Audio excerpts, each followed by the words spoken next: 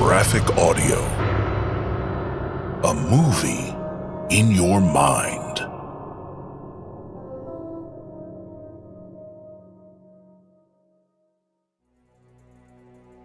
Graphic Audio presents Amelia Peabody 2, The Curse of the Pharaohs, by Elizabeth Peters, read by Nanette Savard and a complete cast.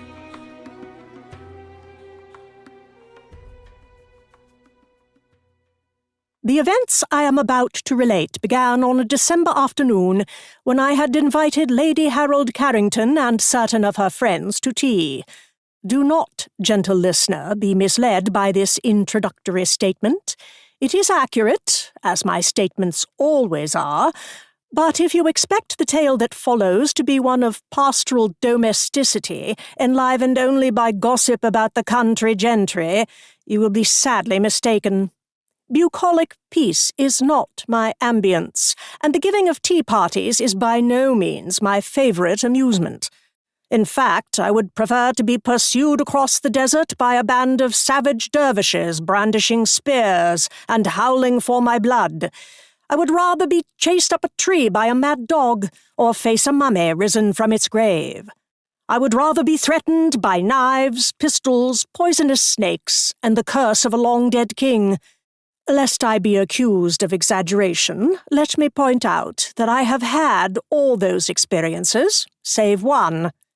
However, Emerson once remarked that if I should encounter a band of dervishes, 5 minutes of my nagging would unquestionably inspire even the mildest of them to massacre me.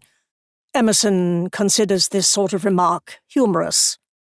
5 years of marriage have taught me that even if one is unamused by the presumed wit of one's spouse, one does not say so.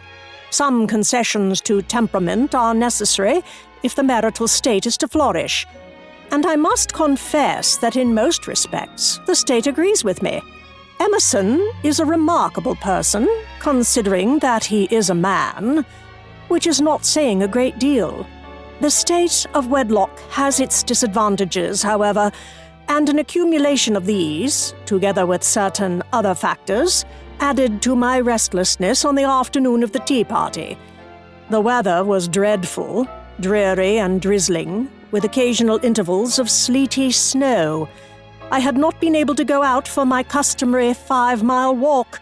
The dogs had been out and had returned coated with mud, which they promptly transferred to the drawing-room rug. And Ramses— but I will come to the subject of Ramses at the proper time. Though we had lived in Kent for 5 years, I had never entertained my neighbours to tea. None of them has the faintest idea of decent conversation.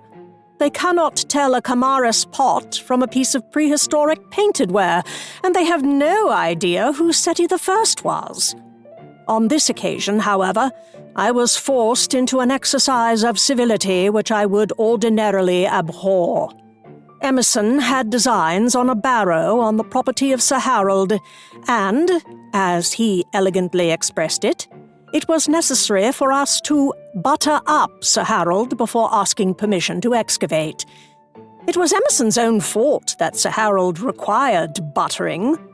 I share my husband's views on the idiocy of fox hunting, and I do not blame him for personally escorting the fox off the field when it was about to be trapped, or run to earth, or whatever the phrase may be. I blame Emerson for pulling Sir Harold out of his saddle and thrashing him with his own riding crop. A brief, forceful lecture, together with the removal of the fox, would have gotten the point across. The thrashing was superfluous. Initially, Sir Harold had threatened to take Emerson to law. He was prevented by some notion that this would be unsportsmanlike. Seemingly no such stigma applied to the pursuit of a single fox by a troop of men on horseback and a pack of dogs. He was restrained from physically attacking Emerson by Emerson's size and reputation, not undeserved, for bellicosity. Therefore, he had contented himself with cutting Emerson dead whenever they chanced to meet. Emerson never noticed when he was being cut dead, so matters had progressed peacefully enough until my husband got the notion of excavating Sir Harold's barrow. It was quite a nice barrow, as barrows go, 100 feet long and some 30 wide. These monuments are the tombs of antique Viking warriors, and Emerson hoped to discover the burial regalia of a chieftain, with perhaps evidences of barbaric sacrifice. Since I am above all things a fair-minded person, I will candidly confess that it was, in part, my own eagerness to rip into the barrow that prompted me to be civil to Lady Harold. But I was also moved by concern for Emerson. He was bored. Oh, he tried to hide it. As I have said, and will continue to say, Emerson has his faults, but unfair recrimination is not one of them. He did not blame me for the tragedy that ruined his life. When I first met him, he was carrying on archaeological excavations in Egypt. Some unimaginative people might not consider this occupation pleasurable. Disease, extreme heat, inadequate or non-existent sanitary conditions, and a quite excessive amount of sand do mar to some extent the joys of discovering the treasures of a vanished civilization. However, Emerson adored the life, and so did I, after we joined forces, maritally, professionally, and financially. Even after our son was born, we managed to get in one long season at Saqqara. We returned to England that spring with every intention of going out again the following autumn. Then our doom came upon us, as the Lady of Shalott might have said. Indeed, I believe she actually did say so, in the form of our son, Ramses Walter Peabody Emerson.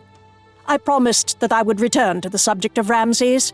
He cannot be dismissed in a few lines. The child had been barely 3 months old when we left him for the winter with my dear friend Evelyn, who had married Emerson's younger brother Walter. From her grandfather, the irascible old Duke of Chalfont, Evelyn had inherited Chalfont Castle and a great deal of money. Her husband, one of the few men whose company I can tolerate for more than an hour at a time, was a distinguished Egyptologist in his own right. Unlike Emerson, who prefers excavation, Walter is a philologist, specializing in the decipherment of the varied forms of the ancient Egyptian language. He had happily settled down with his beautiful wife at her family home, spending his days reading crabbed, crumbling texts, and his evenings playing with his ever-increasing family. Evelyn, who is the dearest girl, was delighted to take Ramses for the winter. Nature had just interfered with her hopes of becoming a mother for the 4th time, so a new baby was quite to her taste. At 3 months, Ramses was personable enough, with a mop of dark hair, wide blue eyes, and a nose which even then showed signs of developing from an infantile button into a feature of character. He slept a great deal. As Emerson said later, he was probably saving his strength.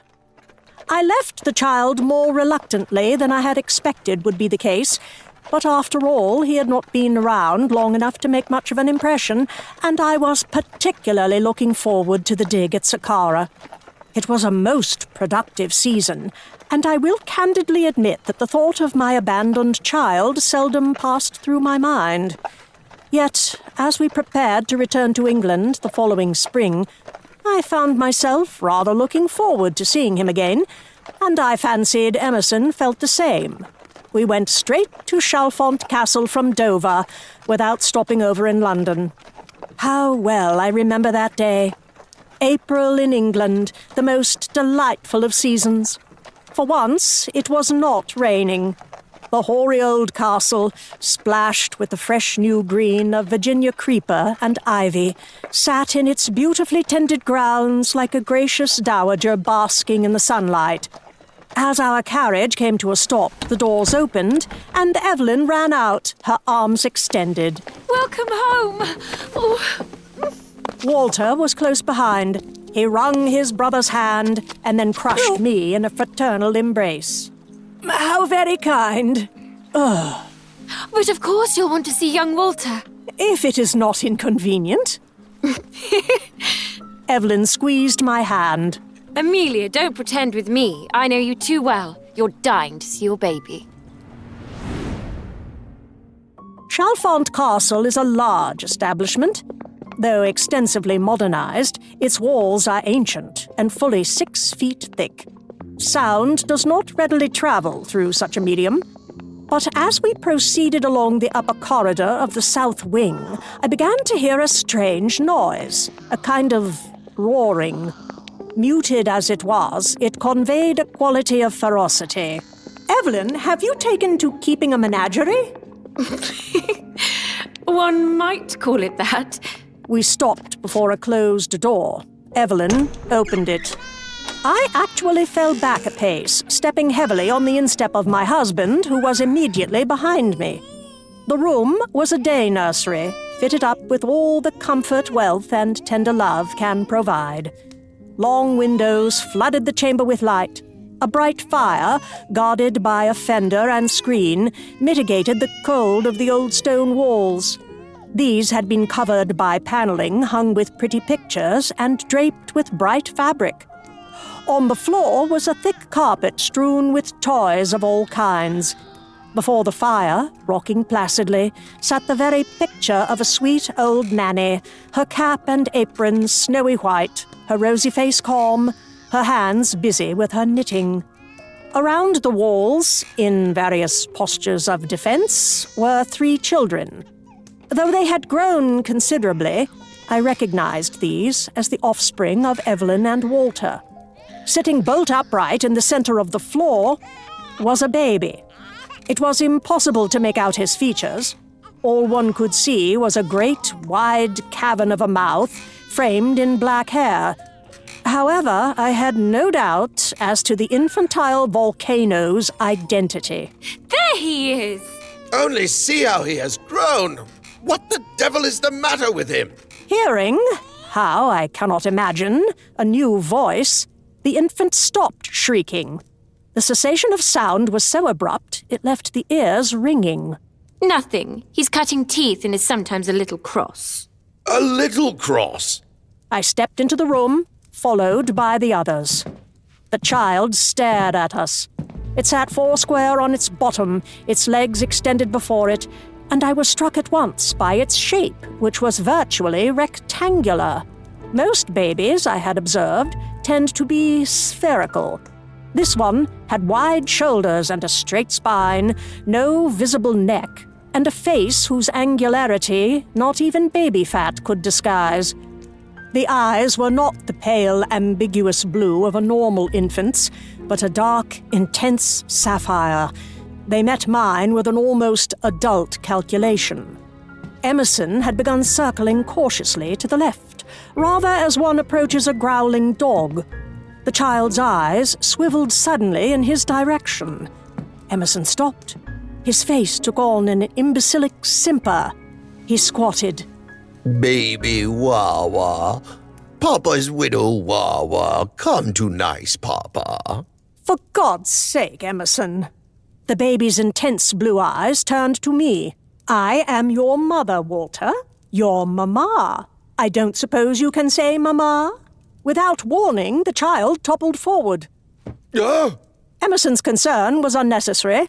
The infant deftly got its 4 limbs under it and began crawling at an incredible speed straight to me.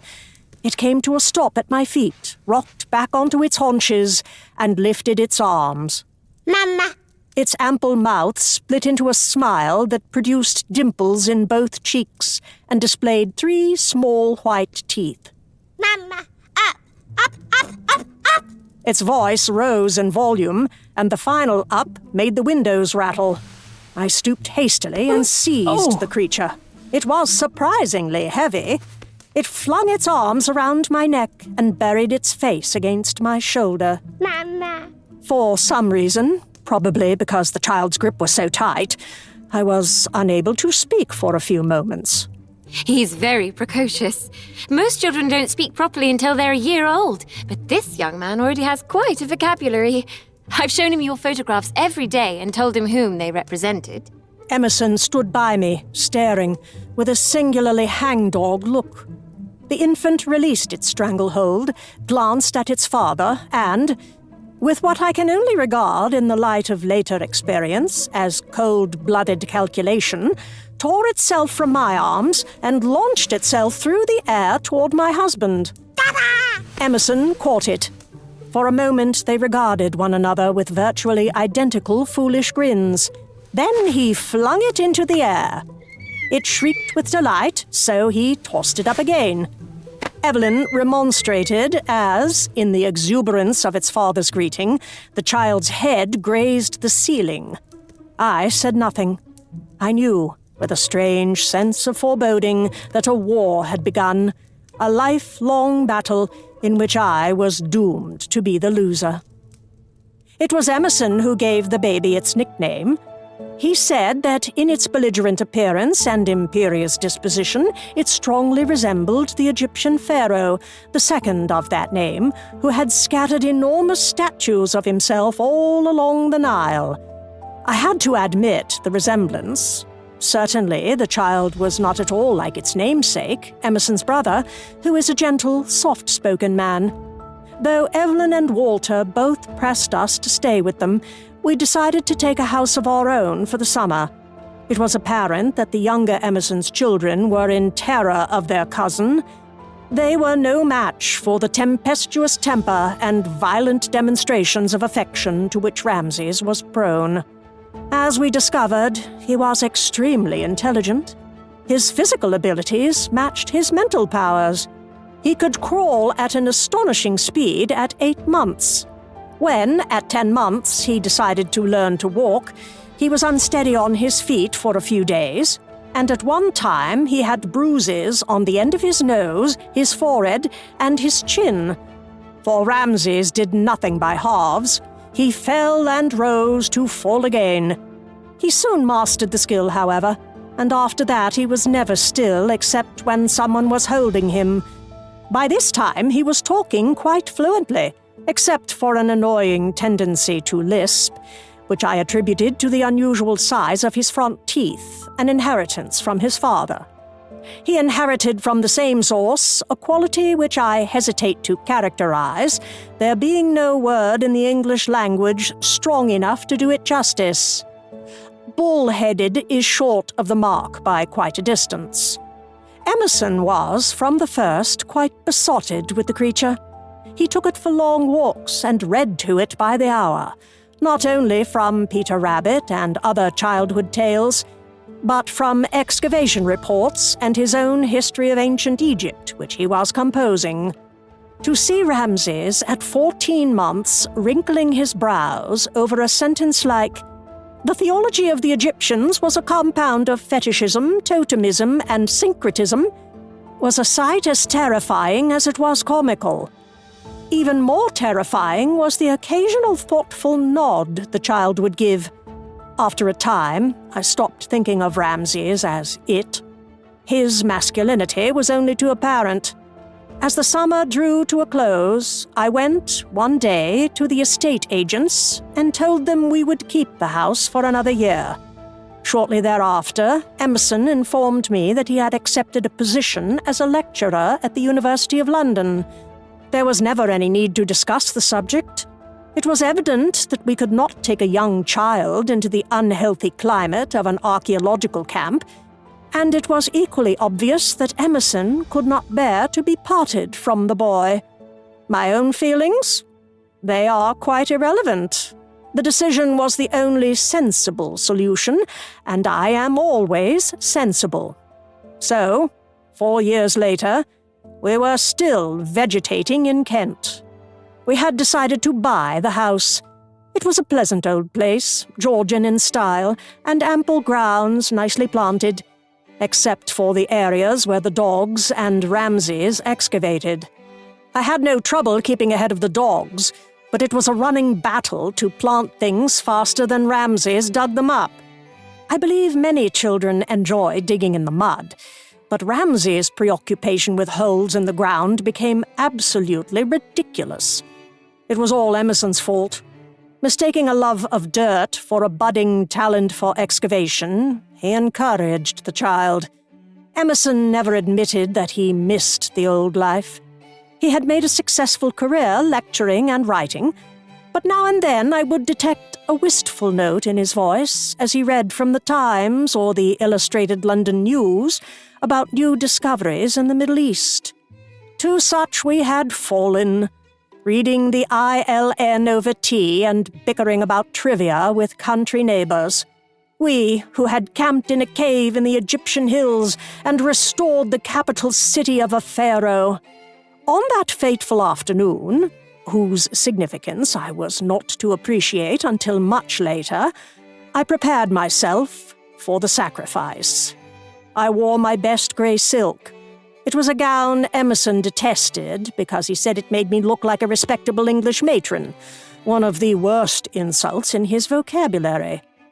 I decided that if Emerson disapproved, Lady Harold would probably consider the gown suitable. I even allowed Smythe, my maid, to arrange my hair. The ridiculous woman was always trying to fuss over my personal appearance. I seldom allowed her to do more than was absolutely necessary, having neither the time nor the patience for prolonged primping.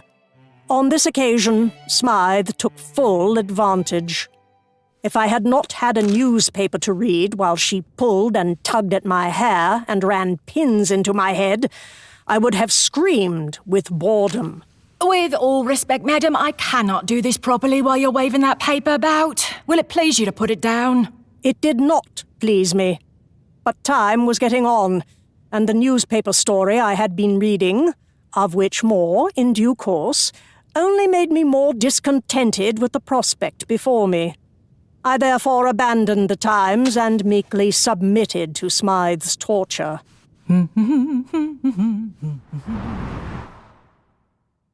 There. When she had finished, the two of us stared at my reflection in the mirror with countenances that displayed our feelings.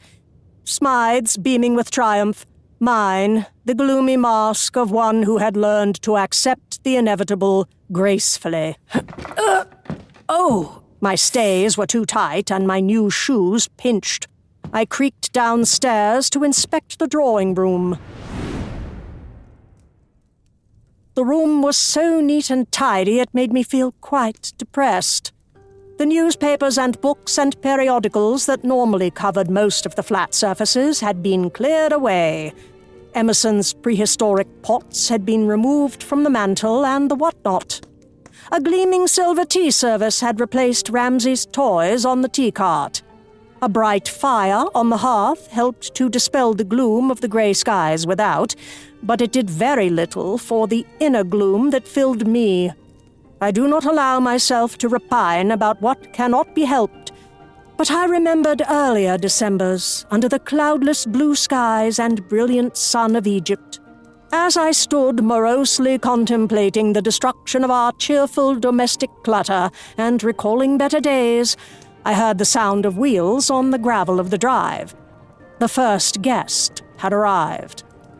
Gathering the robes of my martyrdom about me, I made ready to receive her.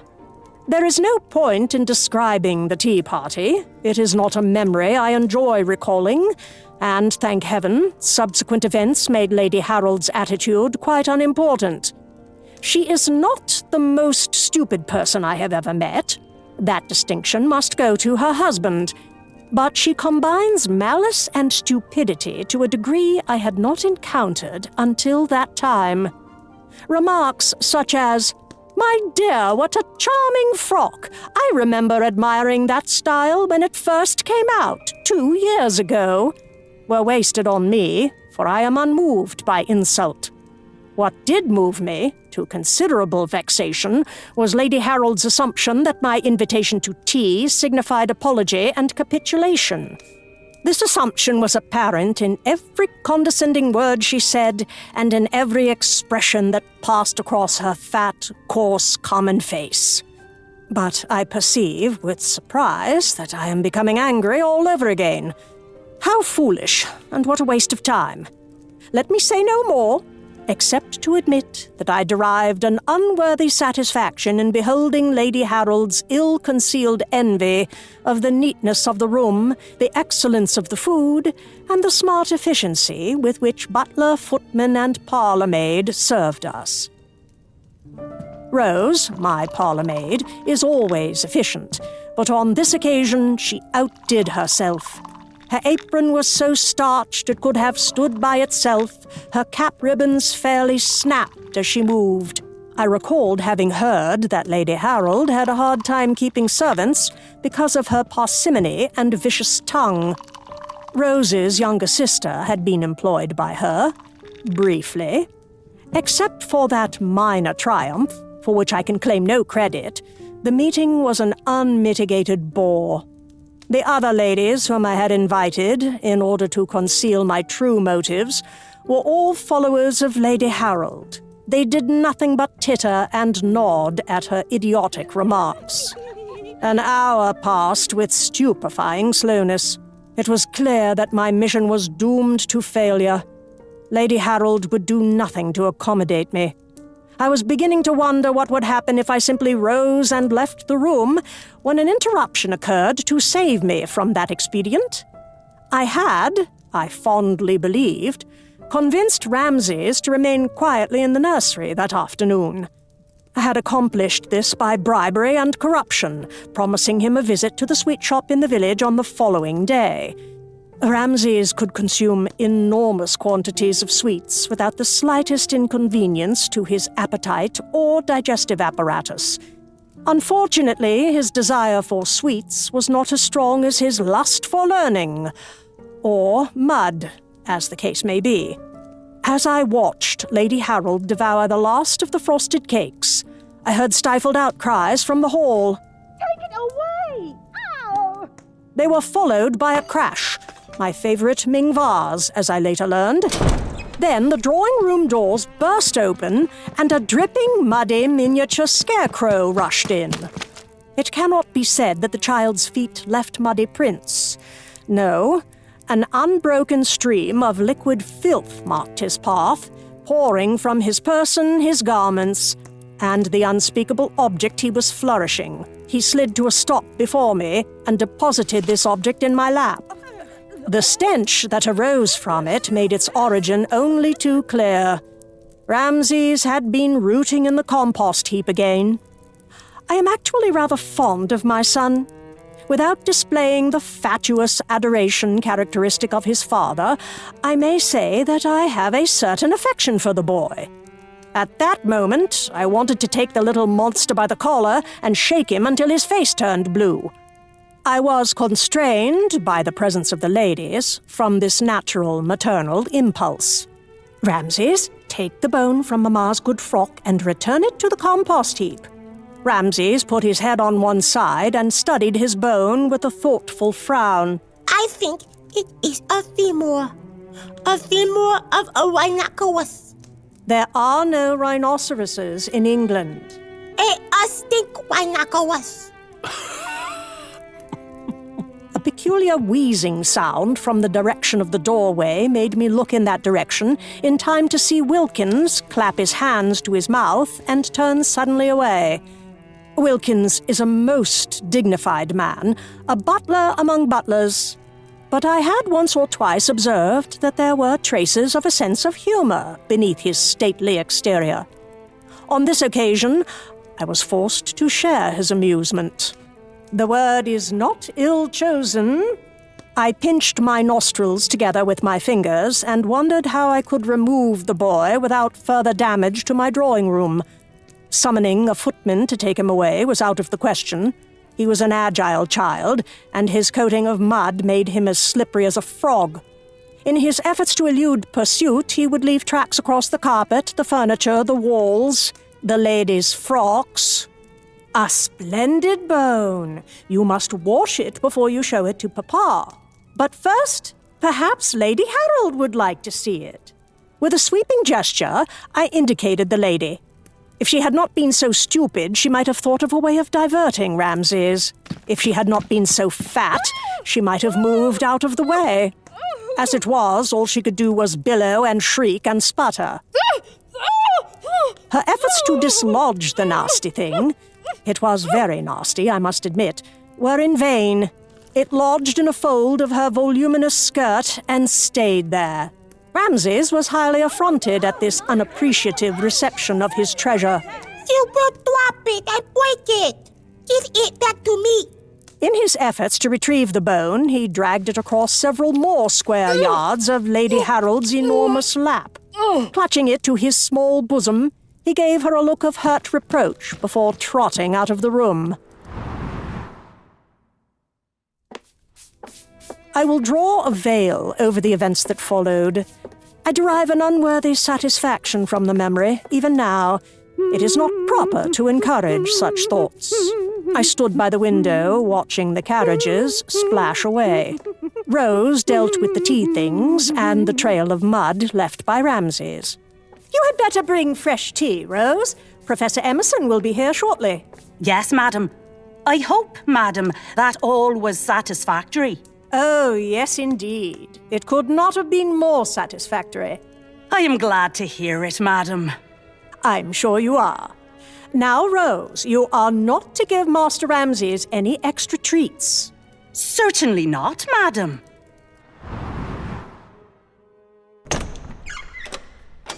I meant to change my frock before Emerson got home, but he was early that evening.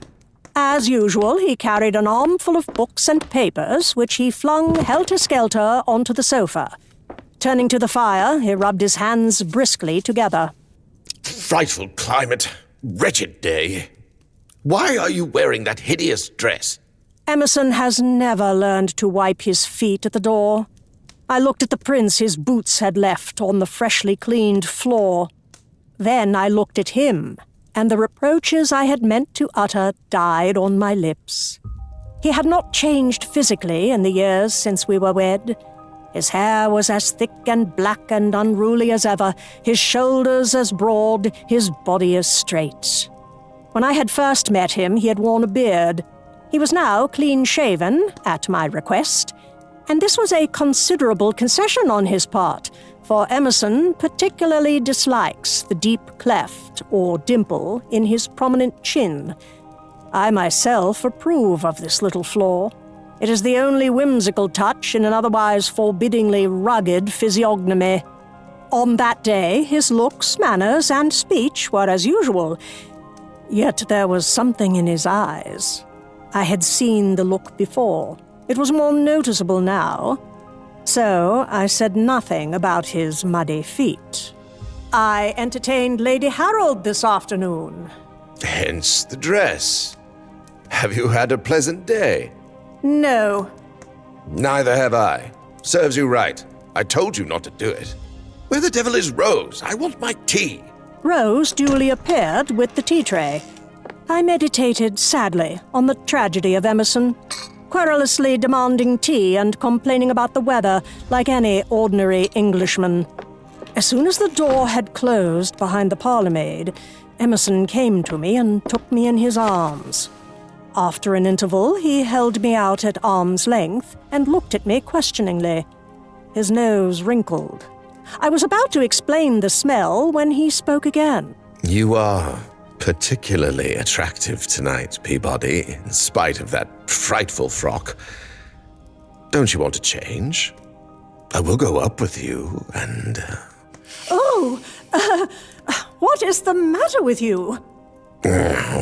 Never mind what he did. It prevented him from speaking and made it rather difficult for me to speak evenly. I certainly don't feel attractive, and I smell like moldy bone. Ramses has been excavating in the compost heap again.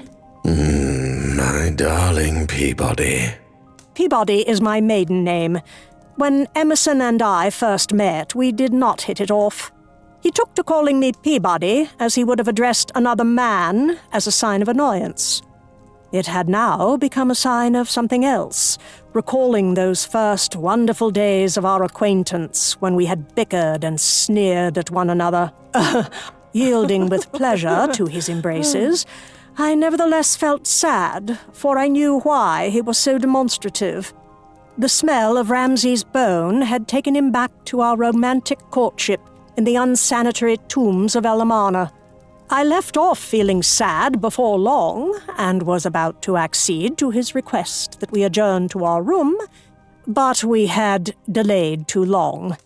The evening routine was set and established. We were always given a decent interval alone after Emerson arrived. Then Ramses was permitted to come in to greet his papa and take tea with us. On that evening, the child was anxious to show off his bone, so perhaps he came early. It certainly seemed too early to me, and even Emerson, his arm still around my waist, greeted the boy with less than his usual enthusiasm. A pretty domestic scene ensued. Emerson took his son and the bone onto his knee, and I seated myself behind the teapot. After dispensing a cup of the genial beverage to my husband and a handful of cakes to my son, I reached for the newspapers while Emerson and Ramses argued about the bone. It was a femur. Ramses was uncannily accurate about such things, but Emerson claimed that the bone had once belonged to a horse. Ramses differed. Rhinoceroses having been eliminated, he suggested a dragon or a giraffe. The newspaper story for which I searched was no longer on the front page, though it had occupied this position for some time. I think I can do no better than relate what I then knew of the case, as if I were beginning a work of fiction. For indeed, if the story had not appeared in the respectable pages of the Times, I would have thought it one of the ingenious inventions of Herr Ebers or Mr. Rider Haggard, to whose romances, I must confess, I was addicted. Therefore, be patient, dear listener, if we begin with a sober narrative of facts. They are necessary to your understanding of later developments, and I promise you, we will have sensations enough in due course.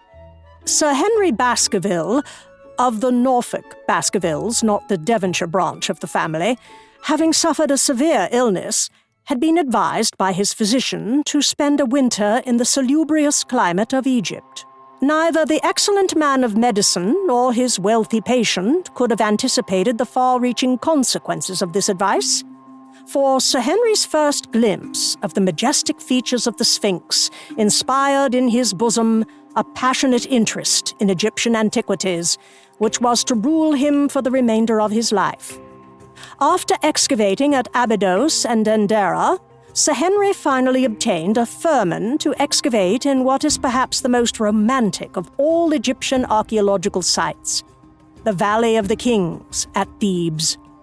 Here the god-kings of imperial Egypt were laid to rest with the pomp and majesty befitting their high estate. Their mummies enclosed in golden coffins and adorned with jewel-encrusted amulets, they hoped in the secrecy of their rock-cut tombs, deep in the bowels of the Theban hills, to escape the dreadful fate that had befallen their ancestors. For by the time of the Empire, the pyramids of earlier rulers already gaped open and desolate, the royal bodies destroyed and their treasures dispersed. Alas for human vanity! The mighty pharaohs of the later period were no more immune to the depredations of tomb robbers than their ancestors had been. Every royal tomb found in the valley had been despoiled. Treasures, jewels, and kingly mummies had vanished. It was assumed that the ancient tomb robbers had destroyed what they could not steal, until that astonishing day in July of 1881, when a group of modern thieves led Émile Bruges of the Cairo Museum to a remote valley in the Theban mountains. The thieves, men from the village of Gurney, had discovered what archaeologists had missed, the last resting place of Egypt's mightiest kings, queens, and royal children, hidden away in the days of the nation's decline by a group of loyal priests. Not all the kings of the empire were found in the thieves' cache, nor had all their tombs been identified. Lord Baskerville believed that the barren cliffs of the valley still hid kingly tombs, even, perhaps, a tomb that had never been robbed. One frustration followed another, but he never abandoned his quest. Determined to dedicate his life to it, he built a house on the West Bank, half winter home, half working quarters for his archaeological staff. To this lovely spot he brought his bride, a beautiful young woman who had nursed him through a bout of pneumonia brought on by his return to England's damp spring climate. The story of this romantic courtship and marriage, with its Cinderella aspect, for the new Lady Baskerville was a young lady of no fortune and insignificant family, had been prominently featured in the newspapers at the time. This event occurred before my own interest in Egypt developed, but naturally I had heard of Sir Henry. His name was known to every Egyptologist. Emerson had nothing good to say about him, but then Emerson did not approve of any other archaeologists, amateur or professional. In accusing Sir Henry of being an amateur, he did the gentleman less than justice, for his lordship never attempted to direct the excavations. He always employed a professional scholar for that work.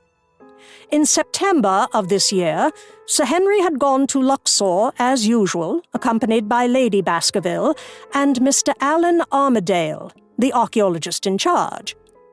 Their purpose during this season was to begin work on an area in the center of the valley, near the tombs of Ramses II and Merinptah, which had been cleared by Lepsius in 1844.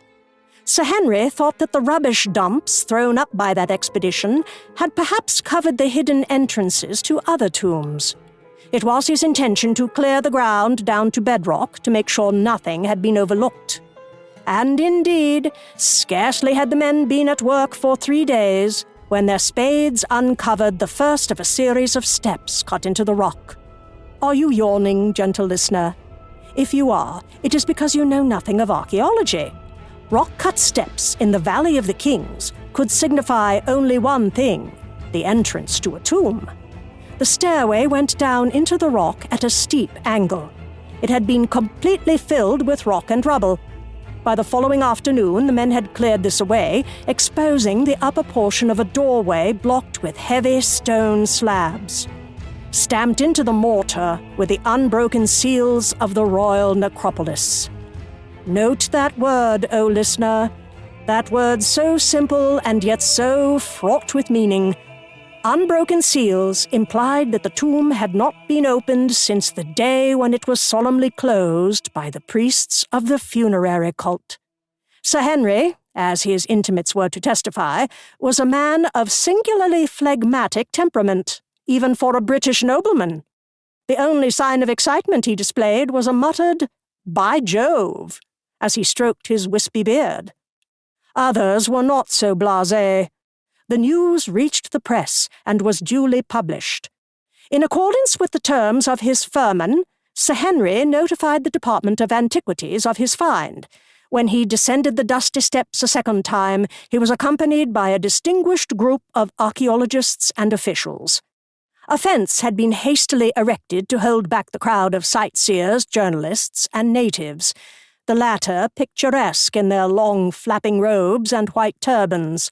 Among the latter group, one face stood out, that of Muhammad Abd el-Rasul, one of the discoverers of the cache of royal mummies, who had betrayed the find, and his brothers, to the authorities and had been rewarded by a position in the Antiquities Department.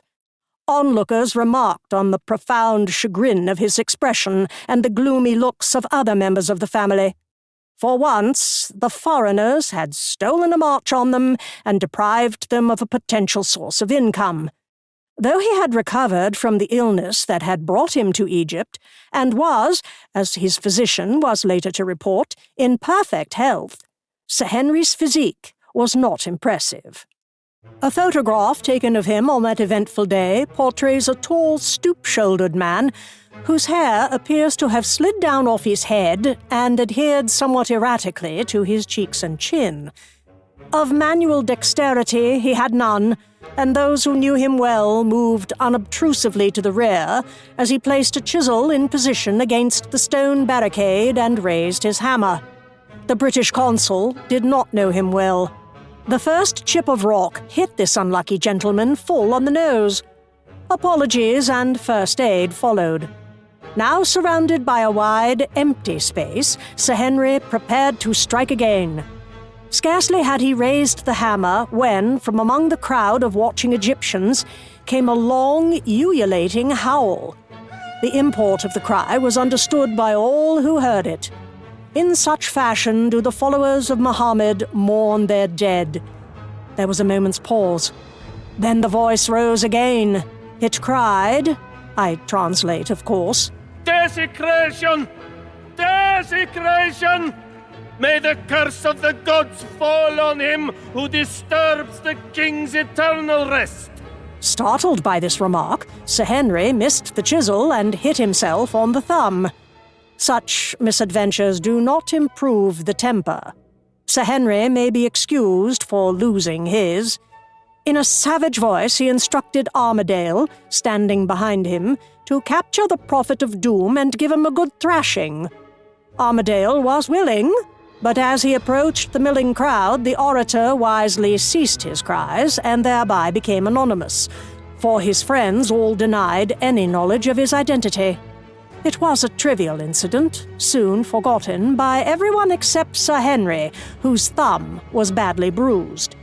At least the injury gave him an excuse to surrender his tools to someone who was able to use them more effectively. Mr. Allan Armadale, a young, vigorous man, seized the implements. A few skillful blows opened an aperture wide enough to admit a light. Armadale then respectfully stepped back, allowing his patron the honor of the first look. It was a day of misadventures for poor Sir Henry. Seizing a candle, he eagerly thrust his arm through the gaping hole. His fist encountered a hard surface with such force that he dropped the candle and withdrew a hand from which a considerable amount of skin had been scraped. Investigation showed that the space beyond the door was completely filled with rubble.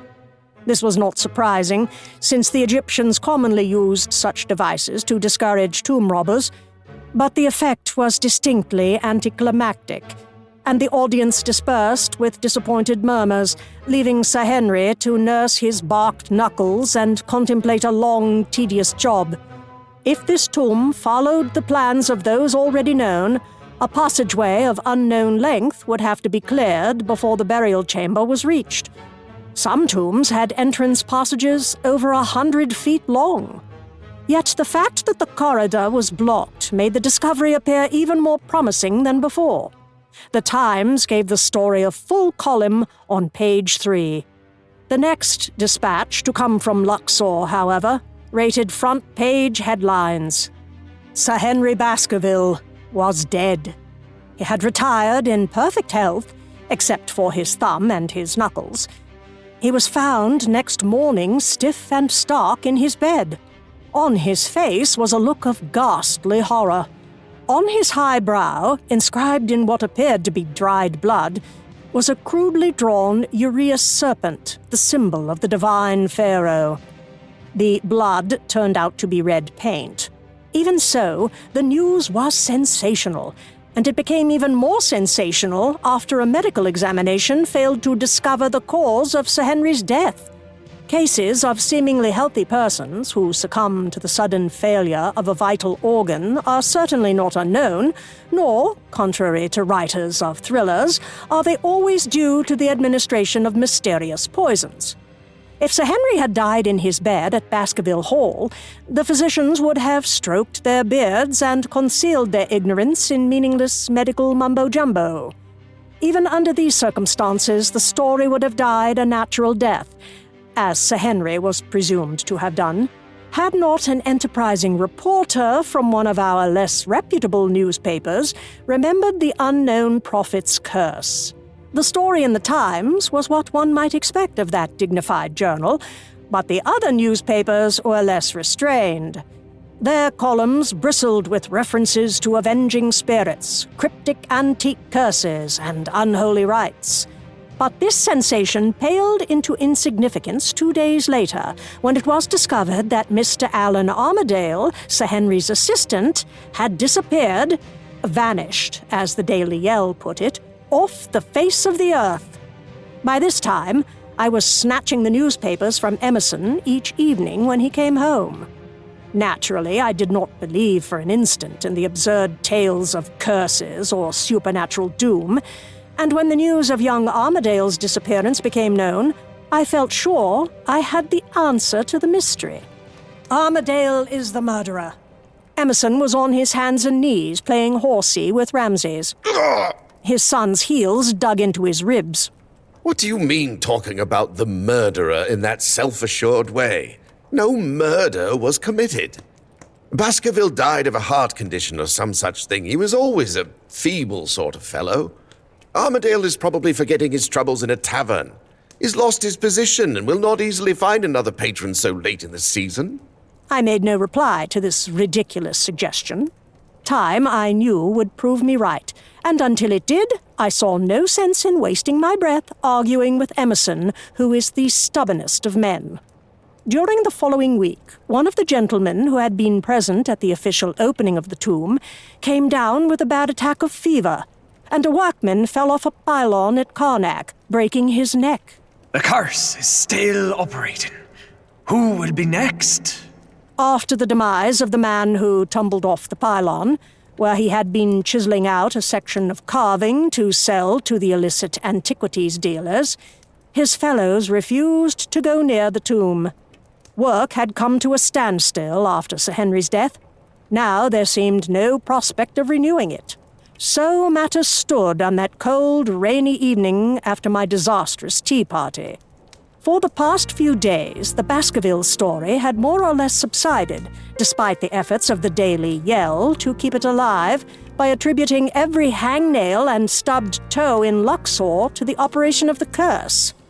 No trace of the unfortunate, or guilty, Armadale had been found. Sir Henry Baskerville had been laid to rest among his forebears, and the tomb remained locked and barred. I confess the tomb was my chief concern. Locks and bars were all very well, but neither would avail for long against the master thieves of Gurney. The discovery of the sepulchre had been a blow to the professional pride of these gentlemen, who fancied themselves far more adept at locating the treasures of their ancestors than the foreign excavators. And indeed, over the centuries, they had proved to be exceedingly skillful at their dubious trade, whether by practice or by heredity, I would hesitate to say. Now that the tomb had been located, they would soon be at work. So, while Emerson argued zoology with Ramses, and the sleety rain hissed against the windows, I opened the newspaper. Since the beginning of L'Affaire Baskerville, Emerson had been buying the Yell as well as the Times, remarking that the contrast in journalistic styles was a fascinating study in human nature. This was only an excuse. The Yell was much more entertaining to read. I therefore turned at once to this newspaper, noting that, to judge by certain creases and folds, I was not the first to peruse that particular article. It bore the title, Lady Baskerville Vows the Work Must Go On.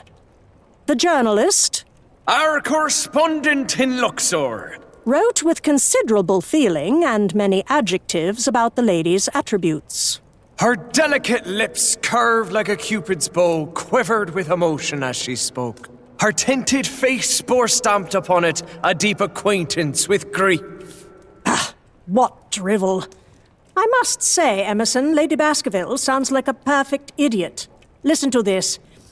I can think of no more fitting monument to my lost darling than the pursuit of that great cause for which he gave his life. Lost darling, indeed. Emerson did not reply. Squatting on the floor, with Ramses between his knees, he was turning the pages of a large illustrated volume on zoology, trying to convince the boy that his bone did not match that of a zebra, for Ramses had retreated from giraffes to that slightly less exotic beast. Unfortunately, a zebra is rather like a horse, and the example Emerson found bore a striking resemblance to the bone Ramses was flourishing. I was right, you see. It is a zebra. Have another cake. Armadale is still missing. I told you he was the murderer. Bah! He will turn up eventually. There has been no murder. You can hardly believe he has been drunk for a fortnight. I have known men to remain drunk for considerably longer periods. If Armadale had met with an accident, he or his remains would have been found by now. The Theban area has been combed. It is impossible to search the Western Mountains thoroughly. You know what they are like, jagged cliffs cut by hundreds of gullies and ravines. Then you believe he is out there somewhere? I do. It would be a tragic coincidence, certainly, if he met with some fatal accident so soon after Sir Henry's death. The newspapers would certainly set up a renewed howl about curses. But such coincidences do happen, especially if a man is distracted by... He is probably in Algeria by now. Algeria? Why there, for heaven's sake? The Foreign Legion. They say it is full of murderers and criminals attempting to escape justice. Emerson got to his feet. I was pleased to observe that his eyes had lost their melancholy look and were blazing with temper. I noted as well that 4 years of relative inactivity had not robbed his form of its strength and vigor. He had removed his coat and starched collar, preparatory to playing with the boy, and his disheveled appearance irresistibly recalled the unkempt individual who had first captured my heart. I decided that if we went straight upstairs, there might be time before we changed for dinner. It is time for bed, Ramses. Nurse will be waiting. You may take the last cake with you. Ramses gave me a long, considering look. He then turned to his father. Run along, my boy. Papa will read you an extra chapter from his History of Egypt when you are tucked into your cot. Very well. He nodded at me in a manner reminiscent of the regal condescension of his namesake. You will come and say good night, Mama? I always do. When he had left the room, taking not only the last cake, but the book on zoology, Emerson began pacing up and down. I suppose you want another cup of tea. What I really supposed was that since I had suggested the tea, he would say he did not want it. Like all men, Emerson is very susceptible to the cruder forms of manipulation. I want a whiskey and soda. Emerson seldom imbibes. I tried to conceal my concern. Is something wrong? Not something, everything. You know, Amelia. Were your students unusually dense today? Not at all. It would be impossible for them to be duller than they normally are. I suppose it is all this talk in the newspapers about Luxor that makes me restless. I understand. Of course you do. You suffer from the same malaise, suffer even more than I, who am at least allowed to hover on the fringes of the profession we both love. I am like a child pressing its nose against the window of the toy shop, but you are not even permitted to walk by the place. This flight of fancy was so pathetic, and so unlike Emerson's usual style of speaking, that it was with difficulty that I prevented myself from flinging my arms about him. However, he did not want sympathy. He wanted an alleviation of his boredom, and that I could not provide. And I have failed to obtain even a poor substitute for your beloved excavations. After today, Lady Harold will take the greatest pleasure in thwarting any request we might make. It is my fault. I lost my temper. Oh, don't be a fool, Peabody. No one could make an impression on the solid stupidity of that woman and her husband. I told you not to attempt it. This touching and magnanimous speech brought tears to my eyes. Emerson saw my emotion. You had better join me in a little spiritus consolation. As a general rule, I do not approve of drowning one's sorrows, but today has been a trial for both of us. As I took the glass he handed me, I thought how shocked Lady Harold would have been at this further evidence of unwomanly habits. The fact is, I abominate sherry, and I like whiskey and soda. Emerson raised his glass. The corners of his mouth lifted in a valiant and sardonic smile. Cheers, Peabody. We'll weather this, as we have weathered other troubles. Certainly. Cheers, my dear Emerson. Solemnly, almost ritually, we drank. Another year or two, and we might consider taking Ramses out with us. He is appallingly healthy. Sometimes I feel that to match our son against the fleas and mosquitoes and fevers of Egypt is to place the country under an unfair disadvantage. This attempt at humor did not win a smile from my husband. He shook his head. We cannot risk it. Well, but the boy must go away to school eventually. I don't see why. He's getting a better education from us than he could hope to obtain in one of those pestilential purgatories called preparatory schools. You know how I feel about them. There must be a few decent schools in the country. Bah! Enough of this depressing subject. What do you say we go upstairs? He stretched out his hand to me. I was about to take it when the door opened and Wilkins made his appearance. Emerson reacts very poorly to being interrupted when he is in a romantic mood.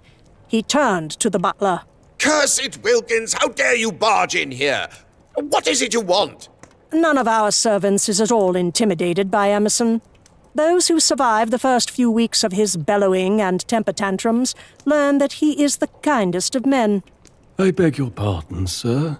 A lady is here to see you and Mrs. Emerson. A lady?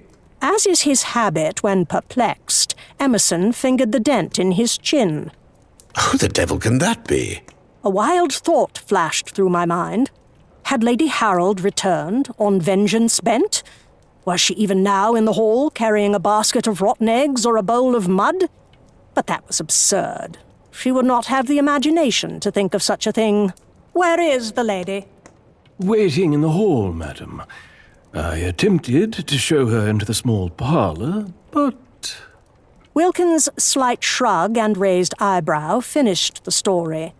The lady had refused to be shown into the parlor. This suggested that she was in some urgency, and it also removed my hope of slipping upstairs to change. Show her in, then, Wilkins, if you please. The lady's urgency was even greater than I had supposed. Wilkins had barely time to step back out of the way before she entered. She was advancing toward us when he made the belated announcement. Lady Baskerville. The words fell on my ears with almost supernatural force.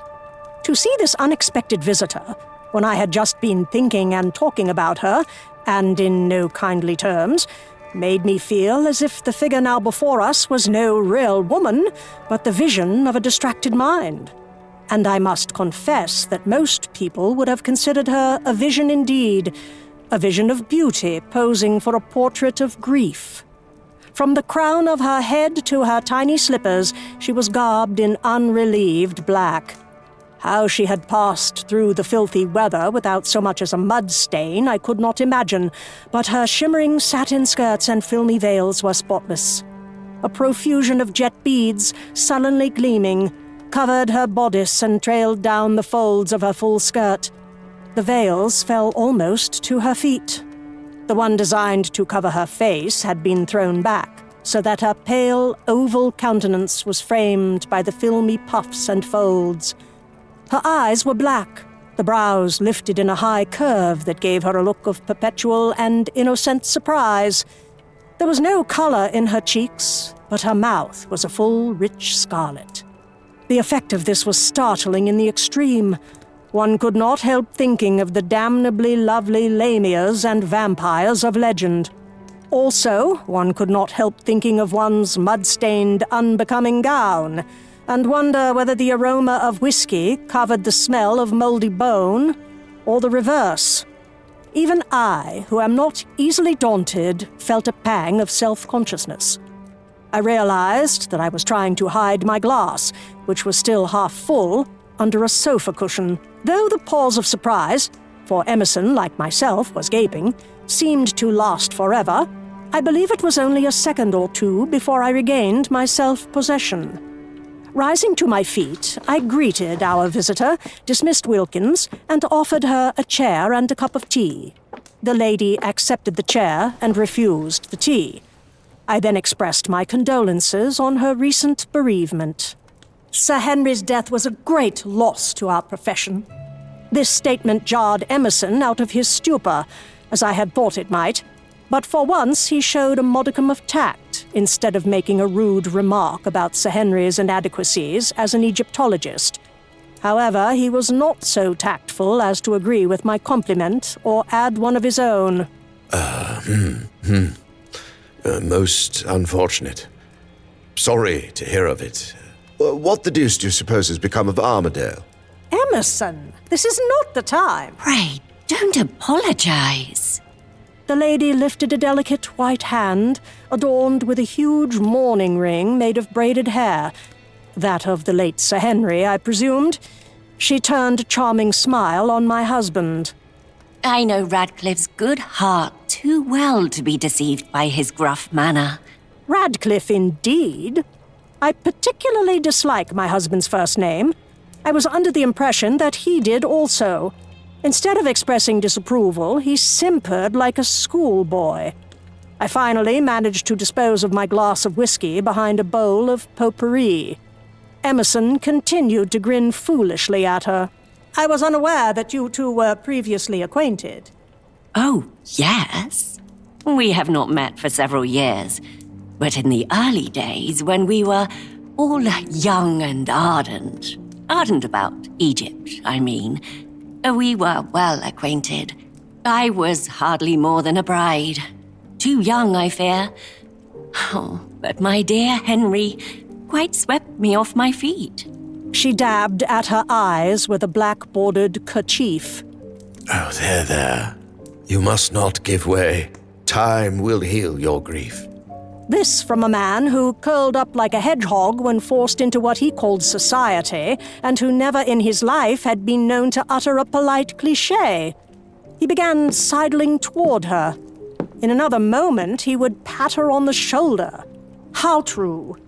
Lady Baskerville, the weather is inclement, and you seem very tired. I hope you will join us for dinner, which will be served shortly. You are very kind. Lady Baskerville removed her handkerchief from her eyes, which appeared to be perfectly dry, and bared her teeth at me. I would not dream of such an intrusion. I am staying with friends in the neighborhood who are expecting me back this evening. Indeed, I would not have come so unceremoniously, unexpected, and uninvited if I had not had an urgent matter to put before you. I am here on business. Indeed. Indeed? I had already deduced the nature of the lady's business. Emerson calls this jumping to conclusions. I call it simple logic. Yes, and I will come to the point at once rather than keep you any longer from your domestic comforts.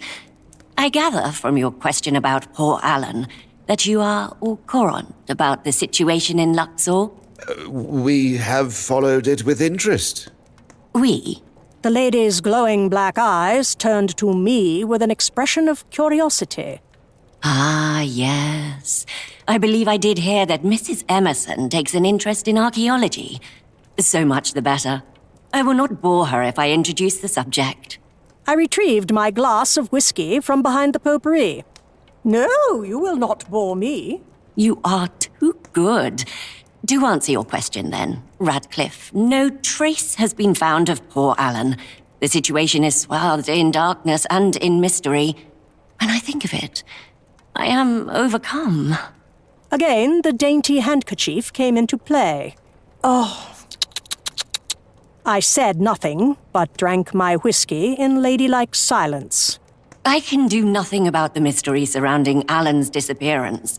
But I am in hopes of accomplishing something else, which may seem unimportant compared with the loss of human life, but which was vital to the interests of my poor lost husband. The tomb, Radcliffe.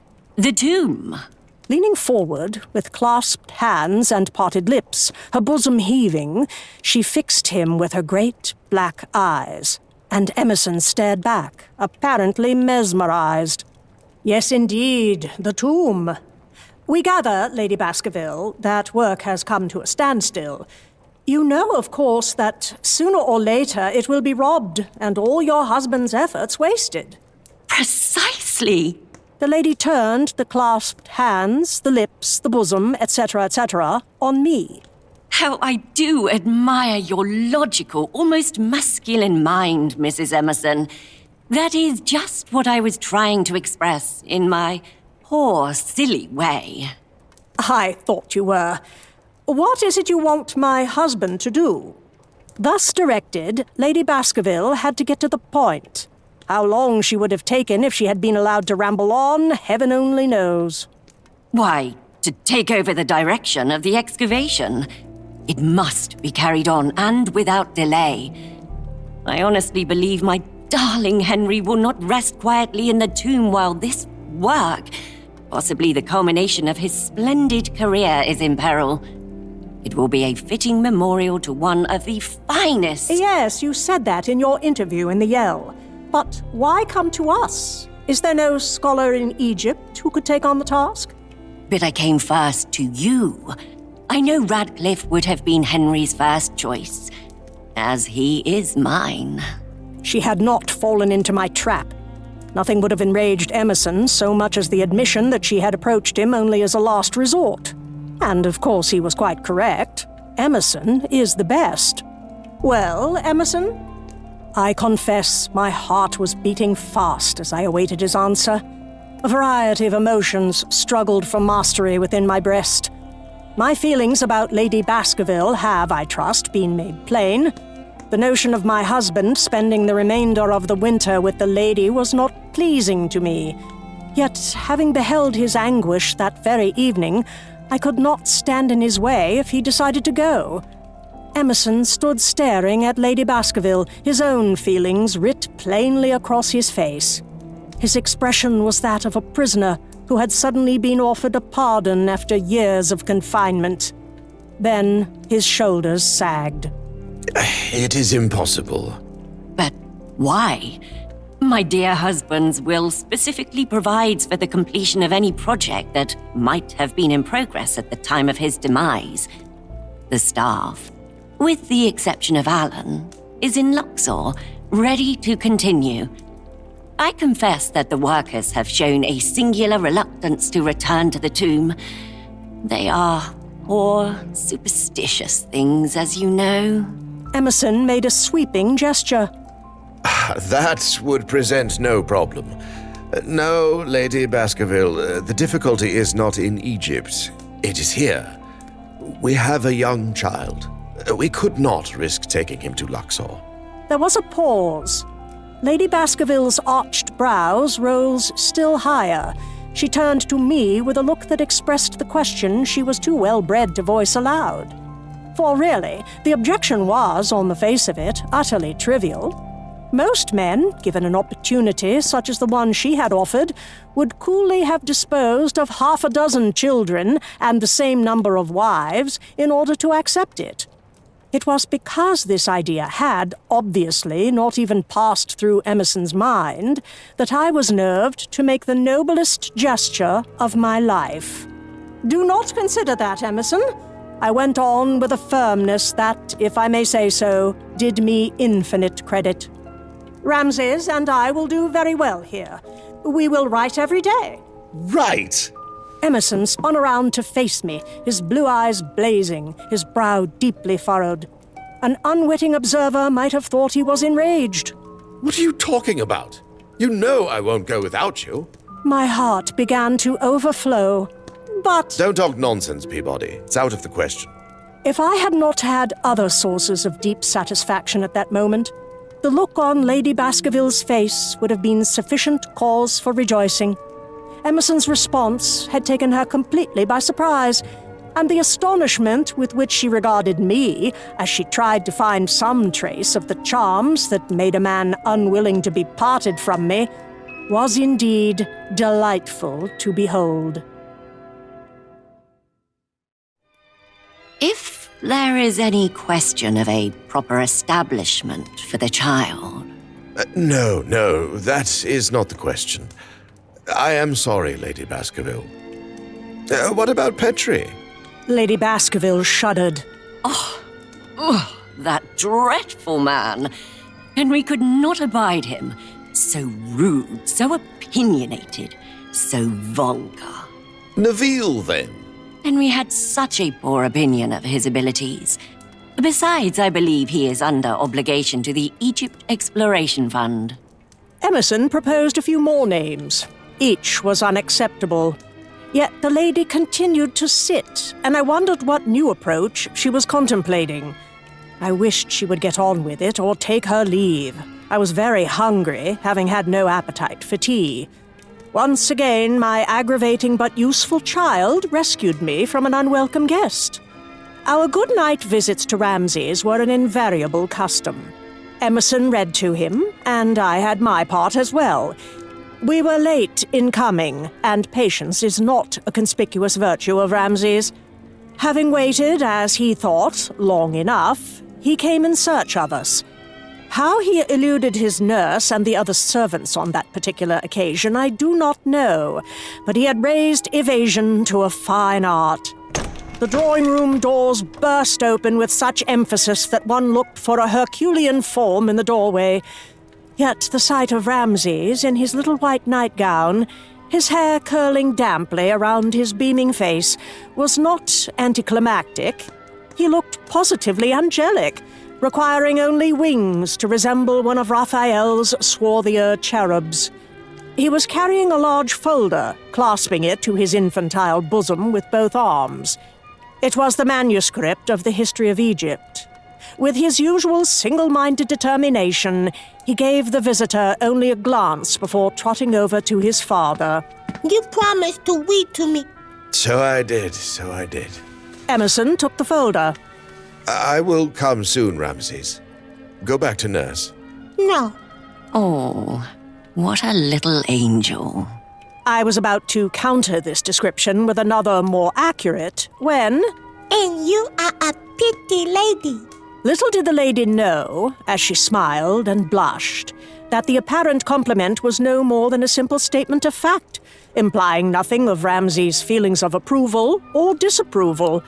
In fact, the slight curl of his juvenile lip as he looked at her, and the choice of the word pretty rather than beautiful, a distinction which Ramses understood perfectly well, made me suspect that, with that fine perception so surprising in a child of his age, which he inherited from me, he held certain reservations about Lady Baskerville and would, if properly prompted, express them with his customary candor.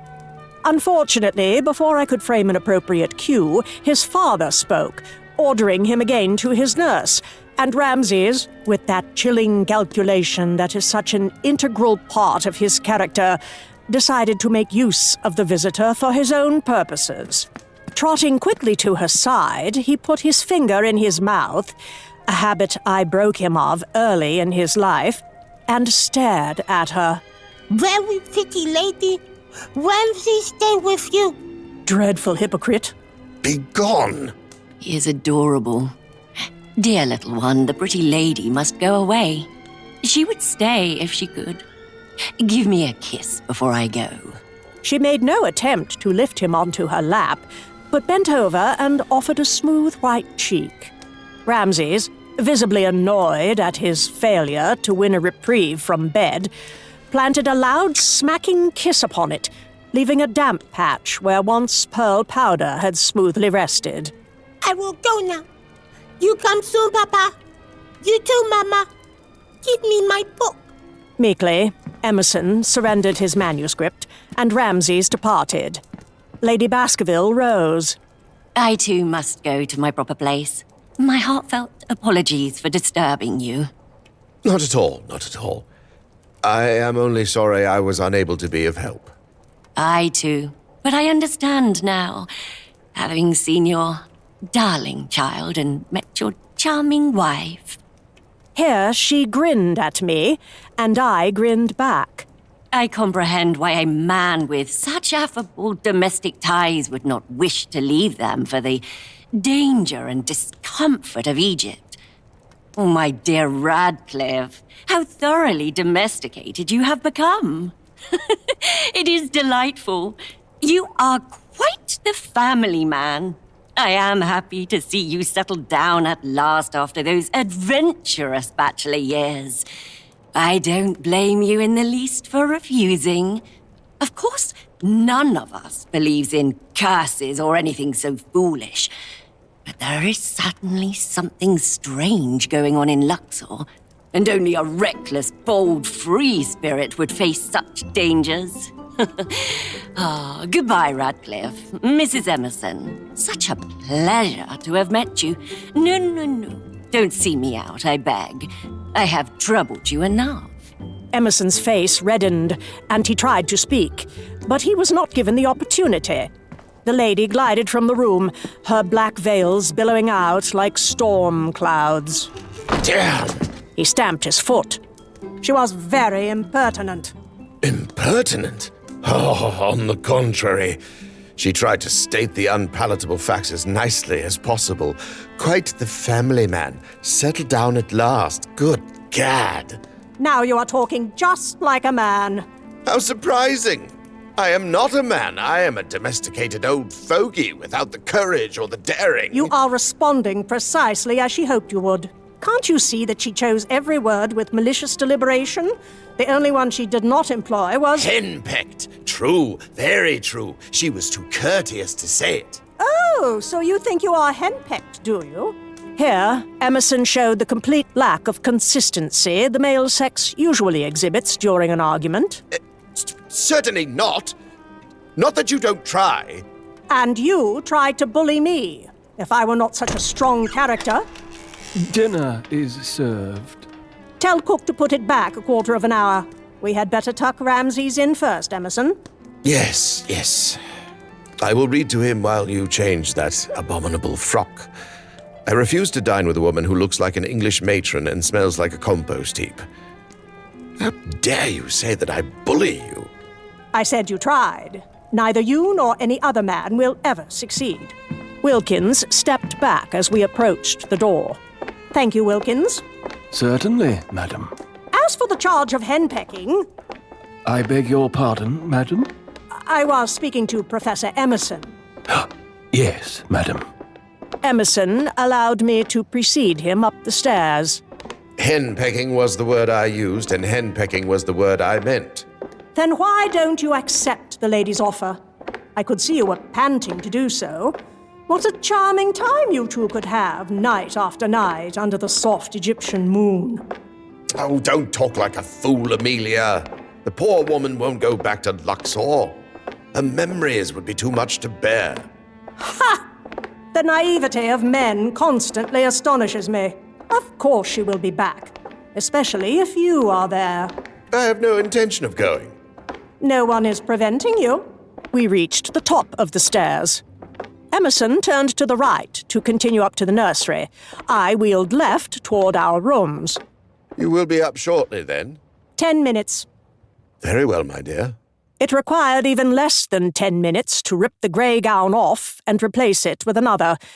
When I reached the night nursery, the room was dark except for one lamp, by whose light Emerson sat reading. Ramses, in his crib, contemplated the ceiling with rapt attention. It made a pretty little family scene, until one heard what was being said. The anatomical details of the wounds, which included a large gash in the frontal bone, a broken malar bone and orbit, and a spear thrust which smashed off the mastoid process and struck the atlas vertebra, allow us to reconstruct the death scene of the king. Ah, the mummy of Second Henry. Have you got as far as that? From the small figure on the cot came a reflective voice. It appears to me that he was murdered. What? Murdered. I would have to agree, Ramses. A man whose skull has been smashed by repeated blows did not die a natural death. Sarcasm is wasted on Ramses. I mean that it was a domestic crime. Out of the question. Petrie has also put forth that absurd idea. It is impossible because... Enough! It is late and Ramses should be asleep. Cook will be furious if we do not go down at once. Oh, very well. Emerson bent over the cot. Good night, my boy. Good night, Papa. One of the ladies of the harem did it, I think. I seized Emerson by the arm and pushed him toward the door before he could pursue this interesting suggestion. After carrying out my part of the nightly ritual, a description of which would serve no useful purpose in the present narrative, I followed Emerson out. We went arm in arm along the corridor. Really, I wonder if Ramses is not too precocious. Does he know what a harem is, I wonder? And some people might feel that reading such a catalogue of horrors to a child at bedtime will not be good for his nerves. Ramses has nerves of steel. Rest assured, he will sleep the sleep of the just, and by breakfast time, he will have his theory fully developed. Evelyn would be delighted to take him for the winter. So we are back to that, are we? What sort of unnatural mother are you that you can contemplate abandoning your child? I must choose, it appears, between abandoning my child or my husband. False. Utterly false. No one is going to abandon anyone. We took our places at the table. The footman, watched critically by Wilkins, brought on the first course. Excellent soup. Tell cook, will you please, Wilkins? Wilkins inclined his head. We are going to settle this once and for all. I refuse to have you nagging me for days to come. I never nag. No, because I don't permit it. Get this straight, Amelia. I am not going to Egypt. I have refused Lady Baskerville's offer and do not mean to reconsider. Is that plain enough? You are making a grave mistake. I think you should go. I am well aware of your opinion. You express it often enough. Why can't you allow me to make up my own mind? Well, because you are wrong. There is no need to repeat the remainder of the discussion. It continued throughout the meal, with Emerson appealing from time to time to Wilkins, or to John the footman, to support a point he was trying to make. This made John, who had been with us only a few weeks, very nervous at first. Gradually, however, he became interested in the discussion and added comments of his own, ignoring the winks and frowns of Wilkins, who had long since learned how to deal with Emerson's unconventional manners. To spare the butler's feelings, I said we would have coffee in the drawing room, and John was dismissed, though not before making his opinion known. You had better stay here, sir. Them natives is strange people, and I'm sure, sir, we would all miss you if you was to go. Dismissing John did not dismiss the subject, for I stuck to it with my usual determination, despite Emerson's efforts to reduce other topics of conversation. He finally flung his coffee cup into the fireplace. Perversity, thy name is woman! He stormed out of the drawing room. I followed. When I reached our bedchamber, Emerson was undressing. Coat, tie, and collar were draped inappropriately over various articles of furniture, and buttons flew around the room like projectiles as he removed his shirt. I ducked as a button whizzed by my face. You had better purchase another dozen shirts the next time you are in Regent Street. You will need them if you are going abroad. Emerson whirled. For so burly and broad-chested a man, he is surprisingly quick in his movements. In one stride, he bridged the space between us. Taking me by the shoulders, he... But here, I must pause for a brief comment. Not an apologia, no indeed. I have always felt that the present-day sanctimonious primness concerning the affection between the sexes, even between husband and wife, an affection sanctified by the church and legalized by the nation, is totally absurd.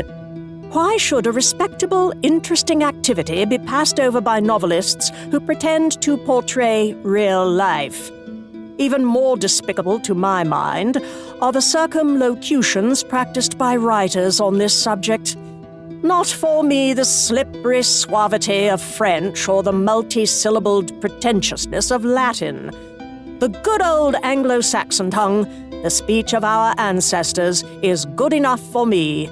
Let the hypocrites among you, listeners, skip the following paragraphs.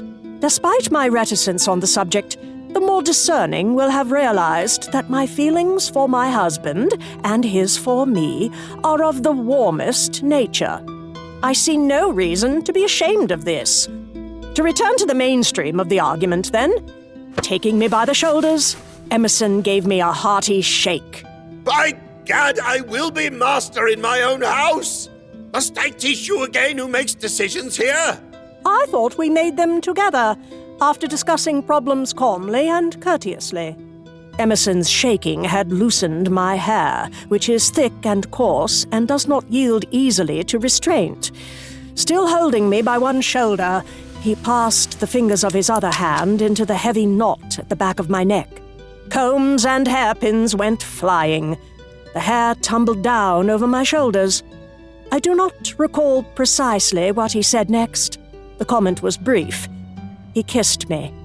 I was determined not to kiss him back, but Emerson kisses very well.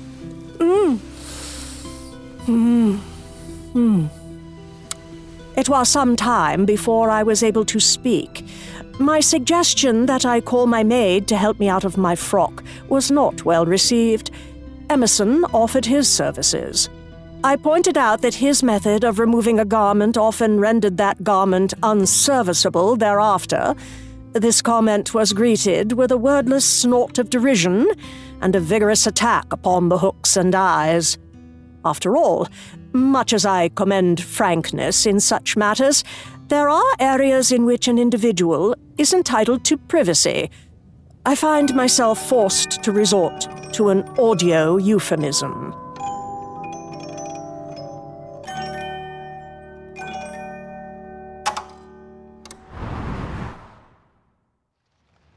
By midnight, the sleet had stopped falling, and a brisk east wind shook the icy branches of the trees outside our window. They creaked and cracked like spirits of darkness, protesting attack. My cheek rested against my husband's breast. I could hear the steady, rhythmic beat of his heart. When do we leave? There's a boat on Saturday. Good night, Emerson. Good night, my darling Peabody. Listener, do you believe in magic? In the flying carpets of the old Eastern romances? Of course you don't, but suspend your disbelief for a moment and allow the magic of the printed word to transport you across thousands of miles of space and many hours of time to a scene so different from wet, cold, dismal England that it might be on another planet. Picture yourself sitting with me on the terrace of Shepherd's Hotel in Cairo. The sky is a brilliant porcelain blue. The sun casts its benevolent rays impartially on rich merchants and ragged beggars, on turbaned imams and tailored European tourists, on all the infinitely varied persons who compose the bustling crowds that traverse the broad thoroughfare before us. A bridal procession passes, preceded by musicians raising cacophonous celebration with flutes and drums. The bride is hidden from curious eyes by a rose silk canopy carried by 4 of her male relations. Poor girl, she goes from one owner to another like a bale of merchandise. But at that moment, even my indignant contemplation of that most iniquitous of Turkish customs is mellowed by my joy in being where I am. I am filled with the deepest satisfaction. In a few moments, Emerson will join me, and we will set out for the museum. Only one ripple mars the smooth surface of my content. Is it concern for my little son, so far from his mother's tender care? No, dear listener, it is not. The thought that several thousands of miles separate me from Ramses inspires a sense of profound peace such as I have not known for years. I wonder that it never before occurred to me to take a holiday from Ramses. I knew he would receive from his doting aunt care as tender and devoted as he could expect at home. Walter, who had followed Ramses' developing interest in archaeology with profound amusement, had promised to give him lessons in hieroglyphs. I did feel a trifle guilty about Evelyn's children, who were, as Emerson put it, in for a long, hard winter. But after all, the experience would probably be good for their characters. It had, of course, proved impossible to leave as soon as Emerson optimistically expected. For one thing, the holidays were almost upon us, and it would have been impossible to leave Ramses only a few days before Christmas. So, we spent the festal season with Walter and Evelyn, and by the time we took our departure, on Boxing Day, even Emerson's grief at parting from his son was mitigated by the effects of a week of juvenile excitement and overindulgence. All the children except Ramses had been sick at least once, and Ramses had set the Christmas tree on fire, frightened the nursery maid into fits by displaying his collection of engravings of mummies, some in an advanced state of decrepitude, but it would require an entire volume to describe all Ramsay's activities. On the morning of our departure, his infantile features presented a horrific appearance, for he had been badly scratched by little Amelia's kitten while trying to show the animal how to stir the plum pudding with its paw. As the kitchen echoed to the outraged shrieks of the cook and the growls of the cat, he had explained that since every other member of the household was entitled to stir the pudding for luck in the coming year, he had felt it only fair that the pets should share in the ceremony. With such memories, is it any wonder that I contemplated a few months away from Ramsay's with placid satisfaction? We took the fastest possible route: train to Marseille, steamer to Alexandria, and train to Cairo. Min fadlkum atuna farid! Afwan! Afwan! By the time we reached our destination, my husband had shed 10 years, and as we made our way through the chaos of the Cairo train station, he was the old Emerson, shouting orders and expletives in fluent Arabic. His bull-like voice made heads turn and eyes open wide, and we were soon surrounded by old acquaintances, grinning and calling out greetings. White and green turbans bobbed up and down like animated cabbages, and brown hands reached out to grasp our hands. The most touching welcome came from a wizened old beggar who flung himself on the ground and wrapped his arms around Emerson's dirty boot. "Oh, father of curses, you have returned. Now I can die in peace." Gently disengaging his foot, he dropped a handful of coins onto the old man's turban. I had cabled Shepherd's to book rooms as soon as we decided to accept Lady Baskerville's offer, for the hotel is always crowded during the winter season. A magnificent new structure had replaced the rambling old building we had stayed in so often. Italianate in style, it was an imposing edifice with its own generating plant, the first hotel in the East to have electric lights. Emerson grumbled at all the unnecessary luxury. I myself have no objection to comfort, so long as it does not interfere with more important activities. We found messages awaiting us from friends who had heard of Emerson's appointment. There was also a note from Lady Baskerville, who had preceded us by a few days, welcoming us back to Egypt and urging us to proceed as soon as possible to Luxor. Conspicuous by its absence was any word from the Director of Antiquities. I was not surprised. Monsieur Greybeau and Emerson had never admired one another. It would be necessary for us to see him, and Greybeau was making certain we would have to sue humbly for an audience, like any ordinary tourists. Emerson's comments were profane. He eventually calmed down a little. All the same, we had better call on him at once. He can, if he wishes, make difficulties for us. This sensible suggestion brought on another spell of ranting, in the course of which Emerson predicted Greybeau's future residence in a warm and uncomfortable corner of the universe. I myself would rather join the rascal in that place than make the slightest concession to his rude officiousness. I therefore abandoned the subject for the time being, and agreed to Emerson's proposal that we go first to Azia, a village near Cairo from which he had in the past recruited his workmen. If we could take with us to Luxor a skeleton crew of men who were not infected with the local superstitions, we could begin work at once and hope to recruit other workers after success had proved their fears to be in vain.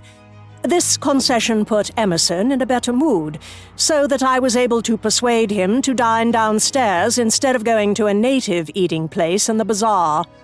Emerson prefers such places, and so do I, but as I pointed out, we had been a long time away, and our resistance to the local diseases had probably decreased. We dared not risk illness, for the slightest malaise would be interpreted as further evidence of the Pharaoh's curse. Emerson was forced to agree with my reasoning. Grumbling and swearing, he got into his boiled shirt and black evening suit. I tied his tie for him and stood back to observe him with pardonable pride. I knew better than to tell him he looked handsome, but indeed he did.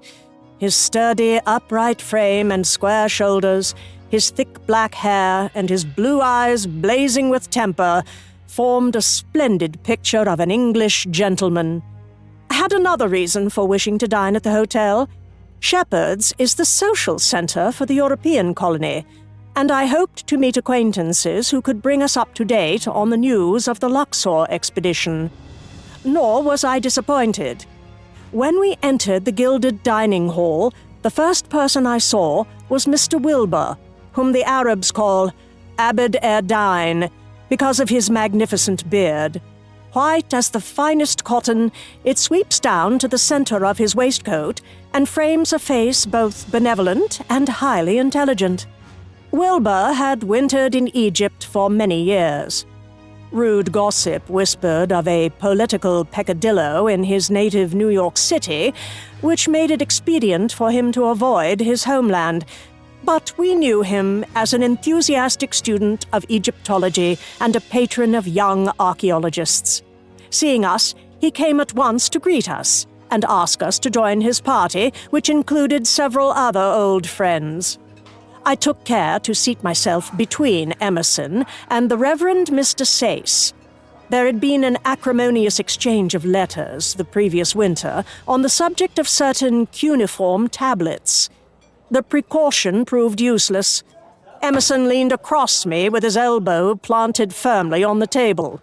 You know, Sayce, that the people at Berlin have confirmed my date for the tablets from Amarna. I told you were off by 800 years. The Reverend's gentle countenance hardened, and Wilbur quickly intervened. There was a rather amusing story about that, Emerson. Did you hear how Budge managed to trick Gerbeau out of those tablets? Emerson disliked Mr. Budge of the British Museum almost as much as he did Gerbeau. But that evening, with the director's discourtesy fresh in his mind, he was pleased to hear of anything to Gerbeau's discredit. We have heard rumors of the event, but would be glad of a first-hand account. It was really a most reprehensible affair in every way. Gerbeau had already warned Budge that he would be arrested if he continued to purchase and export antiquities illegally. Quite unperturbed, Budge went straight to Luxor and bought not only 80 of the famous tablets, but a number of other fine objects.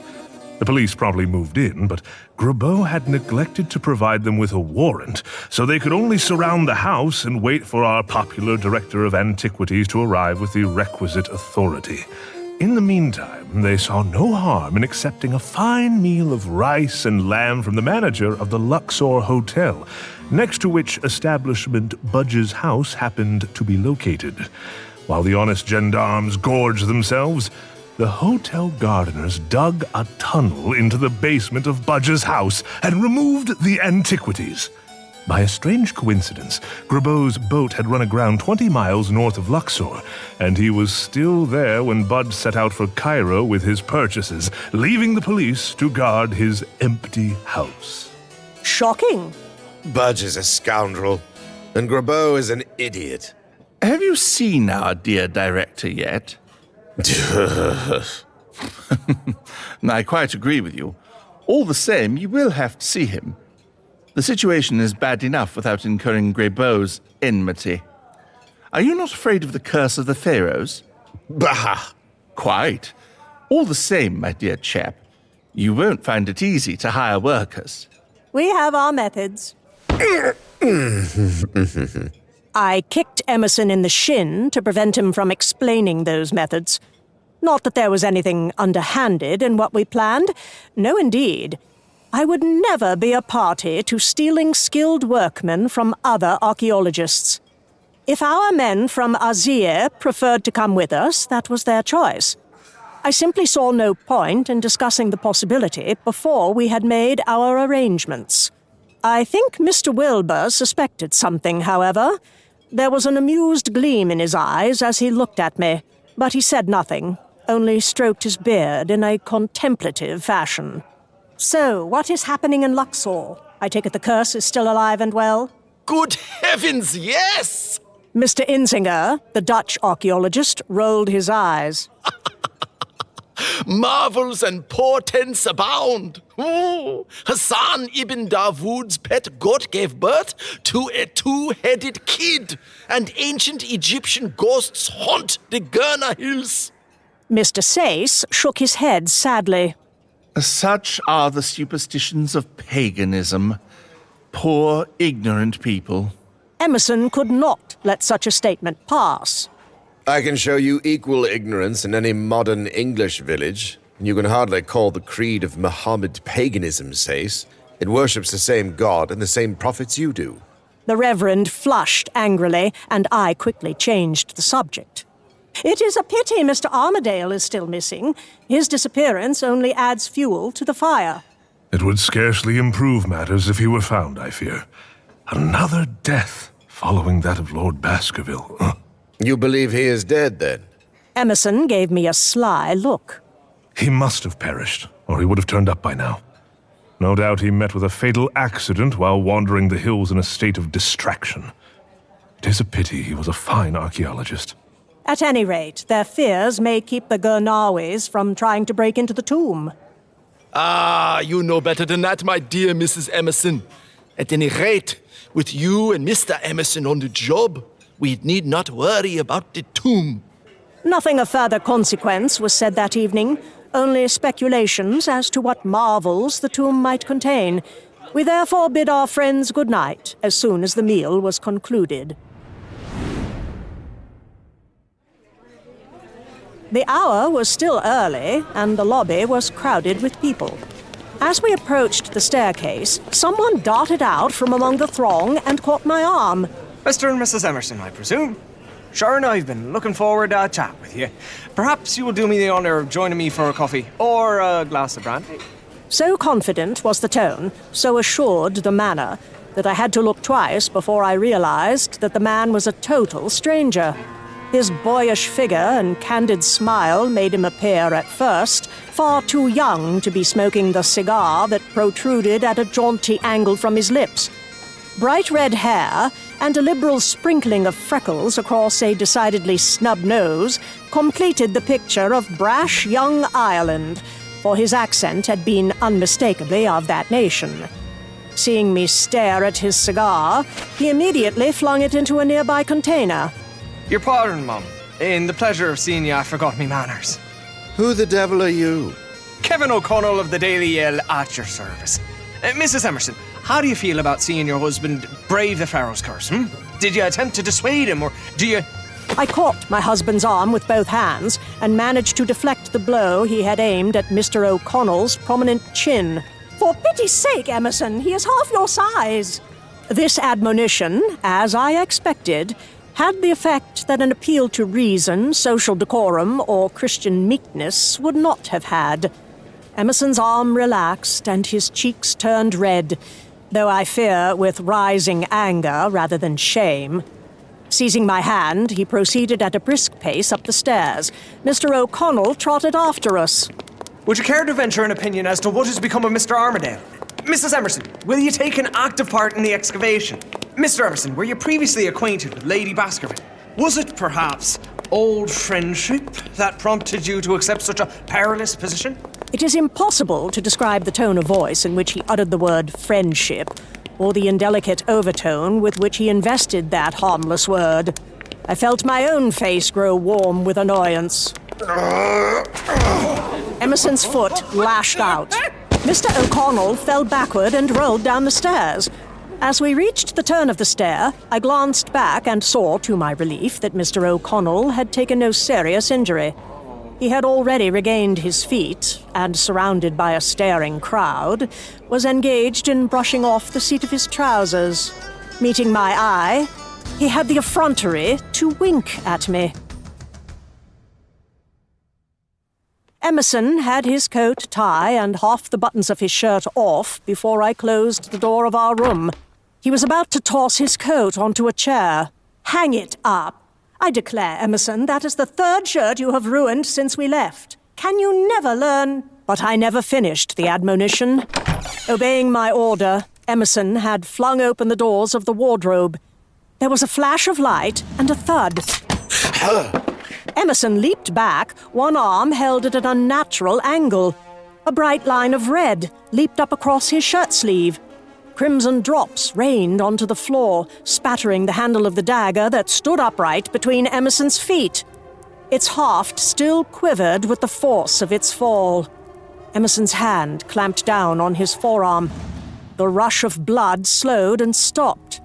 A pain in the region of my chest reminded me that I was holding my breath. That shirt was ruined in any case. Do, pray, hold your arm out so that you do not drip onto your good trousers. I make it a rule always to remain calm. Nevertheless, it was with considerable speed that I crossed the room, snatching a towel from the washstand as I passed it. I had brought medical supplies with me, as is my custom. In a few moments, I had cleaned and bandaged the wound, which fortunately was not deep. I did not even mention a physician. I was confident that Emerson shared my own feelings on that matter. The news of an accident to the newly appointed director of the Luxor expedition could have disastrous consequences. When I had finished, I leaned back against the divan. Emerson looked at me seriously. Then a slight smile curved the corners of his mouth. You're a trifle pale, Peabody. I trust we are not going to have a display of female vapors? I failed to see any humor in the situation. I'm surprised at you. For my part, I am struck by the ludicrous ineptitude of the whole business. As nearly as I can make out, the knife was simply placed on the top shelf of the wardrobe, which rests somewhat insecurely on wooden pegs. The vigor of my movement in opening the door caused the weapon to topple out. It was pure accident that it struck me instead of falling harmlessly on the floor. Nor could the unknown have been sure that I would be the one to... As realization dawned, anger replaced the amusement on his face. Good gad, Peabody, you might have been seriously injured if you had been the one to open that wardrobe. I thought you had concluded that no serious injury was contemplated. No masculine vapors, Emerson, if you please. It was meant as a warning, nothing more. Or as an additional demonstration of the effectiveness of the Pharaoh's curse. That seems more likely. No one who knows us would expect that we would be deterred from our plans by such a childish trick. Yet unless the incident becomes public knowledge, it will be wasted effort. Our eyes met. I nodded. You are thinking of Mr. O'Connell. Would he really go to such lengths in order to get a story? These fellows will stop at nothing. He was certainly in a position to know, for during his active career, he had featured prominently in sensational newspaper stories. As one reporter had explained to me, "He makes such splendid copy, Mrs. Emerson, always shouting and striking people." There was some truth in this statement, and Emerson's performance that evening would undoubtedly make equally splendid copy. I could almost see the headlines. Attack on our reporter by famous archaeologist. Frenzied Emerson reacts violently to question about his intimacy with dead man's widow. No wonder Mr. O'Connell had looked so pleased after being kicked down the stairs. He would consider a few bruises a small price to pay for a good story. I remembered his name now. He had been the first to break the story about the curse, or rather to invent it. There was no question about Mr. O'Connell's scruples or lack thereof. Certainly, he would have had no difficulty in gaining access to our room. The locks were flimsy, and the servants were amenable to bribery. But was he capable of planning a trick that might have ended in injury, however slight? I found that hard to believe. Brash, rude, and unscrupulous he might be, but I am an excellent judge of character, and I had seen no trace of viciousness in his freckled countenance. We examined the knife, but learned nothing from it. It was a common type, the sort that can be bought in any bazaar. There was no point in questioning the servants. As Emerson said, the less publicity, the better. So we retired to our bed, with its canopy of fine white mosquito netting. In the ensuing hour, I was reassured as to the negligibility of Emerson's wound. It did not seem to inconvenience him in the slightest. We set out for Azir early next morning. Though we had sent no message ahead, the news of our coming had spread by that mysterious unseen means of communication common to primitive people, so that when our hired carriage stopped in the dusty village square, most of the population was assembled to greet us. Towering over the other heads was a snowy turban surmounting a familiar bearded face. Abdullah had been our reis, or foreman, in the past. His beard was now almost as white as his turban, but his giant frame looked as strong as ever, and a smile of welcome struggled with his instinctive patriarchal dignity as he pushed forward to shake our hands. We retired to the house of the sheikh, where half the male population crowded into the small parlor. There we sat, drinking sweet black tea and exchanging compliments, while the temperature steadily rose. Long periods of courteous silence were broken by repeated comments of, "May God preserve you," and "You have honored us." This ceremony can take several hours, but Emerson's audience knew him well, and they exchanged amused glances when, after a mere 20 minutes, he broached the reason for our visit. I go to Luxor to carry on the work of a lord who died. Who will come with me? The question was followed by soft exclamations and well-feigned looks of surprise. That the surprise was false, I had no doubt. Abdullah's was not the only familiar face in the room. Many of our other men were there as well. The workers Emerson had trained were always in demand, and I did not doubt that these people had left other positions in order to come to us. Obviously, they had anticipated the request and had, in all probability, already decided what they would do. However, it is not the nature of Egyptians to agree to anything without a good deal of debate and discussion. After an interval, Abdullah rose to his feet, his turban brushing the low ceiling. Emerson's friendship for us is known. But why does he not employ the men of Luxor who've worked for the dead lord? I prefer to work with my friends, men I can trust in danger and difficulty. Ah, yes. Emerson speaks of danger. It is known that he never lies. Will he tell us what danger he means? Scorpions, snakes, landslides, same dangers we men have always faced together. And the dead who will not die, but walk abroad under the moon. This was a much more direct question than I had anticipated. Emerson, too, was caught off guard. He did not answer immediately. Every man in the room sat with his eyes fixed unwinkingly on my husband. You, of all men, Abdullah, know there is no such thing. Have you forgotten the mummy that was no mummy, but only an evil man? I remember well, Emerson. But who is to say that such things cannot exist? They say that the Lord who is dead disturbed the sleep of the Pharaoh. They say... They are fools who say so. Has not God promised the faithful protection against evil spirits? I go to carry on the work. I look for men to come with me, not fools and cowards. The issue had never really been in doubt. When we left the village, we had our crew, but thanks to Abdullah's piously expressed doubts, we had to agree to a wage considerably higher than was customary. Superstition has its practical uses. On the following morning, I sat, as I have described, on the terrace of shepherds and reviewed the events of the past 2 days. You will now comprehend, listener, why a single small cloud cast a faint shadow on the brightness of my pleasure. The cut on Emerson's arm was healing nicely, but the doubts that incident had raised were not so easily cured. I had taken it for granted that the death of Lord Baskerville and the disappearance of his assistant were parts of a single, isolated tragedy, and that the so-called curse was no more than the invention of an enterprising journalist. The strange case of the knife in the wardrobe raised another and more alarming possibility. It is foolish to brood about matters one cannot control, so I dismissed the problem for the moment and enjoyed the constantly changing panorama unrolling before me until Emerson finally joined me. I had sent a messenger to Monsieur Greybeau earlier, informing him that we planned to call on him that morning. We were going to be late, thanks to Emerson's procrastination. But when I saw his scowl and his tight-set lips, I realized I was fortunate to persuade him to go at all.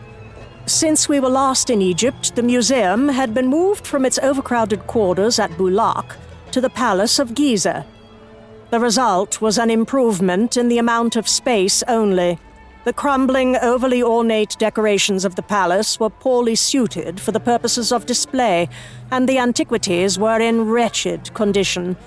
This increased Emerson's bad temper. He was red with annoyance by the time we reached the office, and when a supercilious secretary informed us that we must come back another day, since the director was too busy to see us, he pushed the young man rudely aside and hurled himself at the door of the inner office.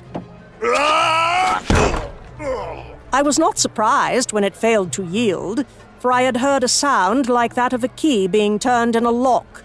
Locks do not hinder Emerson when he wishes to proceed. A second, more vigorous assault burst the door open. Ha! With a consoling smile at the cowering secretary, I followed my impetuous husband into Greybo's sanctum. The room was crowded to the bursting point with open boxes containing antiquities, all awaiting examination and classification. Pots of baked clay, scraps of wood from furniture and coffins, alabaster jars, ushabtis, and dozens of other items overflowed the packing cases onto tables and desks. It's worse than it was in Maspero's day. Curse the rascal, where is he? I want to give him a piece of my mind. When antiquities are visible, Emerson is blind to all else. He did not observe the toes of a pair of rather large boots protruding from under a drapery that covered one side of the room. I watched the boots. He appears to have stepped out. I wonder if there is a door behind those draperies. The polished toes shrank until only a bare inch remained visible. I assumed Greybo was pressed up against a wall or a closed window and could retreat no further. He is a rather stout man. I have no intention of searching for the wretch. I will leave him a note. He began to scrabble in the litter atop the director's desk. Greybo's papers and correspondence went flying. Calm yourself, Emerson. Monsieur Greybo won't thank you for making a mess of his desk. I could not make it worse than it is. Emerson tossed away papers with both hands. Just let me come face to face with that imbecile. He's totally incompetent. I intend to demand his resignation. I glanced casually at the drapery. I am thankful he is not here. You have such a temper, Emerson. You are really not accountable for your actions at times like this, and I would hate for you to injure the poor man. I would like to injure him. I would like to break both of his arms. A man who would allow such neglect. Why don't you leave a message with the secretary? He must have pen and paper on his desk. You will never find it there. With a final gesture that sent the remaining papers sailing around the room, Emerson stamped out. The secretary had fled. Emerson seized his pen and began scribbling furiously on a sheet of paper. I stood in the open doorway, one eye on Emerson, one eye on the boots. You might suggest, Emerson, that Monsieur Greybo send the Furman, giving you charge of the expedition, to our hotel. That will save you another trip. Good idea. If I have to come again, I will murder that moron.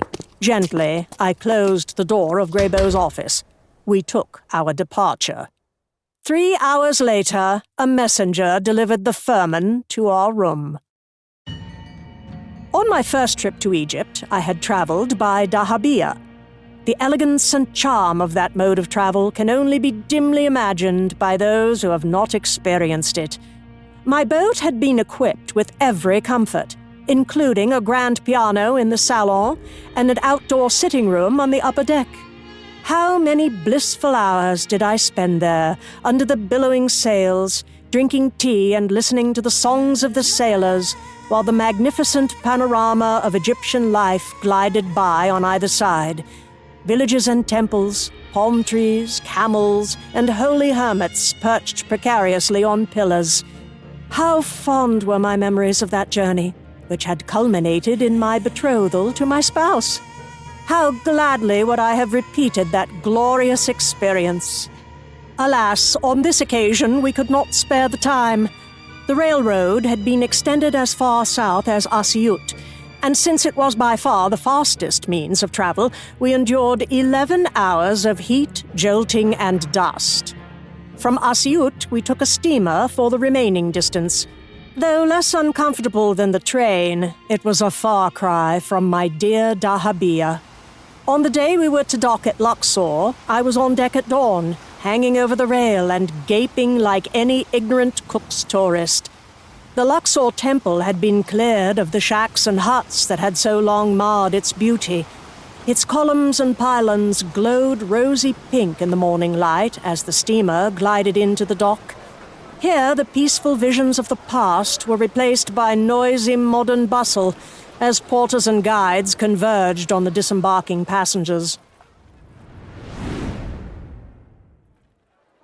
The dragomen of the Luxor hotels shouted out the advantages of their various hostelries and attempted to drag bewildered tourists into the waiting carriages.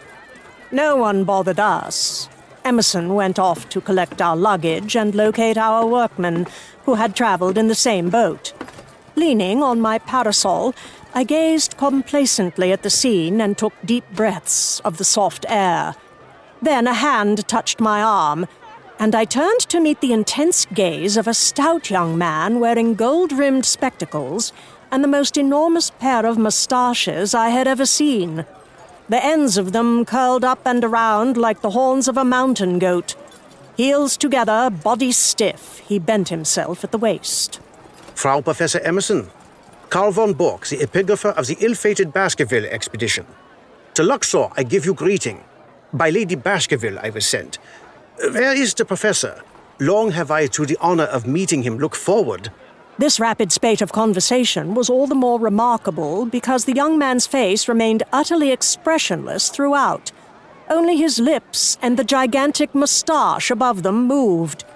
As I was to learn, Carl von Bork spoke seldom, but once he began to talk, it was virtually impossible to stop him except by the means I adopted on that occasion. The brother of the so distinguished Walter Emerson. How do you do?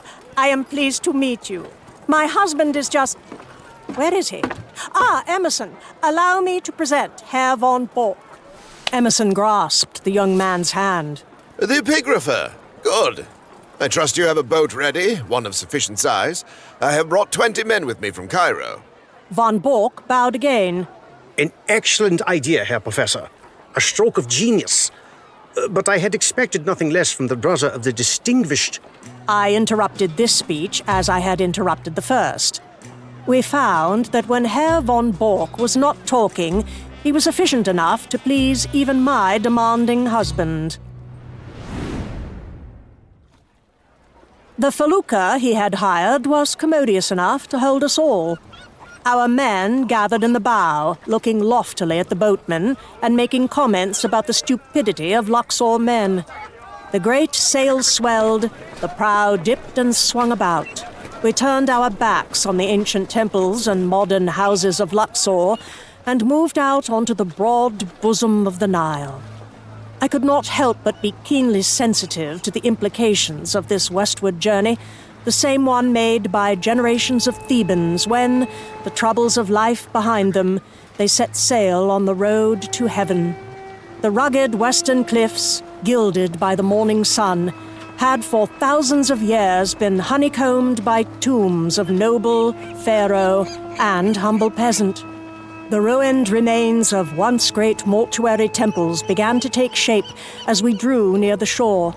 The curving white colonnades of Deir el-Bahri, the frowning walls of the Ramesseum, and towering above the plain, those colossal statues that alone remained of Amenhotep III's magnificent temple. Even more evocative were the wonders we could not see, the hidden, rock-cut sepulchres of the dead. As I looked, my heart swelled within me, and the last 4 years in England seemed but a horrid dream. The sound of von Bork's voice roused me from my blissful contemplation of that gigantic cemetery. I hoped the young man would not continue to refer to Emerson as the brother of the distinguished Walter. Emerson has the highest regard for Walter's abilities, but one could hardly blame him for taking umbrage at being regarded only as an appendage to his brother. Von Bork's specialty was the study of ancient language, so it was not surprising that he should venerate Walter's contribution to that field. However, von Bork was merely telling Emerson the latest news. I have at Lady Baskerville's orders a heavy steel door at the entrance to the tomb erected. In the valley reside 2 guards under the authority of Sub-Inspector of the Antiquities Department. Useless! Many of the guards are related to the tomb robbers of Gurner, or are so woefully superstitious that they will not leave their huts after dark. You ought to have guarded the tomb yourself, von Bork. Sie haben recht, Herr Professor. But difficult it was. Only Milverton and myself remain. And he was of a fever has been ill. Mr. Milverton is the photographer? Quite correct, Frau Professor. The expedition staff of the finest was, now that you and the Professor have come, only an artist is lacking. Mr. Armadale that task performed, and I do not... But that is a serious lack. Where are we to find an artist? If only Evelyn had not abandoned a promising career, she had a nice touch. She might have amounted to something. Considering that Evelyn is one of the wealthiest women in England, the devoted mother of 3 lovely children, and the adoring wife of a man who dotes on her every movement, I cannot say that she has lost a great deal. However, I knew there was no sense in pointing this out to Emerson. She has promised to come out with us again after the children are in school. Yes, but when will that be? She keeps on producing the creatures in endless succession and shows no sign of stopping. I am fond of my brother and his wife, but a continual progression of miniature Evelyns and Walters is a bit too much. The human race... When the human race entered the discussion, I stopped listening. Emerson is capable of ranting on that subject for hours. If I may suggest... I looked at him in surprise. The tentative tone was quite unlike his usual confident voice, and although his countenance remained impassive, his sunburned cheeks had turned a trifle pink. Yes, certainly. There is a young lady, an English lady, in Luxor village, who is an accomplished painter. In an emergency, she might be persuaded. Emerson's face fell. I sympathized. I shared his opinion of young lady artists of the amateur persuasion. It is early days yet. When we have uncovered something worth copying, we can worry about a painter. But I thank you for the suggestion, Herr von Bork. I believe I will call you Karl. It is easier and more friendly. You do not object, I hope? By the time he had finished assuring me that he did not, we were docking on the West Bank.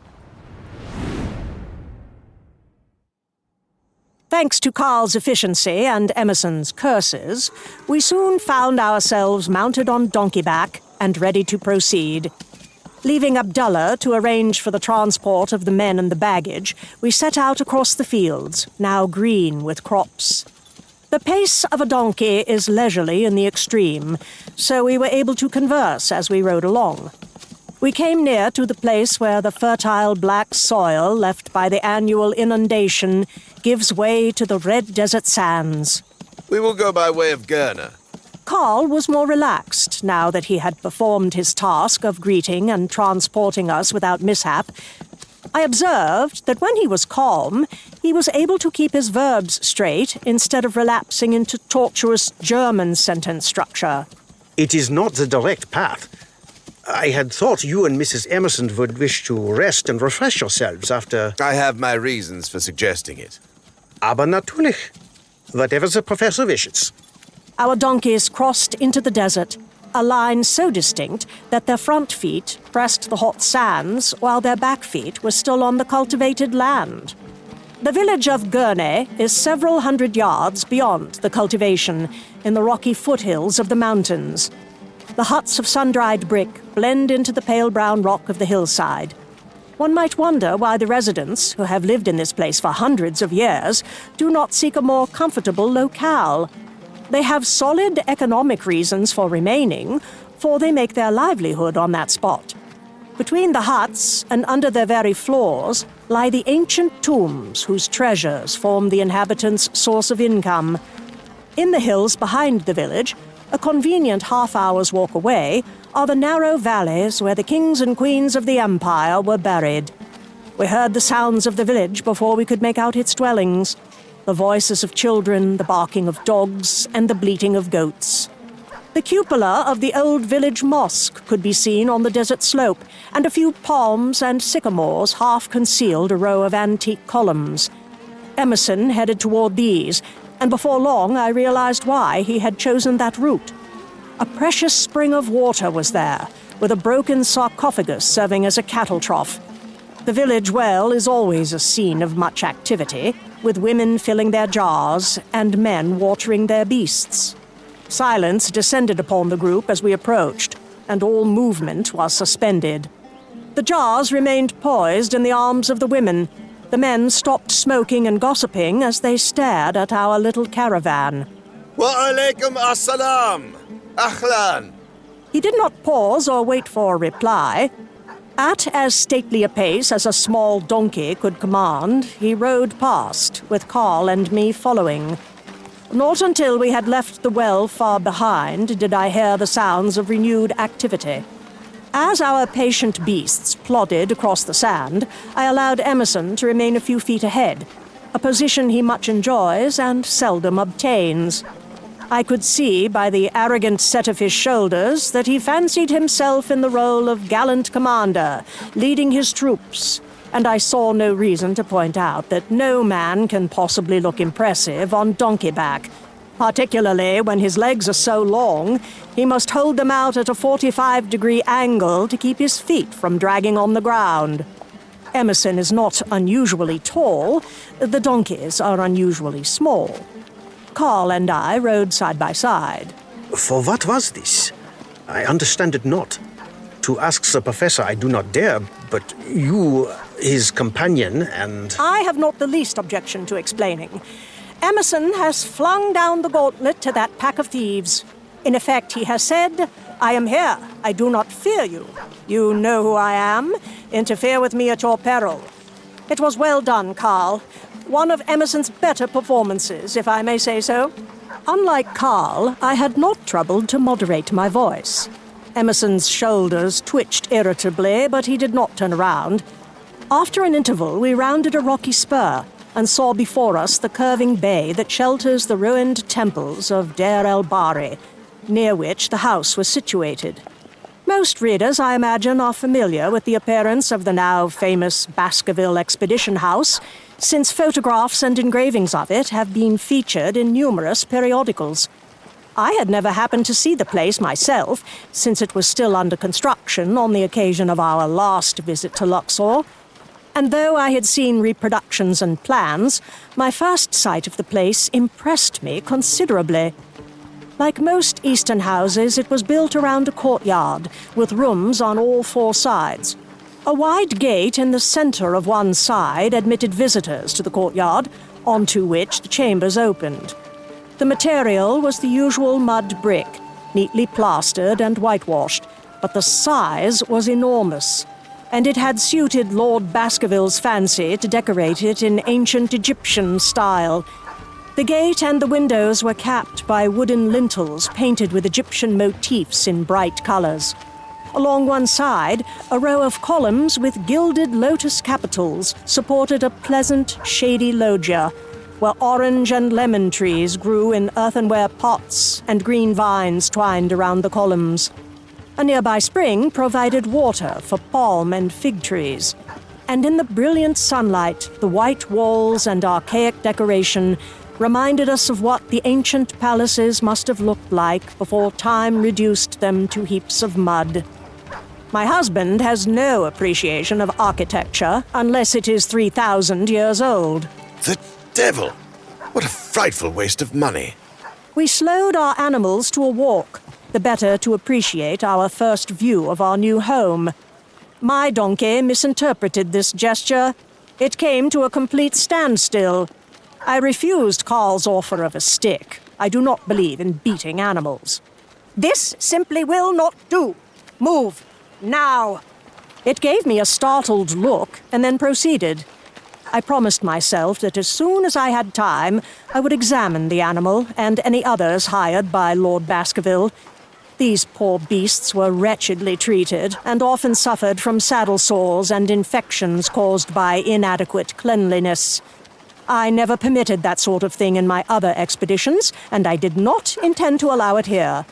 The wooden gates swung open as we approached, and we rode directly into the courtyard.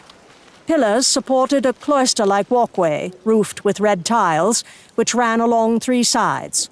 All the rooms opened onto this open-sided corridor, and at my request, Carl took us on a brief tour of inspection. I could not help but be impressed at the forethought that had gone into the arrangement of the house.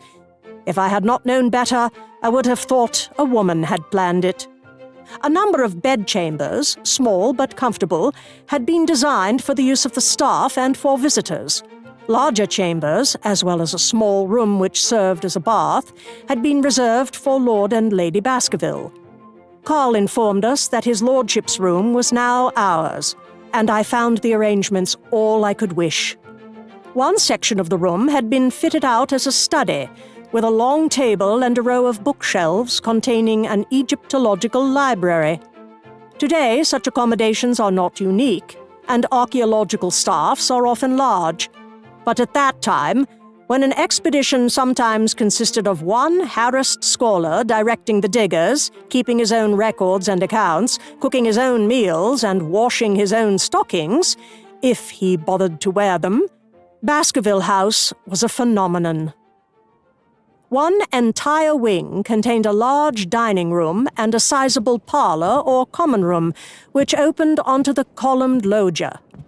The furnishings of this latter chamber were a curious blend of the ancient and modern.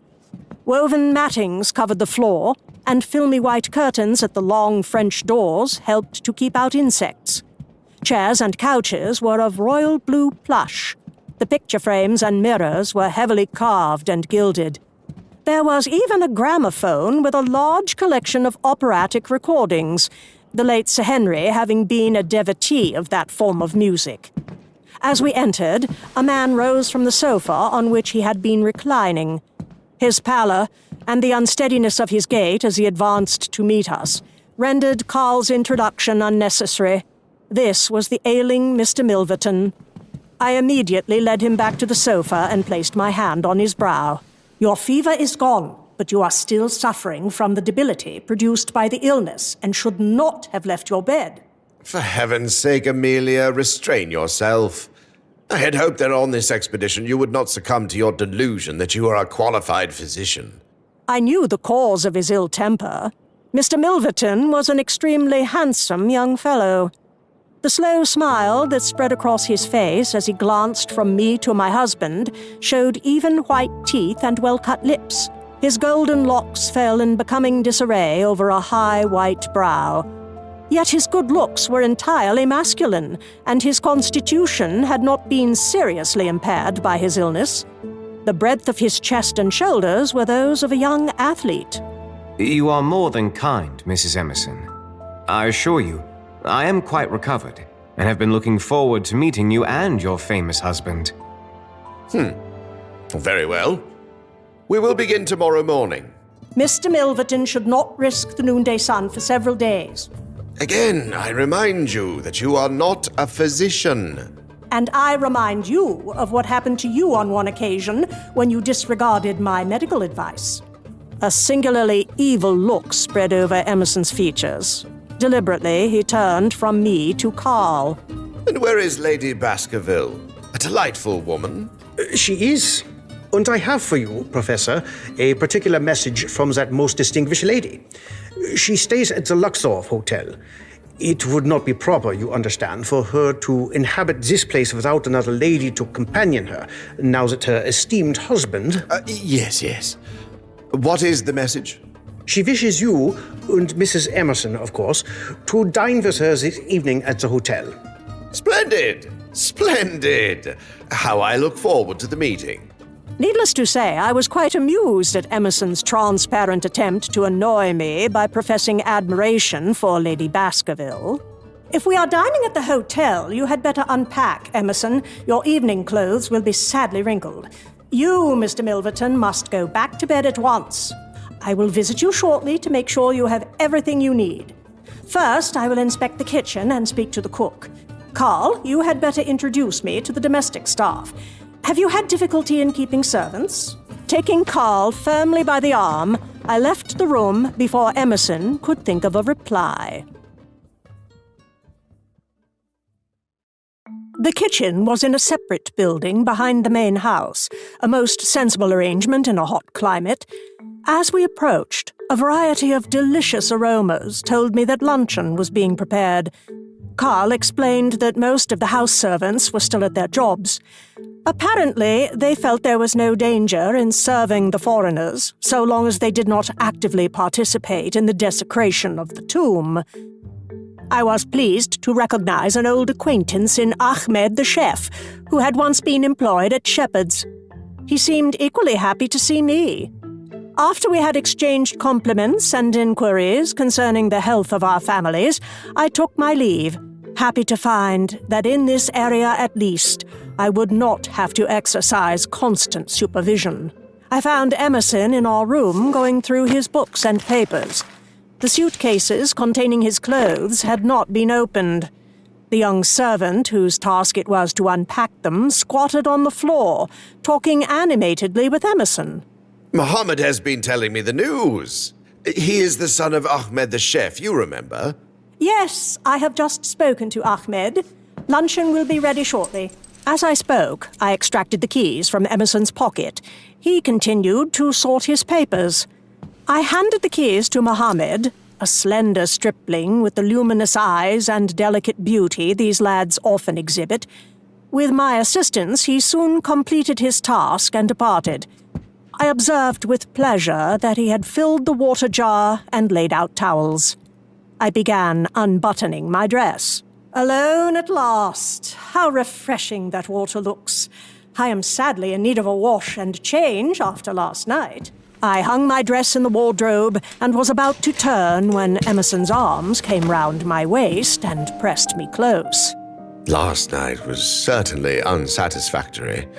What with the hardness of the bunks and their extreme narrowness and the motion of the ship. Now, Emerson, there is no time for that now.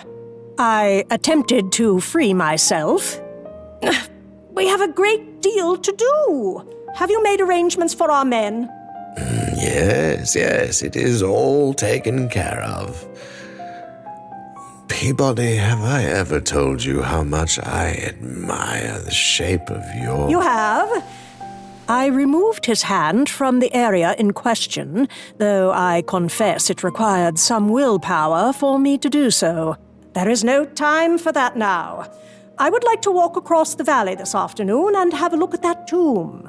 It is no insult to me to admit that the prospect of archaeological investigation is the one thing that can distract Emerson from what he was doing at that moment.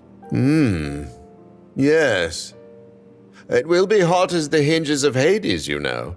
All the better. The Cook's people will have gone, and we will enjoy a little peace and quiet. We must leave immediately after luncheon if we are to dine with Lady Baskerville this evening. So it was agreed, and for the first time in many years we assumed our working attire. A thrill permeated my being to its very depths when I beheld my dear Emerson in the garments in which he had first won my heart. I speak figuratively, of course. Those original garments had long since been turned into rags. His rolled-up sleeves bared his brawny arms, his open collar displayed his strong brown throat. With an effort, I conquered my emotion and led the way to the dining room. Carl was waiting for us. I was not surprised to find him prompt at his meals. His contours indicated that a poor appetite was not one of his difficulties. A look of faint surprise crossed his features when he saw me. In my early days in Egypt, I had been vexed by the convention that restricted women to long, inconveniently trailing skirts. These garments are wholly unsuited to climbing, running, and the active aspects of archaeological excavation. I had progressed from skirts to rationals, from rationals to a form of bloomer. In my last season, I had taken the bull by the horns and ordered a costume that seemed to me to combine utility with womanly modesty. In a land where snakes and scorpions abound, stout boots are a necessity. Mine reached to the knees, and there met my breeches, cut with considerable fullness, and tucked into the boot tops in order to avoid any possibility of accidental disarrangement. Over the breeches, I wore a knee-length tunic, open at the sides to allow for the stretching of the lower limbs to their widest extent, in case rapid locomotion, of pursuit or of flight, became desirable. The costume was completed by a broad-brimmed hat and a stout belt equipped with hooks for knife, pistol, and other implements.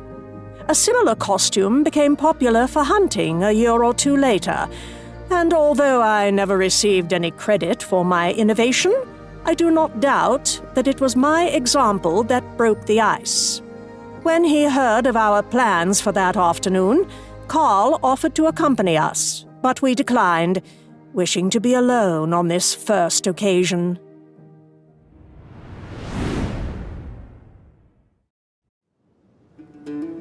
There is a carriage road of sorts leading through a cleft in the cliffs to the valley where the royal dead of Egypt were entombed. But we took the more direct path, over the high plateau behind Deir el-Bakri. Once we left the shady grove and the gardens, the sun beat down upon us. But I could not repine, as I remembered the dreary winter weather and tedious routine we had left behind. A brisk scramble up a rocky, steep incline brought us to the top of the plateau. There we paused for a moment to catch our breath and enjoy the view. Ahead lay a rough waste of barren stone.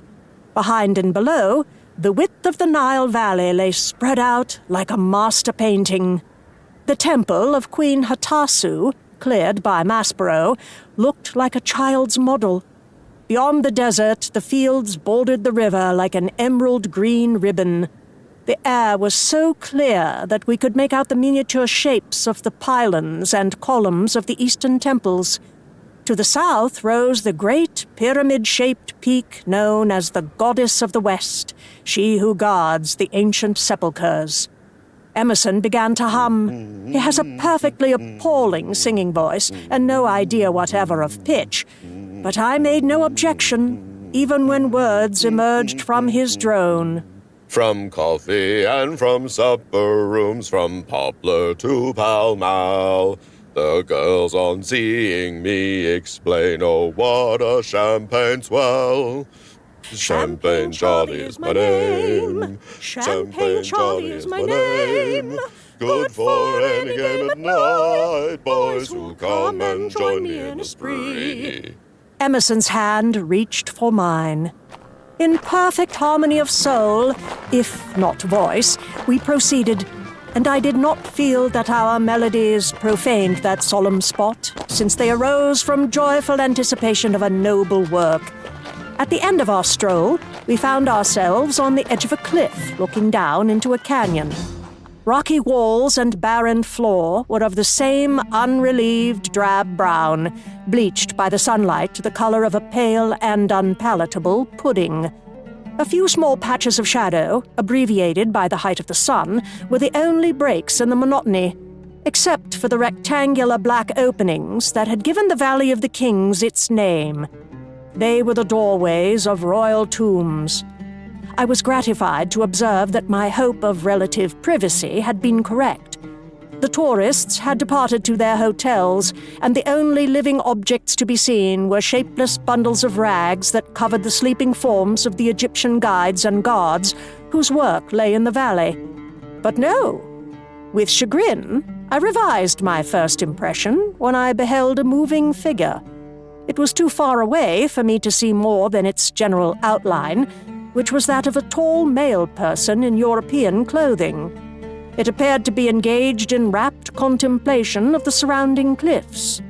Though we had never visited the tomb, which was the object of our present quest, I have no doubt that Emerson could have drawn an accurate map of its precise location. I know I could have. Our eyes were drawn to it as if by a magnet. It lay below, on the opposite side of the valley from where we stood. The steep, almost vertical configuration of the cliffs framed it like a theatrical backdrop. At the foot of the cliff was a long slope of rock and gravel, broken by heaps of rubble from earlier excavations, and by a few modern huts and storage buildings. A triangular cut into the gravel framed the doorway of the tomb of Ramses VI.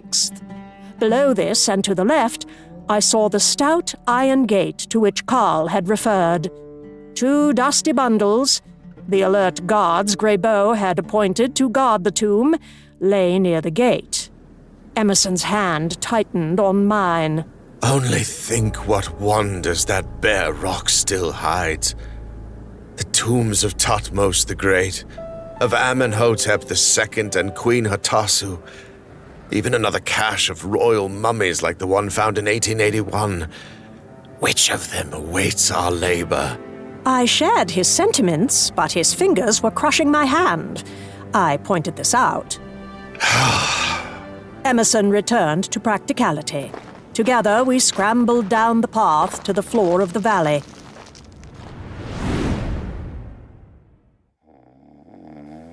The sleeping guards did not stir even when we stood over them. Emerson prodded one bundle with his toe. The bundle sprang to its feet, and the rags parted to reveal one of the evilest faces I have ever beheld, seamed by lines and scars. One eye was a milky, white, sightless blank. The other eye glared widely at Emerson. Although the following conversation took place in Arabic, gentle listener, I shall translate. Ah, it is thou, Habib. I thought the police had locked thee up forever. What madman gave to thee a task proper to an honest man?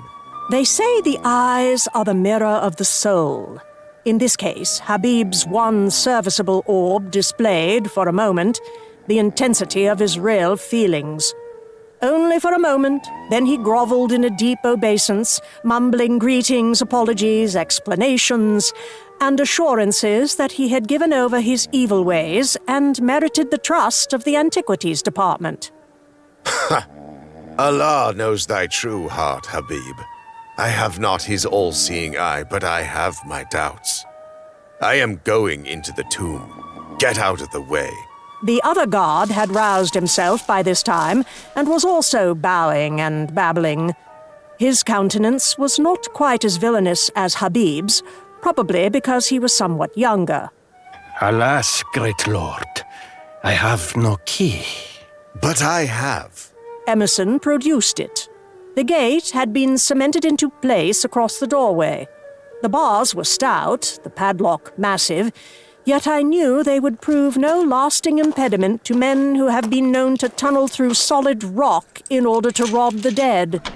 When the grille swung open, we were confronted with the sealed doorway that had frustrated Lord Baskerville on the last day of his life. Nothing had been touched since that hour. The small hole opened by Armadale still gaped, the only break in the wall of stones. Lighting a candle, Emerson held it to the opening, and we both looked in, bumping heads in our eagerness. I had known what to expect, and yet it was dampening to the spirits to behold a heap of rocky rubble that completely concealed whatever lay beyond. So far, so good. No one has attempted to enter since Baskerville's death. Frankly, I expected that our friends from Gurner would have tried to break in long before this. The fact that they have not makes me suspect that we have a long job ahead of us. Perhaps they are waiting for us to clear the passageway so they can get at the burial chamber without having to engage in boring manual labor. You may be right, though I hope you are wrong about the extent of clearance necessary. As a rule, the rubble fill does not extend beyond the stairwell. Belzoni mentions climbing over heaps of rubble when he entered Seti's tomb in 1884. The cases are hardly parallel. That tomb had been robbed and reused for later burials.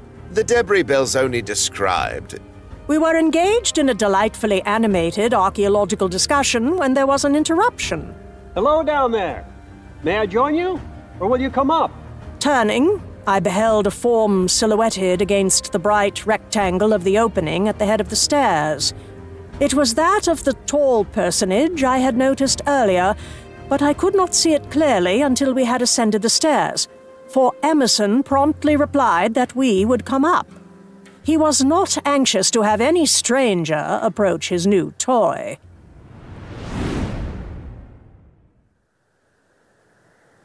The form revealed itself to be that of a very tall, very thin gentleman with a lean, humorous face and hair of that indeterminate shade which may be either fair or grey.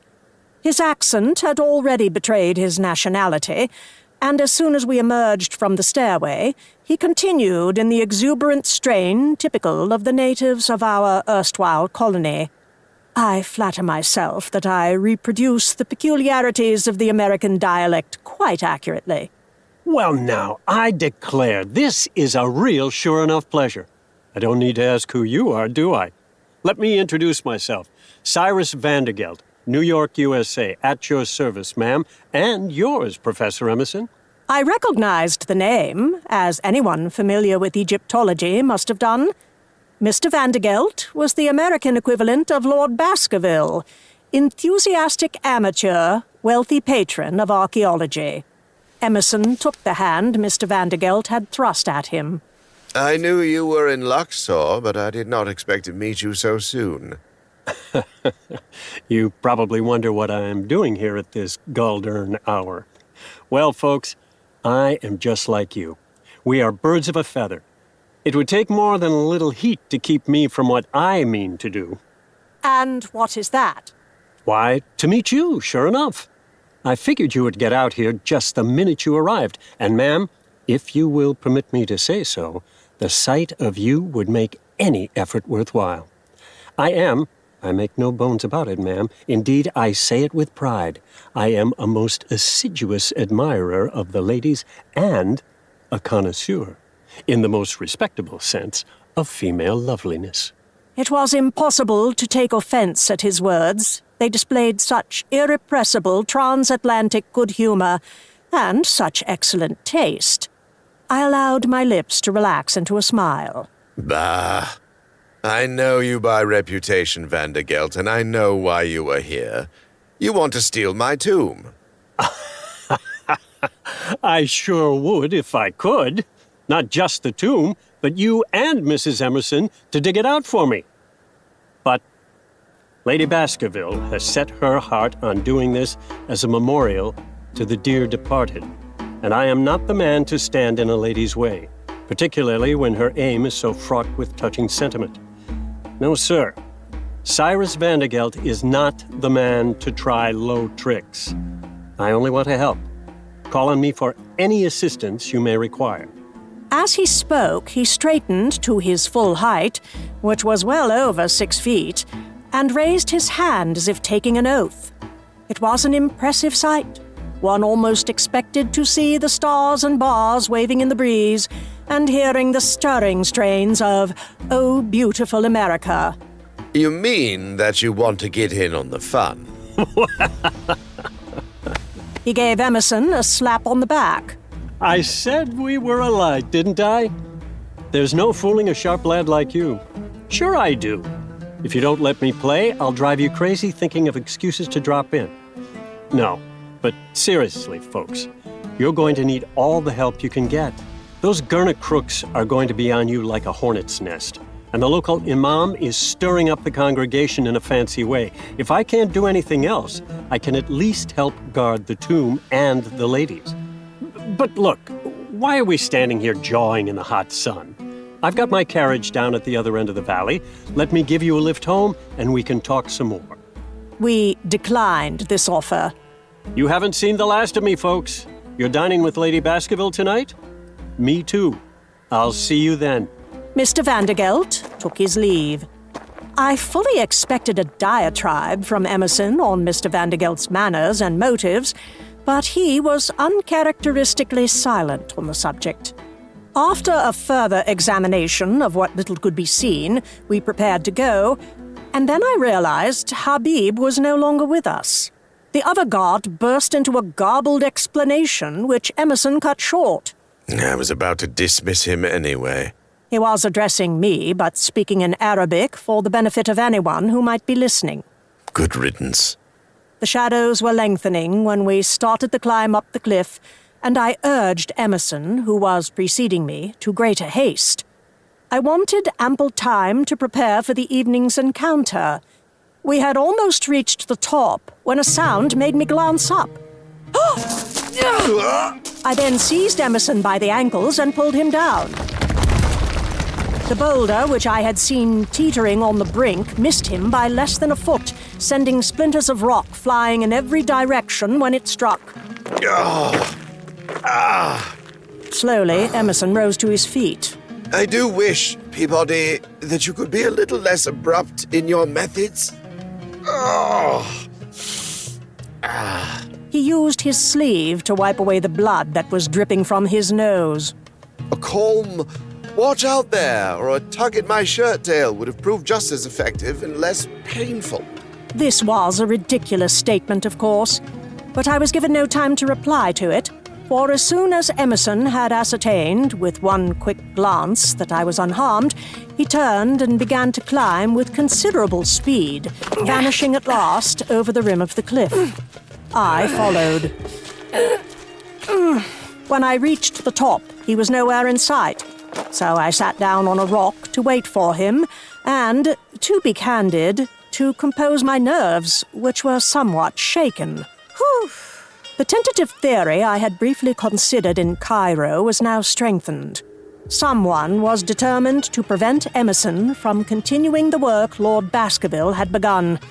Whether the latter's death had formed part of this plan, or whether the unknown miscreant had made use of a tragic accident in order to further his scheme, I could not then make out.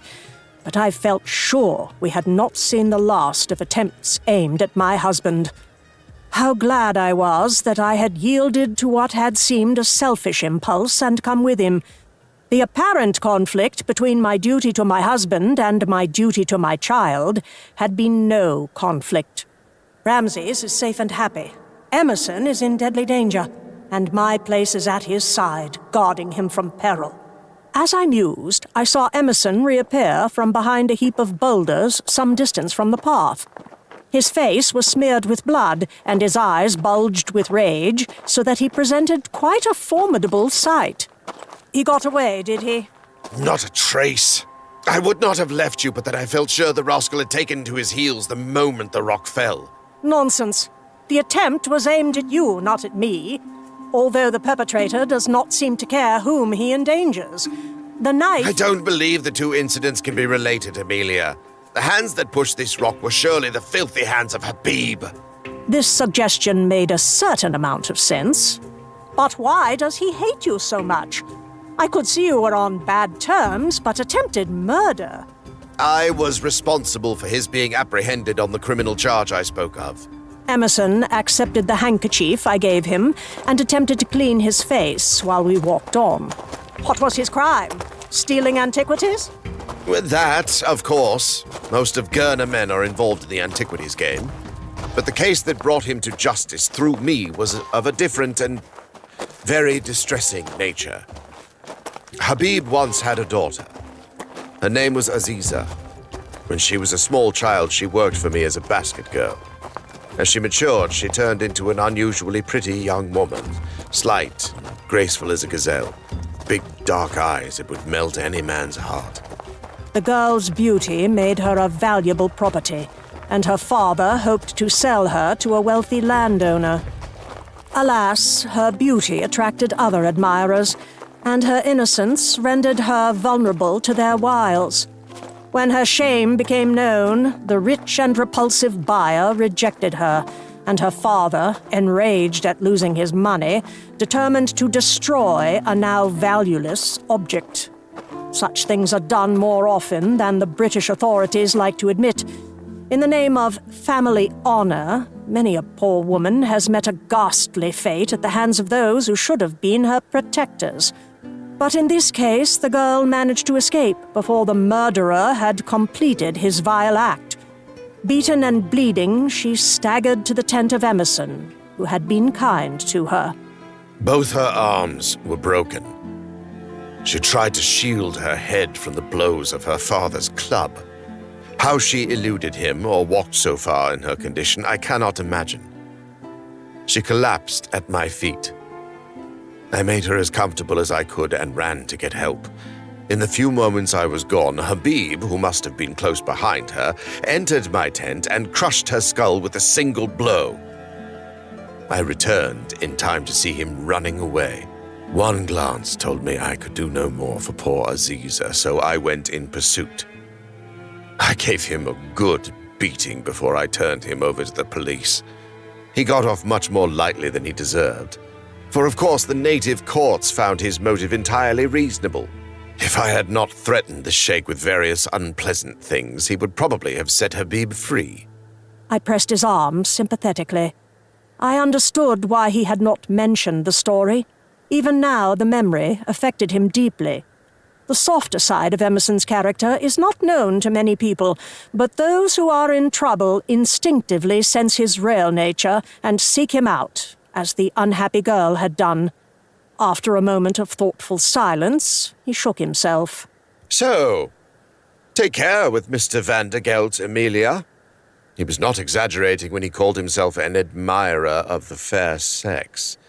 And if I learn that you have yielded to his advances, I will beat you. I will take care that you don't catch me, never fear. But Emerson, we are going to have a hard time solving this case if we hope to do it by using you as bait. There are too many people in Egypt who would like to kill you.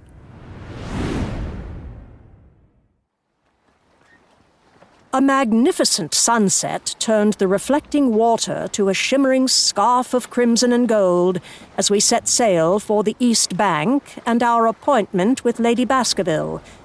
Emerson was sulking because I had insisted we take a carriage from the house to the quay. No man but Emerson would have considered walking across the fields in full evening kit, much less expect me to trail my red satin skirts and lace ruffles through the dirt. But Emerson is unique. When he behaves irrationally, it is necessary to be firm with him. He cheered up, however, when we embarked, and indeed, few people could fail to be moved to enjoyment at such sensations. The cool evening breeze bathed our faces, the felucca slid smoothly across the water, and before us unrolled the glorious panorama of Luxor. The vivid green of palms and gardens, the statues and pillars and pylons of the Theban temples. A carriage was waiting for us, and it bore us swiftly through the streets to the Luxor Hotel, where Lady Baskerville was staying. As we entered the lobby, the lady came gliding to meet us, her hands outstretched. Although she wore black, I did not consider the gown suitable for a recently bereaved widow. The abominable bustle, which had so vexed me in the past, was on its way out. Lady Baskerville's gown was of the latest style, with only a small drapery behind. The layers of black net forming the skirts were so full, and the puffs of fabric at her shoulders so exaggerated, that her waist looked ridiculously small. She was tightly corseted, and the extent of shoulder and throat exposed was, in my opinion, almost indecent. The waxy white flowers crowning her upswept hair were also inappropriate. I do not apologize for this digression into fashion. Not only is it intrinsically interesting, but it shows something of the woman's character. Lady Baskerville gave me her fingertips and clasped Emerson's hand warmly. She then turned to introduce us to her companion. Cyrus Vandergelt beamed down at us. We met earlier. It sure is nice to see you folks again. Mrs. Emerson, may I say your dress is right pretty. That red color suits you. Let us go in to dinner. I thought Miss Mary and her friend were joining us. Mary said she would come if she were able. But you know her mother. I sure enough do. Vandergelt rolled his eyes heavenward. Have you met Madame Berengaria, Mrs. Emerson? I have not had the pleasure. She claims she came here to study ancient Egyptian religion, but I opine it's because living is cheap. I don't like to speak ill of any member of the fair sex, but Madame Berengaria is an awful woman. Lady Baskerville had listened with a faint, pleased smile. Now, Cyrus, you must not be unkind. She enjoyed hearing other women criticized as much as she disliked hearing them complimented. She turned to Emerson. The poor thing cannot help it. I believe her mind is deficient. We are all very fond of Mary, so we tolerate her mother. But the poor child is kept dancing attendance on the unfortunate creature and can seldom get away. Emerson shifted restlessly from one foot to the other and inserted a finger under his collar, as he does when he is uncomfortable or bored. Reading these signs correctly, as any married woman would, Lady Baskerville was turning toward the dining salon when Mr. Vandergelt let out a muffled exclamation. Holy shucks. At least, I believe that was the phrase. How the dickens... Look who's here. You didn't invite her, did you? Certainly not. I would not prevent her from coming, though. The woman has the manners of a peasant. Coming toward us was a singular pair. One was a young lady dressed modestly in a somewhat out-of-date evening frock of pale yellow voile. Ordinarily, she would have captured anyone's attention, for she was the possessor of an unusually exotic style of beauty. Her olive skin and dark, long-lashed eyes, her delicate features and slender frame, were so like those of the aristocratic Egyptian ladies depicted in the tomb paintings that her modern dress looked out of place, like a riding habit on an antique statue of Diana. One expected to see diaphanous linen robes, collars of turquoise and carnelian, anklets and bracelets of gold adorning her limbs. All these, and more, bedecked the woman who was with her, and whose extraordinary appearance drew the eye from the girl's pretty face.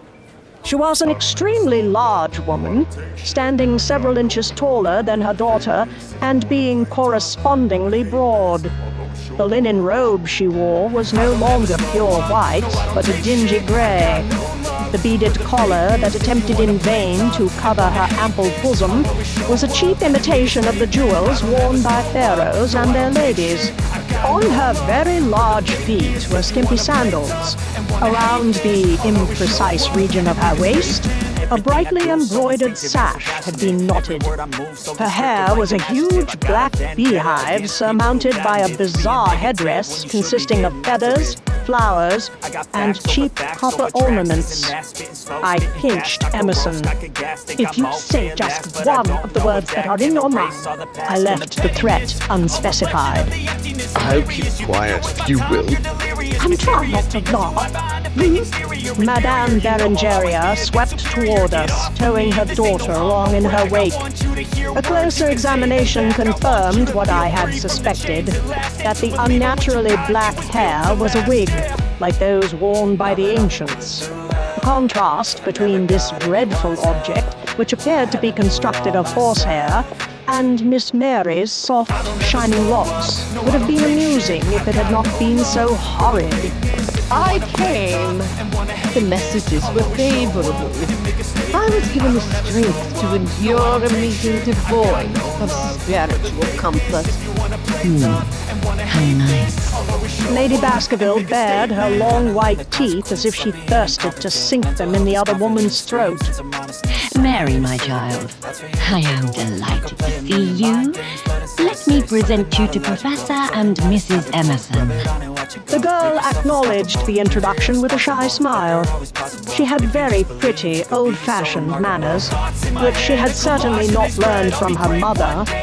Emerson, his amusement forgotten, studied the girl with a blend of pity and admiration, and I wondered if her lovely face, so Egyptian in character, had reminded him of the murdered Aziza.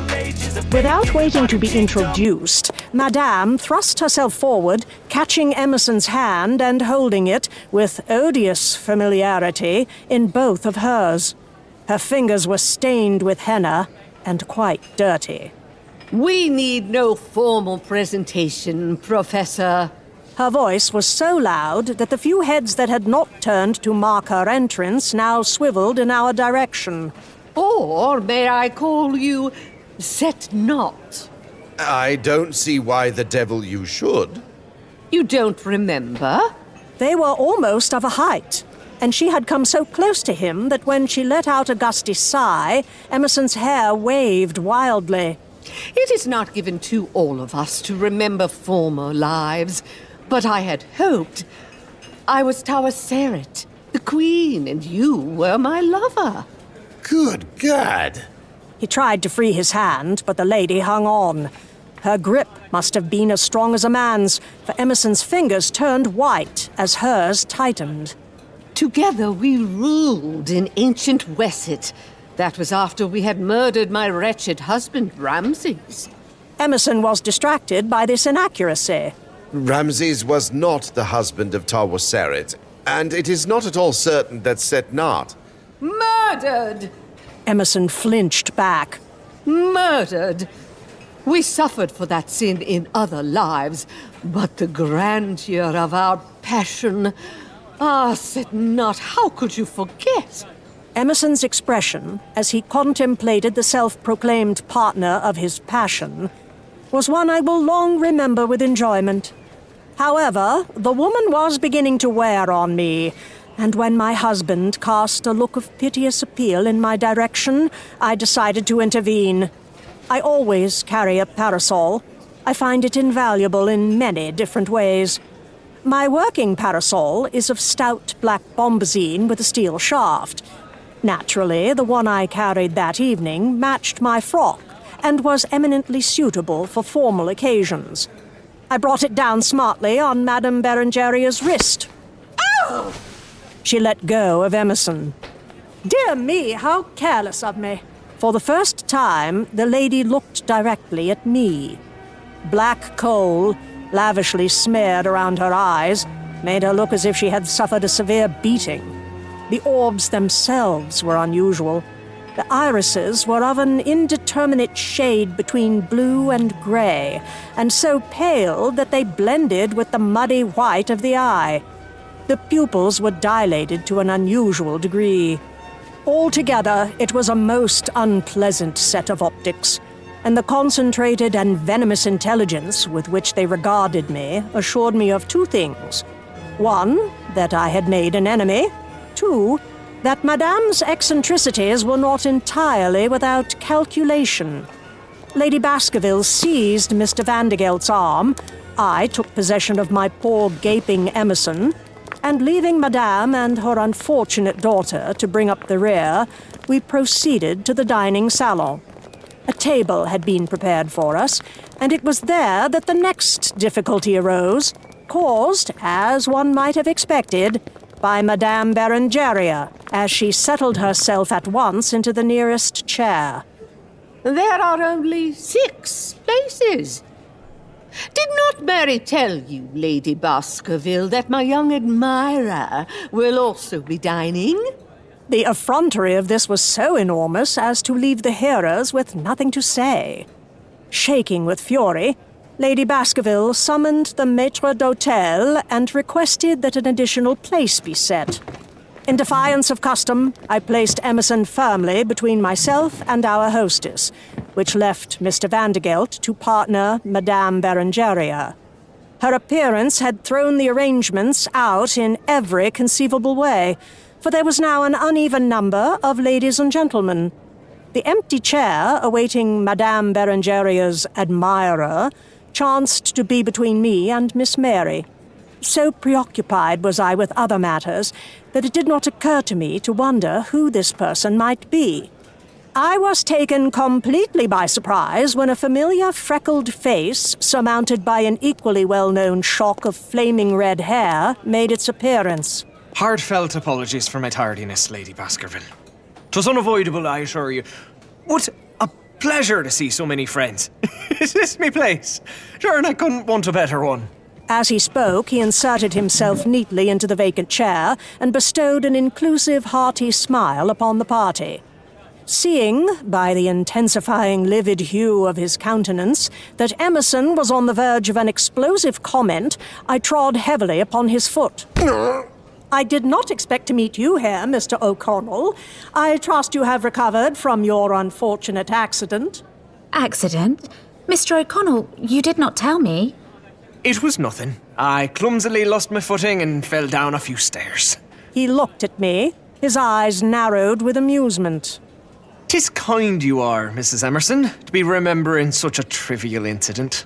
I am relieved to hear that you considered it trivial. I maintained my pressure on Emerson's foot, which twitched and writhed under the sole of my shoe. Mr. O'Connell's eyes were as innocent as limpid pools of water. To be sure I did. I only hope my editors feel the same. I see.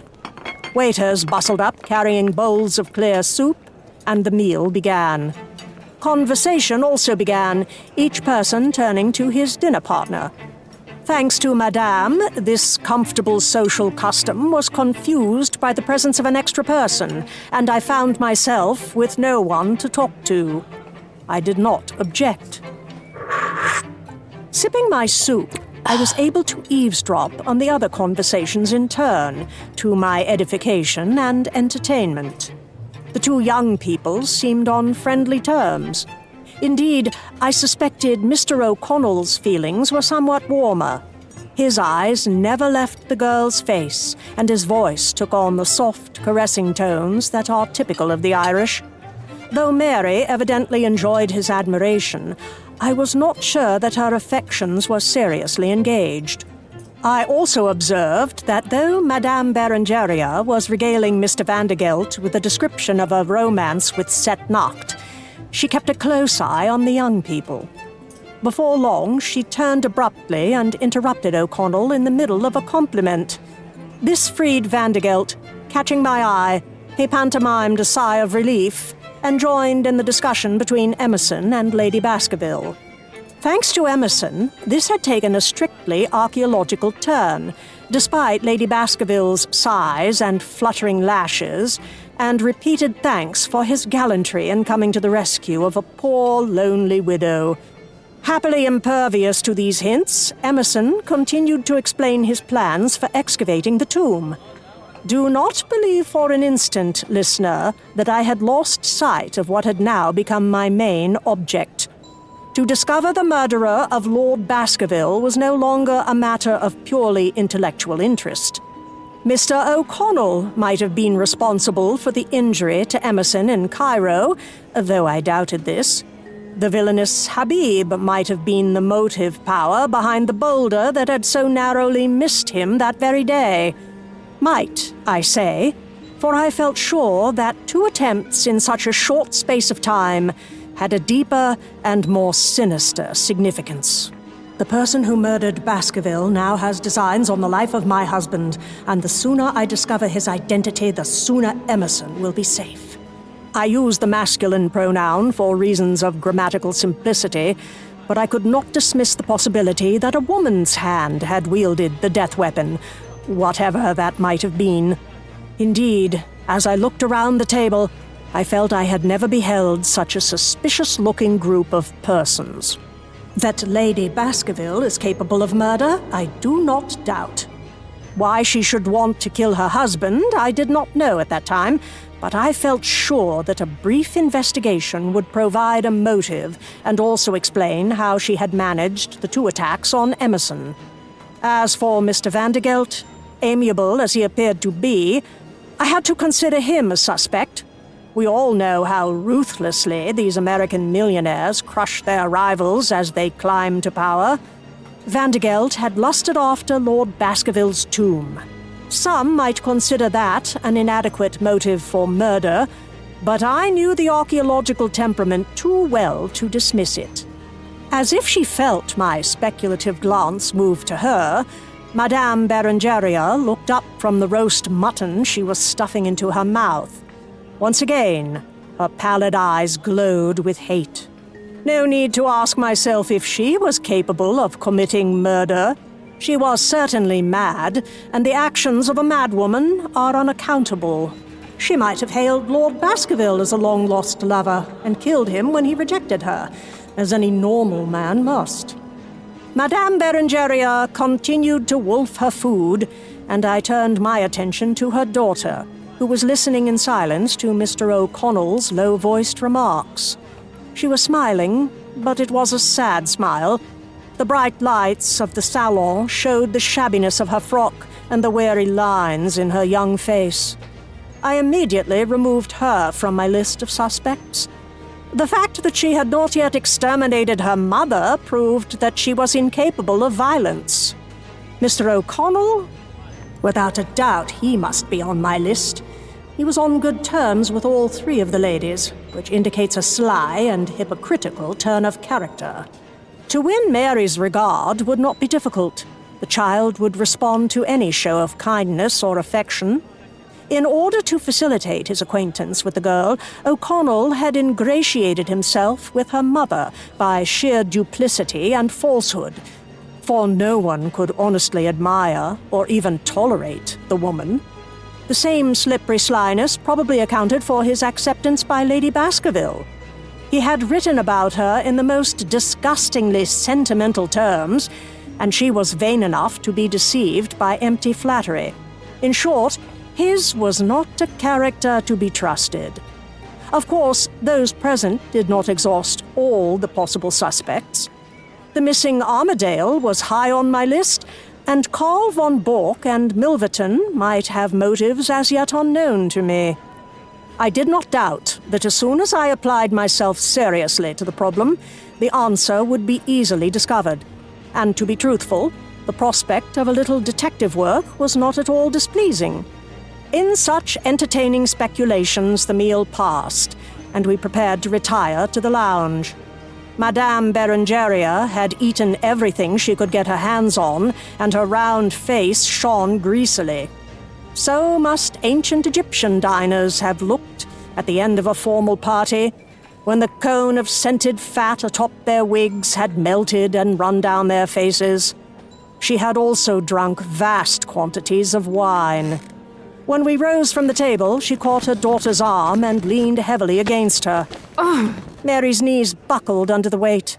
Mr. O'Connell promptly came to her rescue, or rather, he tried to, for when he took Madame's other arm, she pulled away from him. Mary will help me. Dear daughter, help the mother. A good daughter never leaves mother. Mary turned pale. Perhaps you would call a carriage, Mr. O'Connell. We had better not stay. Mother, you are unwell. Releasing her daughter's arm, she lunged at Emerson. But this time she had underestimated my husband. On the first occasion, he had been caught off guard. Now he acted, and Emerson is seldom, if ever, restrained from action by any remote notion of what is socially acceptable. Catching the lady in a paralyzing grip, he frog-marched her toward the door. Carriage here.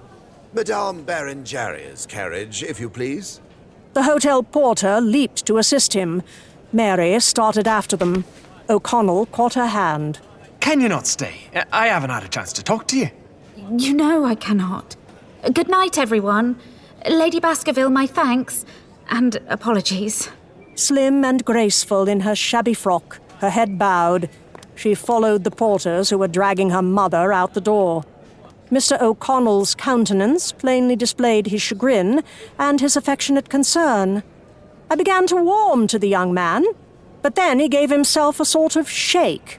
Well, Mrs. Emerson, have you changed your mind about that interview?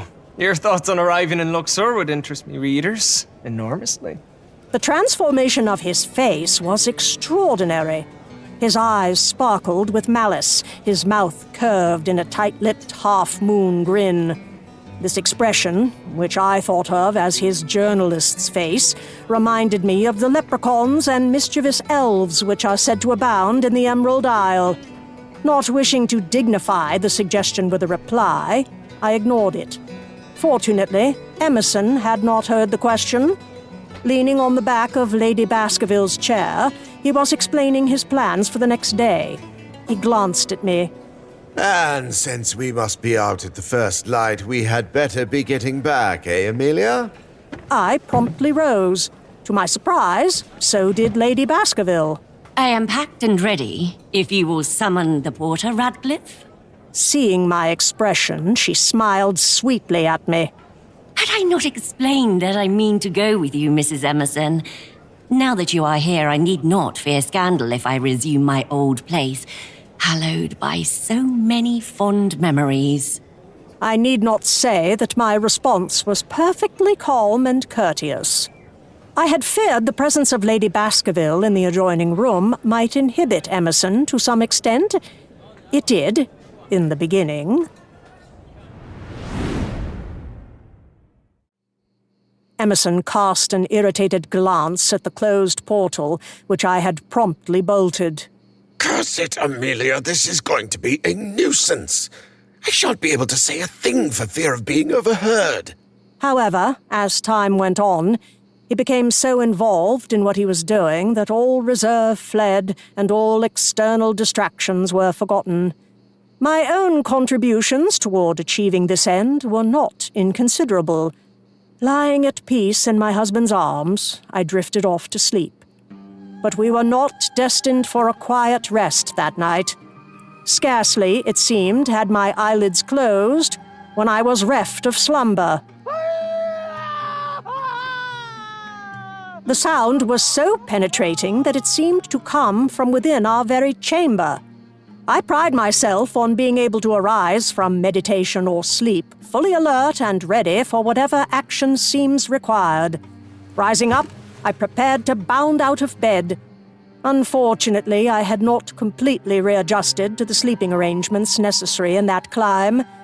And, as I had done on another memorable occasion, I plunged headlong into the mosquito netting draped around the bed. Bother! My efforts to free myself only wound the fabric more tightly around me.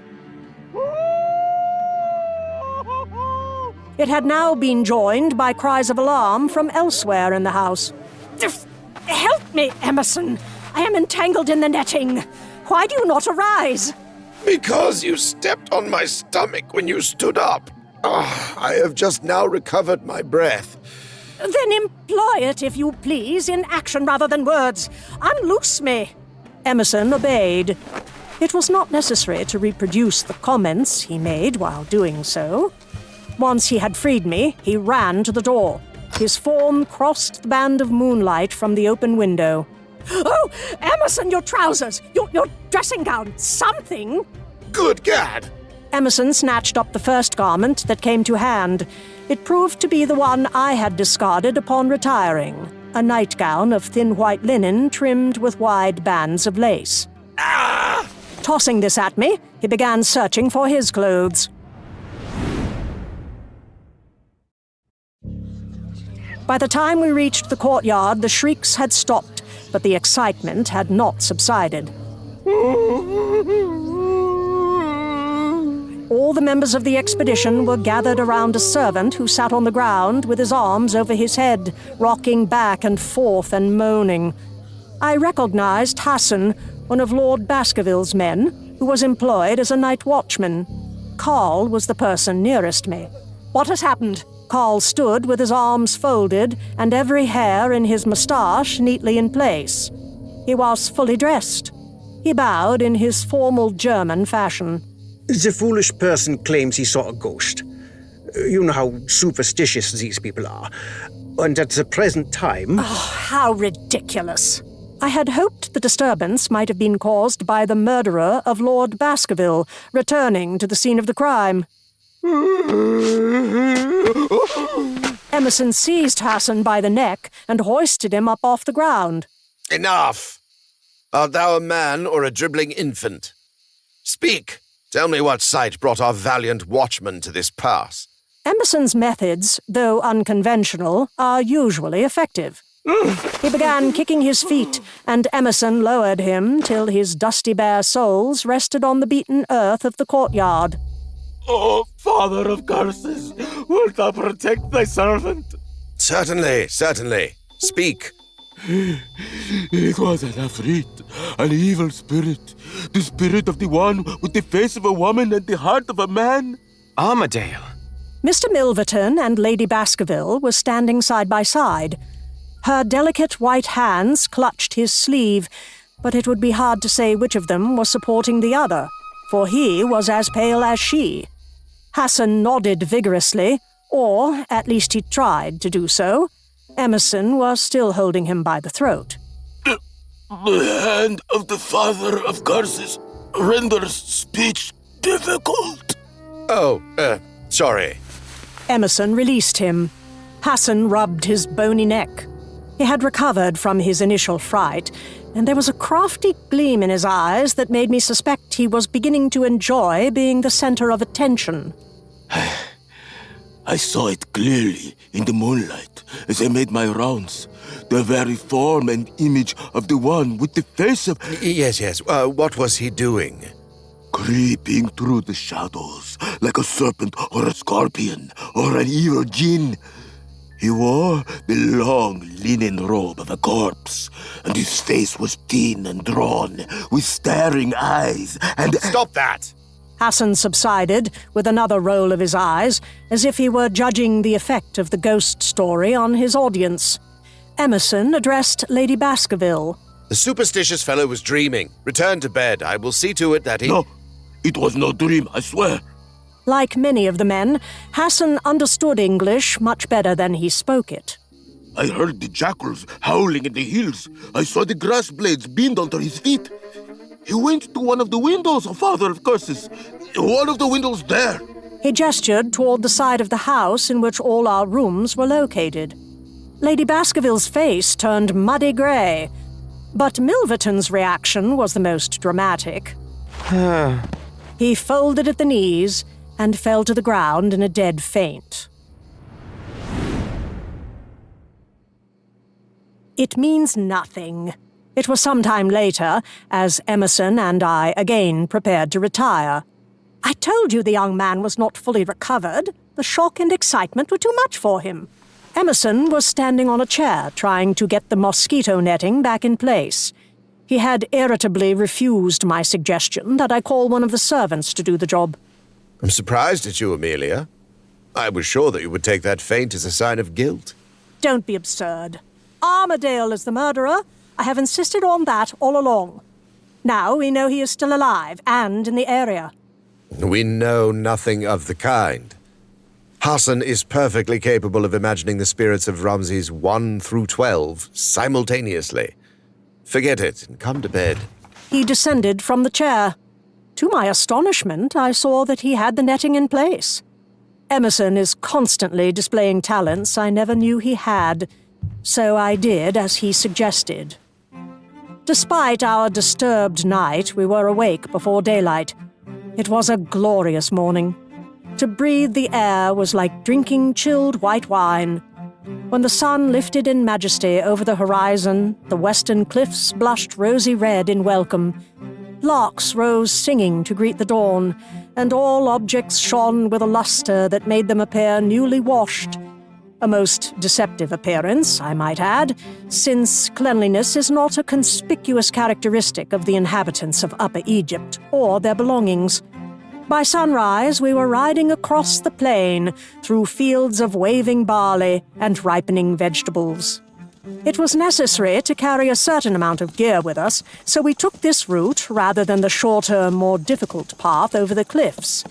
Following us in a ragged but cheerful procession were our loyal men from Asia. I felt quite like a general of a small army. When my rising spirits demanded an outlet, I turned in my saddle and raised my arm. Huzzah! Don't make an ass of yourself, Amelia. Abdullah marched at the head of his men, his vigorous stride and keen brown face belying his years. We encountered the usual morning crowd. Women in long brown galabias carrying naked children, donkeys almost hidden under their loads of brushwood, haughty camels and their drivers, peasants with rakes and hoes setting out for the fields. Abdullah, who has a fine voice, struck up a song. The men joined in the chorus, and I heard a note of defiance in the way they sang. The watchers muttered and nudged one another. Though no one offered a hostile gesture, I was glad when we left the cultivated land and entered the narrow opening in the cliffs. The towering rocks that guard the entrance had been shaped by wind and water into weird suggestions of watchful statues, though the very idea of water in that now desolate place seems fantastic. The pale limestone walls and chalky ground are as lifeless as the icy wastes of the north. As we entered the valley proper, we saw that a large crowd had assembled near our tomb. My eye was caught by one man, conspicuous by his unusual height and heavy farajia, the outer robe worn chiefly by men of the learned professions. His arms folded, his wiry black beard jutting out, he stood alone. The others, jostling and shoving one another, had left a respectful space around him. His green turban proclaimed him a descendant of the Prophet. His stern face and fixed, deep-set eyes gave the impression of a forceful and commanding personality. That is the local holy man. I feel I must warn you, Professor, that he has been hostile to... Unnecessary. Be silent and keep out of the way. Emerson dismounted. He turned to face the Imam. For a moment, the two confronted one another in silence. I confess I had seldom seen two more impressive men. They seemed to transcend individuality and become symbols of two ways of life, the past and the future, the old superstition and the new rationalism. But I digress. Solemnly, the Imam raised his hand. His bearded lips parted. Before he could utter a word... Sabachum b'khair, Holy One! Have you come to bless the work? Mahaba, welcome! Emerson maintains, justly or unjustly, that all religious leaders are showmen at heart. This man reacted to being upstaged, as any skillful actor would, conquering the anger that flared in his eyes and replying with scarcely a pause. I bring no blessing, but a warning. Will you risk the curse of the Almighty? Will you profane the dead? I come to save the dead, not profane their tombs. For centuries, the men of Gurna have strewn the sands with their pitiful bones. As for curses, I do not fear freaks and demons, for the God we both worship has promised us protection against evil. I invoke His blessing on our work of rescue. Allahu Akbar! La ilaha illallah! Sweeping off his hat, he turned toward Mecca and raised his hands to each side of his face in the gesture prescribed for the recitation of the takbir. I could hardly repress a shout of bravo. Emerson held his theatrical pose just long enough. He clapped his hat back on his head before his surprised adversary could think of a fitting reply. Now then, Holy One, you will excuse me if I get to work. Without further ado, he started down the steps. The Imam, recognizing defeat with the dignity his office demanded, turned on his heel and walked away, followed by part of the audience. The rest squatted down on their haunches and prepared to watch us work, hoping, no doubt, for a catastrophe of some kind. I was about to follow Emerson when I realized that the dispersal of the crowd had revealed a form thus far concealed in their ranks. Mr. O'Connell's fiery red hair was hidden by an inordinately large solar kepi. He was scribbling busily in a notebook. Feeling my eyes upon him, he looked up and raised his hat. Top of the morning to you, Mrs. Emerson. I hope you were not tired after your disturbed night. How did you know about that? And what the... that is, what are you doing here? Why, this is a public place, to be sure. The opening of the tomb is important news. Your husband has already given me a first-rate lead. What an actor he is! He had not answered my first question. Obviously, he had sources of information within our very household and was not inclined to betray them. As for the second point, he was quite correct. We might prevent him from entering the tomb, but we could not keep him from watching. As I stared angrily at him, he coolly produced a folding stool, opened it, and seated himself. Then he poised his pencil over his notebook and regarded me expectantly. I felt a new sympathy for the Imam. Like him, I had been left with nothing to say. So I followed his example. I retreated, with as much dignity as I could command. Descending the stairs, I found that Emerson had unlocked the iron gate and was conversing with the guards. Not the ill-favored Habib and his friend, but two of our own men. Being unaware that Emerson had taken this step, I remarked upon it. You must think me a fool if you believe I would neglect such an elementary precaution. I'm not at all sure that such measures will suffice, however. Once we have the passage cleared, it may be necessary for one of us to spend the night here. When Milverton is healthy enough to satisfy you, there will be 3 of us. 4. I took a firm hold of my parasol. There was a certain amount of grumbling from the men when they realized they would have to carry away the baskets of debris. This menial chore was usually delegated to children, but Emerson had determined not to ask for any help from the villagers. Once they saw that the work was proceeding without incident, they would come to us. At least we had counted on that, but events like our ghost of the night before could not help matters. If only we could catch the elusive Armadale. When the men saw that Carl, Emerson, and I pitched in with the work, they stopped complaining. Indeed, Abdullah was horrified when I raised the first basket of rock in my arms and prepared to carry it off. Obviously, you have forgotten my habits, Abdullah. You have seen me do ruder labor than this. I have not forgotten your temper, at least, Zet Hakim. It would take a braver man than Abdullah to prevent you from acting as you choose. There is no such man. I was pleased with this remark, for it conveyed a delicate compliment as well as being a simple statement of fact. I then asked my husband where he wished to form the refuse dump, since my basket would have the honor of being the first to be deposited there. Emerson looked up over the rim of the staircase and stroked his chin thoughtfully. There. He pointed to a spot to the southwest, near the entrance to Ramses VI's tomb.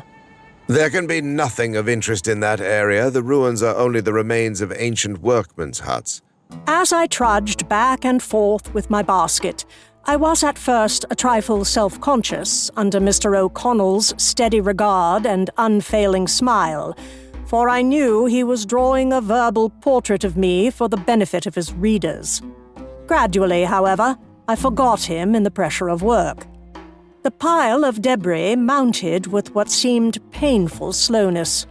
Since I did not enter the tomb, but received my loaded basket from the man who had filled it, I had no way of measuring the progress being made, and I found it devilish discouraging, as Emerson might have said. I also developed a considerable respect for the humble basket children. How they could run merrily back and forth, singing and making jokes, I did not know. I was dripping with perspiration and conscious of unfamiliar aches in various portions of my anatomy. The tourists gathered as the morning went on, and in addition to the fence around the tomb itself, it became necessary to string ropes along the path between the entrance and the rubbish dump. The more impertinent tourists ignored these, and I was constantly having to shove gaping idiots aside. Half blinded by sun, dust, and perspiration, I paid no more attention to these forms than was necessary to propel them out of my way, so that when I encountered a very elaborate pale grey walking gown trimmed with black lace in the exact center of the path, I gave it a little nudge with my elbow in passing. Oh! Whoa now! I paused. Wiping my sleeve across my brow to clear my vision, I recognized Lady Baskerville. No doubt it was her corsets that prevented her from bending at the waist. Her entire body was tilted backward, as stiff as a tree trunk, her heels resting on the ground and her shoulders supported by Mr. Vandergelt. She glowered at me from under the flower-trimmed bonnet, which had fallen over her brow. Good morning, Mrs. Emerson. I sure hope you'll excuse me for not removing my hat. Certainly. Good morning, Lady Baskerville. I did not see you. Excuse me while I empty this basket. When I returned, Lady Baskerville was standing upright, adjusting her hat and her temper. The sight of me, unkempt, dusty, and damp, restored her equanimity. My dear Mrs. Emerson, I never expected to see you engaged in menial labor. It is necessary. We could do with a few more workers. I inspected her from head to toe and saw her face go rigid with indignation.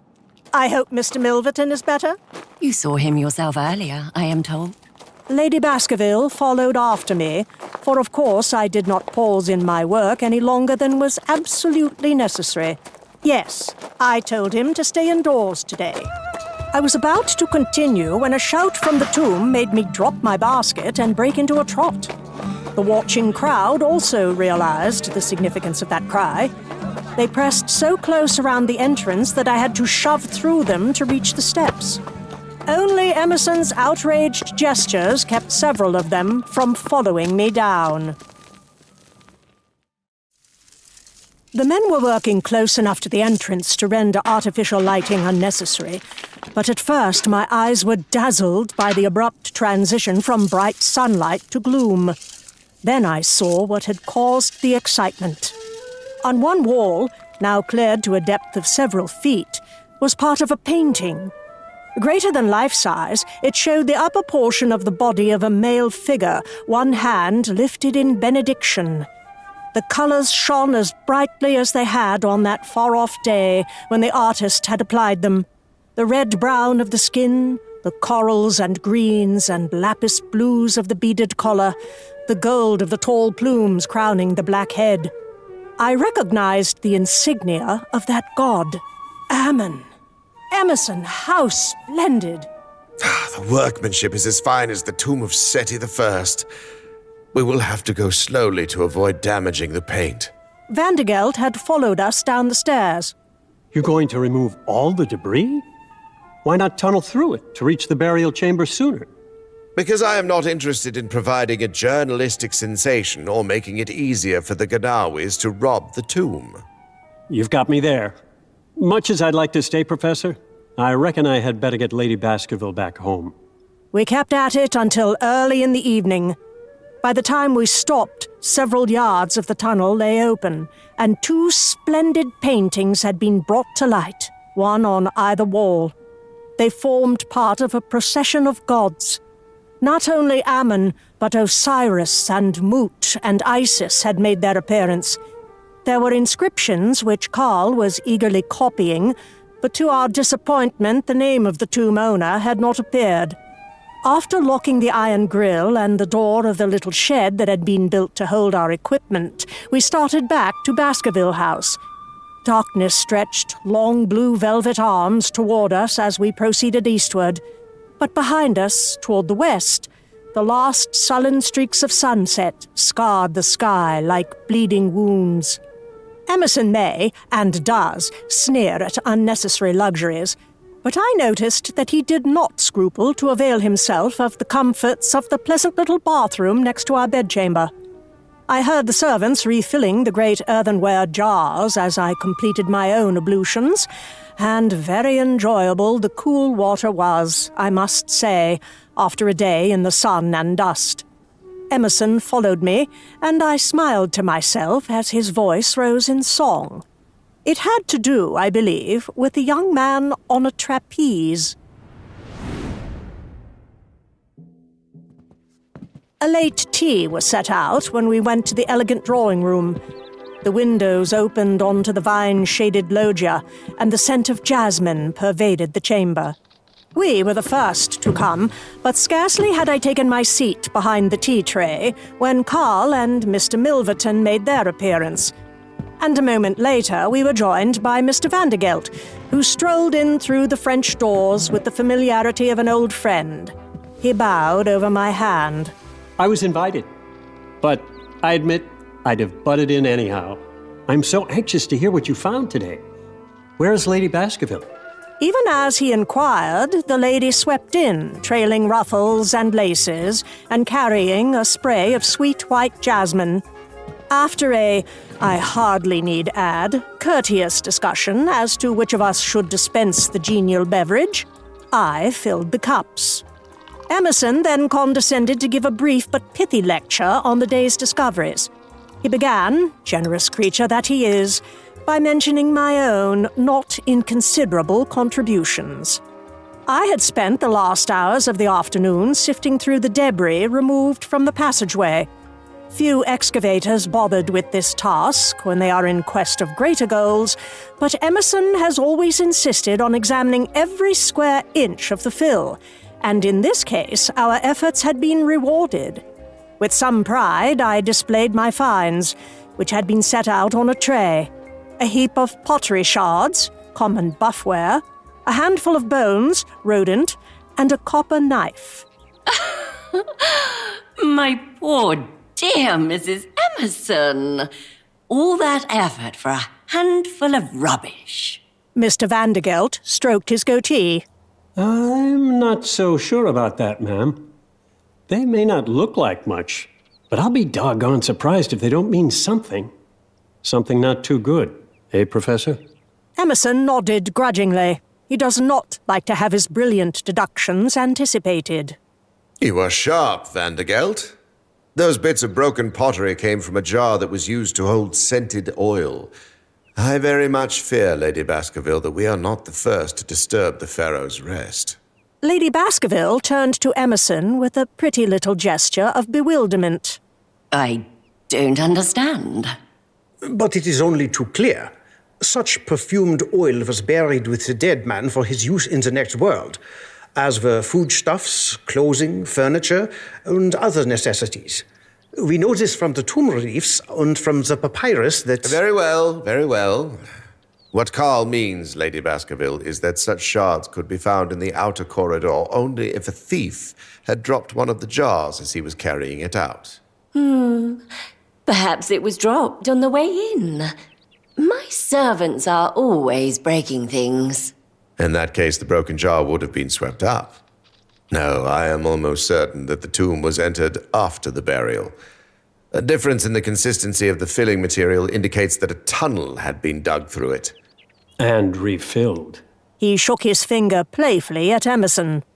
Now, Professor, you're trying to get us all heated up, but I'm on to you. The thieves' tunnel wouldn't have been filled up, and the necropolis seals reapplied if the tomb had been empty. Then you believe there are treasures yet to be found? If we found nothing more than painted reliefs of the quality we have uncovered thus far, the tomb would be a treasure. But, in fact, Vandergelt is right again. He gave the American a malignant look. I do believe there is a chance the thieves never reached the burial chamber. I turned to Milverton, who was seated beside me, his expression one of poorly concealed amusement. Why do you smile, Mr. Milverton? I confess, Mrs. Emerson, that I find all this fuss over a few bits of broken pottery somewhat bewildering. That is a strange thing for an archaeologist to say. But I am no archaeologist, only a photographer. And this is my first venture into Egyptology. His eyes shifted. They continued to avoid mine as he continued rapidly. In fact, I'd begun to have doubts about my usefulness even before Lord Baskerville's unfortunate death. Now that he is gone, I don't believe... That is, I feel I can do better. What? What are you saying, Mr. Milverton? You cannot be thinking of leaving us. The wretched young man turned all colors of the rainbow. I was telling Mrs. Emerson that I don't believe I can be of use here. My state of health... Nonsense. Dr. Dubois assured me you are making a splendid recovery, and that you are better off here than alone in a hotel. You mustn't run away. We need you.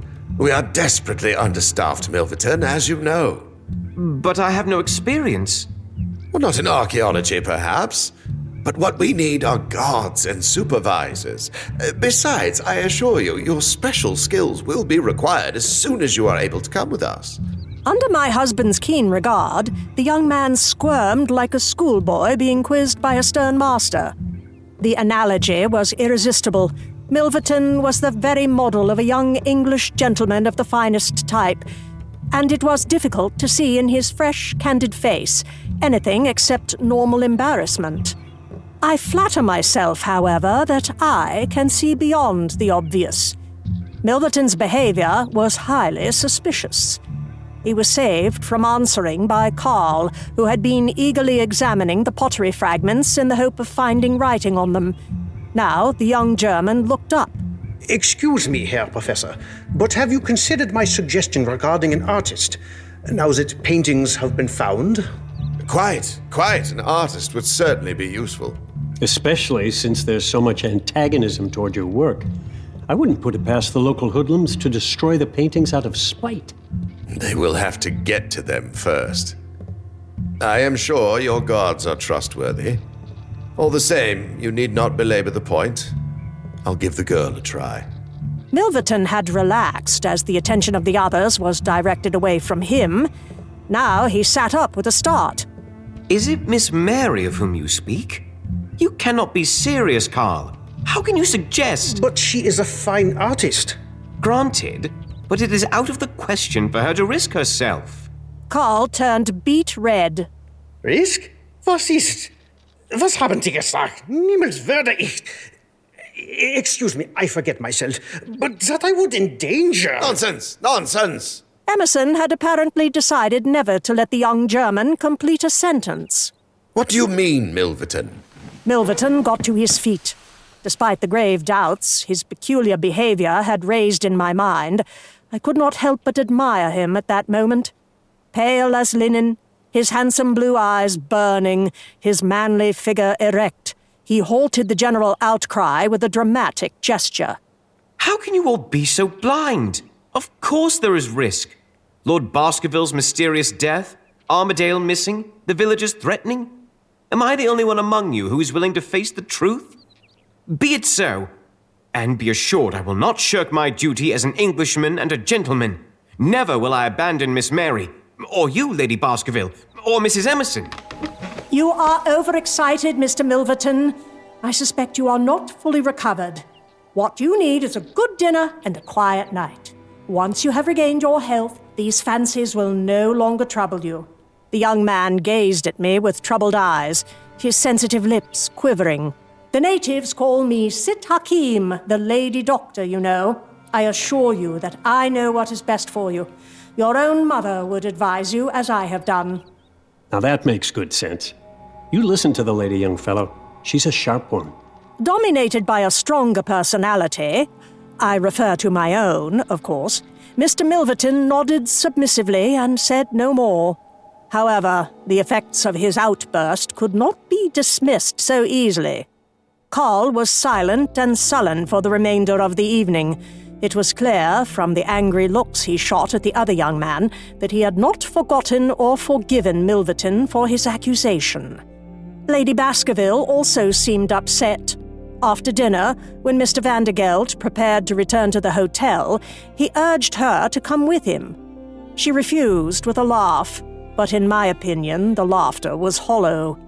Vandergelt took his departure, bearing with him a note that he had promised to deliver to Mary, and the rest of us retired to the drawing-room. I allowed Lady Baskerville to dispense the coffee, thinking that domestic and soothing activity would calm her nerves, which it undoubtedly would have done if the others had cooperated with me in behaving normally. But Carl sulked, Emerson relapsed into the blank-faced silence that is indicative of his more contemplative moods, and Milverton was so nervous he could hardly sit still. It was with considerable relief that I heard Emerson declare we must all retire early in view of the hard day's work ahead of us. Lady Baskerville accompanied us as we crossed the courtyard. I noticed she stayed close to us, and I wondered if she was afraid to be alone with one or another of the young men. Had there been a veiled threat in Milverton's speech? Had Carl's sudden display of anger suggested to her that he was not incapable of violence? Milverton was not far behind us. I was relieved to see him leave the room, not only because he needed his rest, but because it seemed inadvisable for the two men to be left alone in view of the antagonism between them. His hands in his pockets, his head bowed, he strolled slowly along, and he was still in the courtyard when we reached our doors. Lady Baskerville's was next to ours.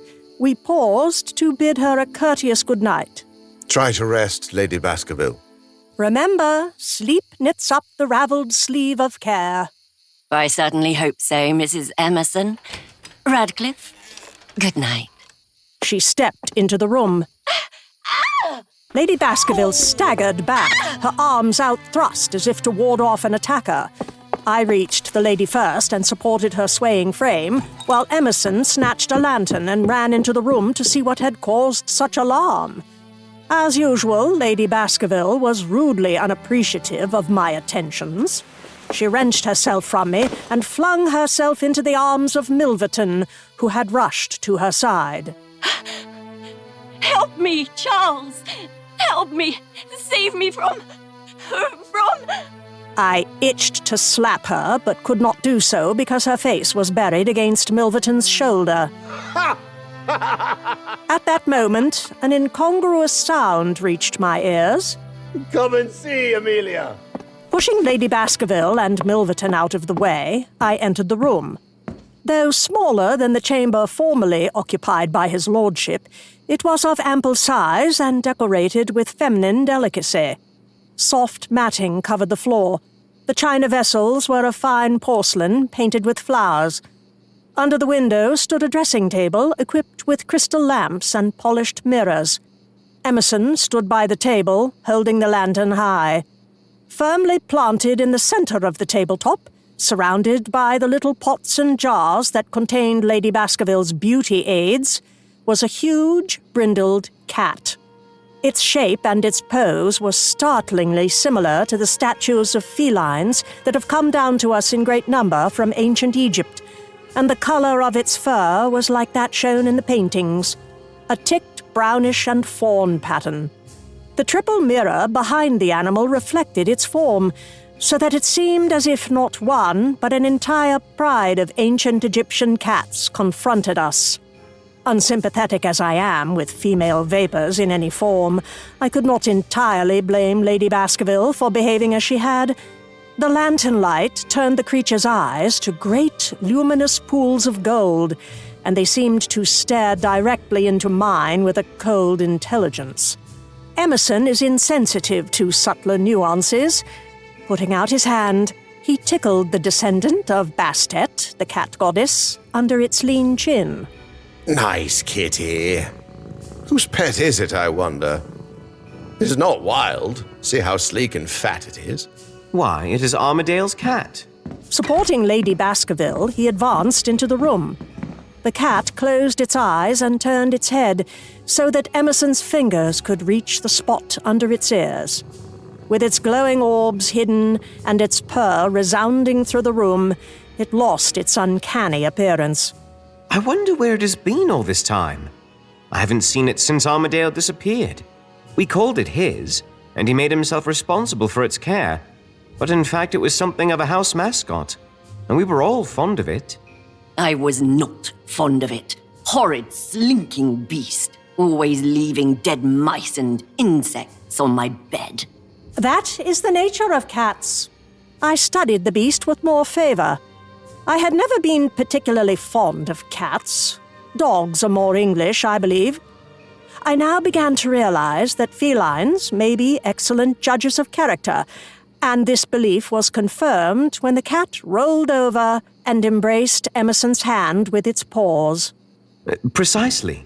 Milverton helped Lady Baskerville to a chair. I remember hearing his lordship explain that. The ancient Egyptians domesticated cats because of their ability to control rodents. A useful talent in an agricultural society. When Bastet brought her mice to you, Lady Baskerville, she was paying you a delicate attention. Ugh! Lady Baskerville fanned herself with her handkerchief. Get the dreadful creature out of here. And do make certain, Mr. Milverton, that it has not left me with any other attentions. Where is my maid? If she had been here, as was her duty... The door opened, and the apprehensive visage of a middle-aged Egyptian woman appeared. Oh, there you are, Artia. Why weren't you here? What do you mean allowing this animal to get in? From the bewilderment on the woman's face, I could see that she understood very little English. Mistress, the cat will not leave. Her mistress's anger was only too apparent from her tone, however. Artia began to babble in Arabic, explaining that the cat had come in through the window and she had been unable to put it out. Lady Baskerville continued to berate her in English, and Artia continued to wail in Arabic, until Emerson put an end to the performance by scooping the cat up in his arms and marching to the door. Pull your curtains and go to bed, Lady Baskerville. Come along, Amelia. Go to your room, Mr. Milverton. Ridiculous business. With that, he strode out. The cat peered at us from over his shoulder. When we reached our room, Emerson put the animal on the floor. It immediately jumped onto the bed and began washing itself. I advanced toward it somewhat tentatively, though not through fear, but because I had never been intimately acquainted with cats. As I put out my hand, it rolled over and began to purr. Interesting. That is a position of submission, Amelia. By exposing its soft and vulnerable underbelly, it demonstrates that it trusts you. It is unusually tame. I'm surprised that it has managed to fend for itself so long. This aspect of the matter had not occurred to me. Scratching the cat's stomach, a surprisingly pleasant sensation, I confess, I considered the point. Emerson, it has been with Armadale. Do you suppose it could lead us to him? You know nothing of the nature of cats. Emerson continued unbuttoning his shirt.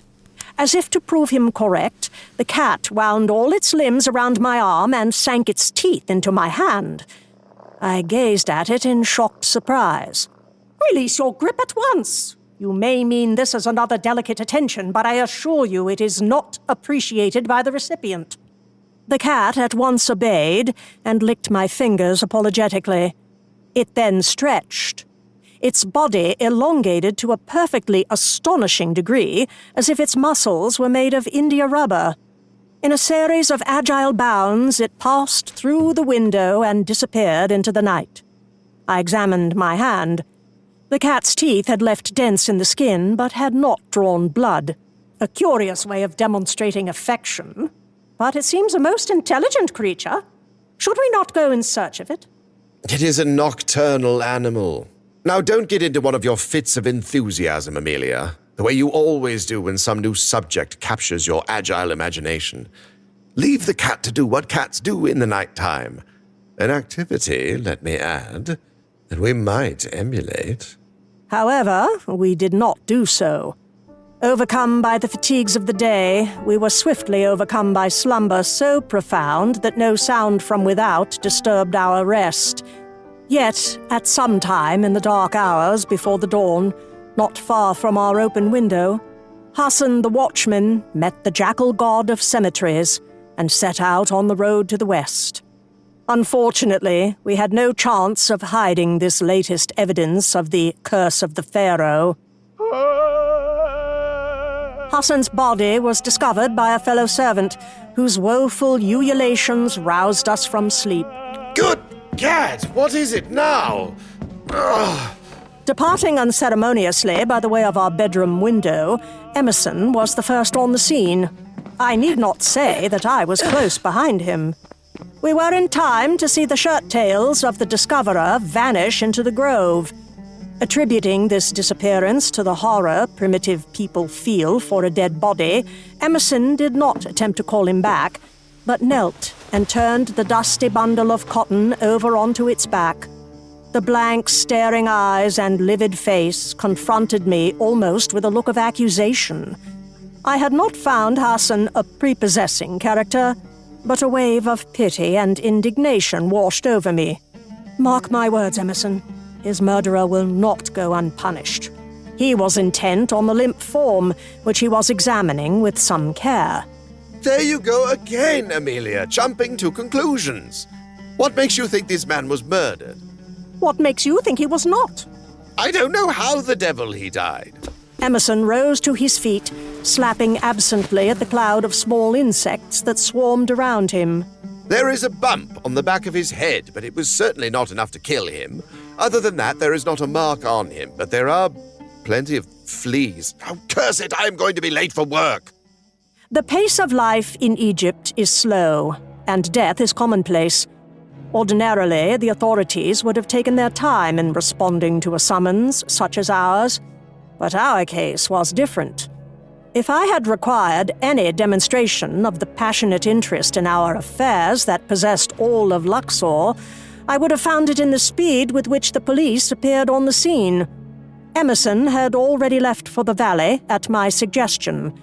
I had pointed out that it was unnecessary for both of us to waste working hours, for he could add nothing to what I knew of the matter, and since this accorded with his own inclinations, he did not object. I saw no reason to mention my chief reason for wanting him away. I anticipated that the press would soon descend on the house, and felt that we were providing enough of a journalistic thrill without any additional contributions from my husband.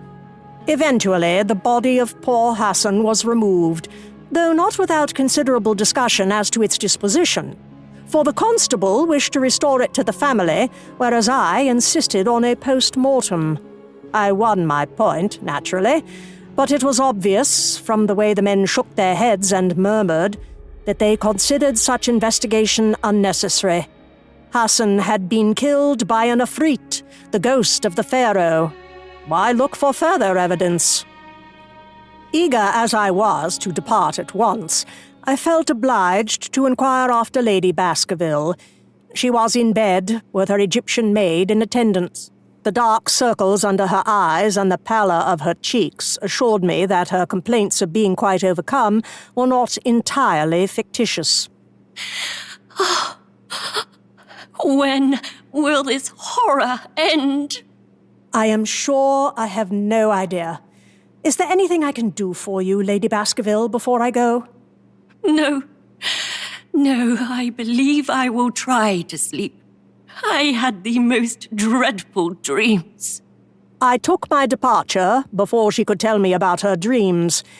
It was a pleasure to assume my working garb and set out in the fresh morning air.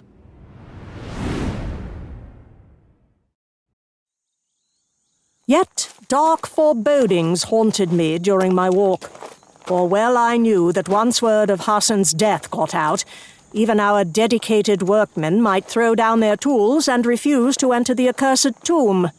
Emerson was not the man to stand meekly aside and let his orders be defied. He would resist, the men would turn on him, attack him. My affectionate imagination presented me with a ghastly image. I could see my husband's lifeblood soaking into the white dust, and the men trampling his fallen body as they fled. By the time I reached the cliff overlooking the valley, I was running. One glance told me that the tragedy I had envisioned had not occurred, though it was clear that news of the latest disaster had spread. The crowd of the previous day had multiplied tenfold. Among the watchers, I saw 3 of our men reinforcing the fence around the work area. They had not rebelled, they were loyal. I do not scruple to admit that a tear of relief dampened my eye. Brushing it resolutely aside, I descended. Once again, my trusty parasol proved its usefulness. By poking it at the backs of the crowd, I won a path through to the stairs. One of the basket men was just coming up. I greeted him effusively. He mumbled something and would not meet my eye. Again, my apprehensions rose. Before they could flower into hysteria, I heard the sound I yearned to hear. Ibn el-Kelb. Emerson's voice raised in a blistering Arabic swear word. It was echoed, bizarrely, by a girl's soft laugh. Squinting into the shadows below, I saw Miss Mary perched on a stool at the bottom of the stairs. Her position must have been uncomfortable, for she was pressed against the wall in order to leave a path for the basket men. But she appeared quite cheerful. She greeted me with a shy smile. The professor does not realize, I am sure, that my Arabic is quite fluent. Pray don't tell him. He needs some outlet for his feelings. I did not doubt that she found her cramped, hot position a pleasant change from her usual morning's occupation, for any activity that did not include her mother must be pleasurable. Now, however, her pretty face grew sober. I am so sorry you had such a distressing experience this morning. I did not learn of it until I arrived here, but I assure you, Mrs. Emerson, that I want to help in any way I can. You must call me Amelia. We will be working together, I hope, for a long time. She was about to reply when Emerson came storming out. Enough chit-chat, Peabody. Get to work. I drew him aside. Emerson, it is time we took action to end this nonsense about the curse instead of simply ignoring it. We can only lose that way. Every incident will be interpreted as a new instance of supernatural hostility unless... Oh, for the love of heaven, Amelia, don't make a speech. I see the point you are attempting to make. Proceed if you are able to a specific suggestion. I was about to do so when you so rudely interrupted me. The men seem perturbed by last night's accident. Give them a day or two away from the tomb. Set them to work searching for Armadale. If we can find him and prove he was responsible for Lord Baskerville's death... How the devil can we hope to find him when weeks of search produced nothing? But we know he was here on our very doorstep, so to speak, less than 12 hours ago. Hassan saw the man himself, not a ghost. Armadale must have returned last night and murdered Hassan in order to escape discovery. Or Hassan may have attempted to blackmail him. Good God, Amelia, will you attempt to control your rampageous imagination? I admit that what you have suggested is possible. It had, of course, already occurred to me as one explanation among many. You never thought of it until this moment. It is just like you to claim the credit for my... Why should I wish to claim credit for such a wild, far-fetched... Kindly lower your voice. I never raise my voice. Then you will not do as I suggest? I came here to excavate, Amelia, not to play Sherlock Holmes. A role, let me point out, for which you are no better equipped than I. If you wish to assist me, get to work. If you do not, return to the house and drink tea with Lady Baskerville. Whereupon he charged back into the tomb. Turning, I smiled at Mary's wide, apprehensive gaze. Pay no attention to the Professor, Mary. His bark is worse than his bite. Oh, I know that. The girl raised a trembling hand to brush a lock of hair from her brow. I am not at all afraid of the Professor. You aren't afraid of me, I hope? Oh, no. Oh, I should hope not. My temper is always mild, though at times Emerson would try the patience of a saint. That is one of the small difficulties of the married state, my dear, as you will discover. It is most unlikely that I will. Before I could pursue this interesting comment, she went on. I could not help overhearing, Mrs. Emerson. Do you really believe poor Alan is still alive? What other explanation can there be? I don't know. I cannot explain the mystery, but I am sure Alan would never have harmed Lord Baskerville. He was the gentlest of men. You knew him well? Mary blushed and lowered her eyes. He had done me the honor to ask me to be his wife. My dear child. I placed a sympathetic hand on her shoulder. I did not know you were engaged to Mr. Armadale, or I would not have spoken so critically of him. No. We were not engaged. I was obliged to tell him his hopes could never be realized. You did not love him? The girl gave me a strange look. in which surprise and amusement were blended with a fatalism unexpected in one of her tender years. How often does love come in question, Mrs. Emerson? It should be, the only possible basis for marriage. Mary continued to study me curiously. You really believe that? Oh, do forgive me. I did not intend... Why, there is nothing to forgive, my dear. I am always pleased to pass on the benefit of my age and experience to the young, and at the risk of hubris, I must say that I consider my marriage a sterling example of what that condition can and should be. My feelings for Emerson and his for me are too deep to be concealed. I am the most fortunate of women, and he considers himself the most fortunate of men. I am sure he would say so if he ever discussed such matters.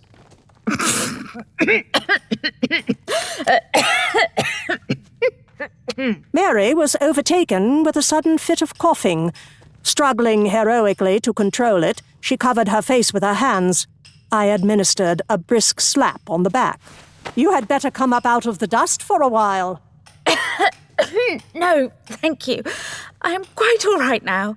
It was something caught in my throat. Mrs. Emerson. Amelia, I insist. You are too kind.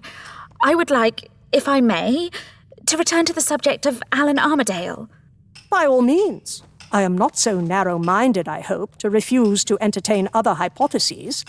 I certainly cannot blame you for suspecting poor Alan.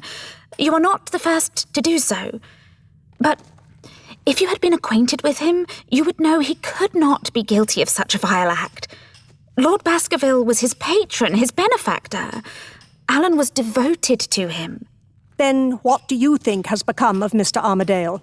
I fear he has met with a fatal accident. Her voice was grave but composed. It assured me that her feelings for the missing man, though affectionate, were not of that degree of tenderness that made it impossible for me to discuss his guilt or innocence freely. He had been in a strange mood for several weeks preceding Lord Baskerville's death. Wildly gay one moment, gloomy and silent the next. I wondered if my refusal of his offer of marriage was preying on his mind. That hardly seems likely. Believe me, I do not assess my charms so highly. He took it well at the time. It was not until a week or so later that he began to exhibit the characteristics I speak of, and he did not renew his offer. Something was certainly amiss with him, whether physical or spiritual, I cannot say. Naturally, we were all shocked by Lord Baskerville's mysterious death, but Alan's reaction... He was like the man in the poem. Perhaps you know the one I am thinking of. Fearful to turn his head lest he see some foul fiend close behind. I am convinced that his mind gave way, and that he wandered into the mountains where he met with an untimely end. That is conceivable, though I find it hard to believe that Lord Baskerville's death could affect him so strongly. His lordship was not, I believe, the sort of man who was capable of winning the devoted love of his subordinates. Really, I would not like... Your discretion does you credit. Nil nisi bonum and all that. But remember, Mary, we are investigating the poor man's death, and this is no time... This is no time for gossip! Mary dropped her pencil. I turned to behold Emerson, his pose one of extreme belligerence, his face flushed with heat and anger. You are not investigating anything. Get that clear in your mind, Amelia, if you can. Stop interfering with my artist and return to your rubbish heap, or I will put you over my shoulder and carry you back to the house. Without waiting for an answer, he vanished into the interior of the tomb. Men are such cowards. He knew I had more to say. Well, I will deal with him later. It would make a bad impression on the men if I were to follow him and point out the weakness of his argument. I am glad we had this little talk, Mary. With a reassuring pat on the shoulder, I left the girl to her work. Not that I was at all intimidated by Emerson's anger. No, indeed. I wanted to think over what the girl had told me. She had given me much food for thought. I was particularly struck by her description of Armadale's strange behavior preceding the death of Lord Baskerville. What she failed to see, being fond of the young man, was that this phenomenon only strengthened the theory that Armadale had murdered his patron. Upon returning to the house that evening, tired and hot and out of sorts, it was no pleasure to be told that Lady Baskerville wanted to see us immediately. Emerson replied with a single vehement word and went stamping off to our room. I delayed a moment in order to reassure the messenger, who had turned quite green with terror. Atia, Lady Baskerville's attendant, was a Cairene and a Copt, and therefore was not popular with the Muslim servants. A shy, timid creature of indeterminate age, as are most Egyptian women once they pass the brief bloom of youth, she spent most of her time in Lady Baskerville's chamber attending to her duties, or in the small room in the servants' wing that had been assigned to her use. Lady Baskerville was constantly reprimanding her. Once, after overhearing such a lecture, I asked the lady why she did not employ an English maid, since Atia seemed so inadequate. The lady replied, with a curl of her handsome lip, that Lord Baskerville had preferred not to incur the expense. That accorded with what I had heard of his lordship's peculiar blend of professional extravagance and personal parsimony. He had, for instance, never employed a manservant while in Egypt, but I suspected the true reason was that Lady Baskerville could not have bullied and berated a free-born Englishwoman as she did the humble native. I therefore made it a point to speak gently to the woman, whose hands were fumbling with a string of carved wooden beads, which I took to be a kind of rosary. "Tell Lady Baskerville we will come as soon as we have changed our clothing, Atia." Atia continued to stare blankly and finger her beads. There is nothing to be afraid of. These consoling words had precisely the opposite effect from what I had intended. Atia started violently and began to speak. Yes, it is mate. في الليل شفت امرأة في لباسها بيضاء لباس الأبيض شفت وتمشي في الواها في النخيل. Her discourse was so poorly organized that I was obliged to shake her, gently, of course, before I could make any sense of what she said. I then dismissed her with appropriate reassurances and hastened to find Emerson. He had finished bathing and was in the process of putting on his boots. Hurry up! I want my tea. I assure you I want it too, Emerson. I have just had a most interesting conversation with Atia. She tells me that last night, about the time Hassan was murdered, she saw the figure of a woman, robed and veiled in filmy white, flitting through the palm grove. She is in a state of pitiable terror, poor thing. I was obliged to... Emerson had paused in the act of putting on his second boot. Now he flung it across the room. It struck a china vessel, which fell to the floor. Mingled with the crash was Emerson's roar. I bowdlerized the comment, which concluded with a common refrain. And spare me further examples of local superstition, a subject with which I am only too well acquainted. As he spoke, I began my ablutions. I assure you, Emerson, that the woman's story was replete with a wealth of detail that gave it an air of convincing verisimilitude. She saw something, there is no doubt of that. Has it not struck you that not 1,000 miles from here dwells a lady who is in the habit of wearing ancient Egyptian dress? Emerson's apoplectic countenance relaxed. Flit is hardly the word I would use to describe Madame Berengeria's movements. Nor was it the word Atia used. I resorted to some permissible poetic license. Help me with these buttons, Emerson, we are late. I fully expected that we would be even later, for the process of fastening buttons has the effect of arousing Emerson's amative instincts. On this occasion, he simply did as he was asked before retrieving his boot and finishing his toilette. I confess, since I have determined to be completely candid about such matters, that I was a trifle put out. When we reached the drawing-room, Lady Baskerville was pacing up and down, clearly annoyed at our tardiness. So, as is my invariable custom, I attempted to cast oil on the troubled waters. I hope we did not keep you waiting, Lady Baskerville. Had you paused to consider the matter, I am sure you would have realized we required time to freshen up after our arduous labors. My graceful apology was received with a malignant look, but when the lady turned to Emerson, she was all charm. Mr. Milverton and Carl were also present. The latter still wore his crumpled work clothes. By contrast, Mr. Cyrus Vandergelt was the picture of sartorial elegance in a white linen suit of snowy freshness. A diamond the size of a cherry sparkled in his cravat. He took my hand. Here I am again. Hope you aren't tired of seeing my weather-beaten old face, Mrs. Emerson. Not at all. Glad to hear it. To tell you the truth, I've been pestering Lady Baskerville for an invitation. Do you think you could persuade her to offer a bed to a poor homeless Yankee? His eyes twinkled, and the creases in his cheeks deepened, as they always did when he was amused. But I had the impression that there was something serious beneath his seemingly humorous suggestion. There is something serious beneath your seemingly humorous suggestion. What are you driving at? Amazing acumen.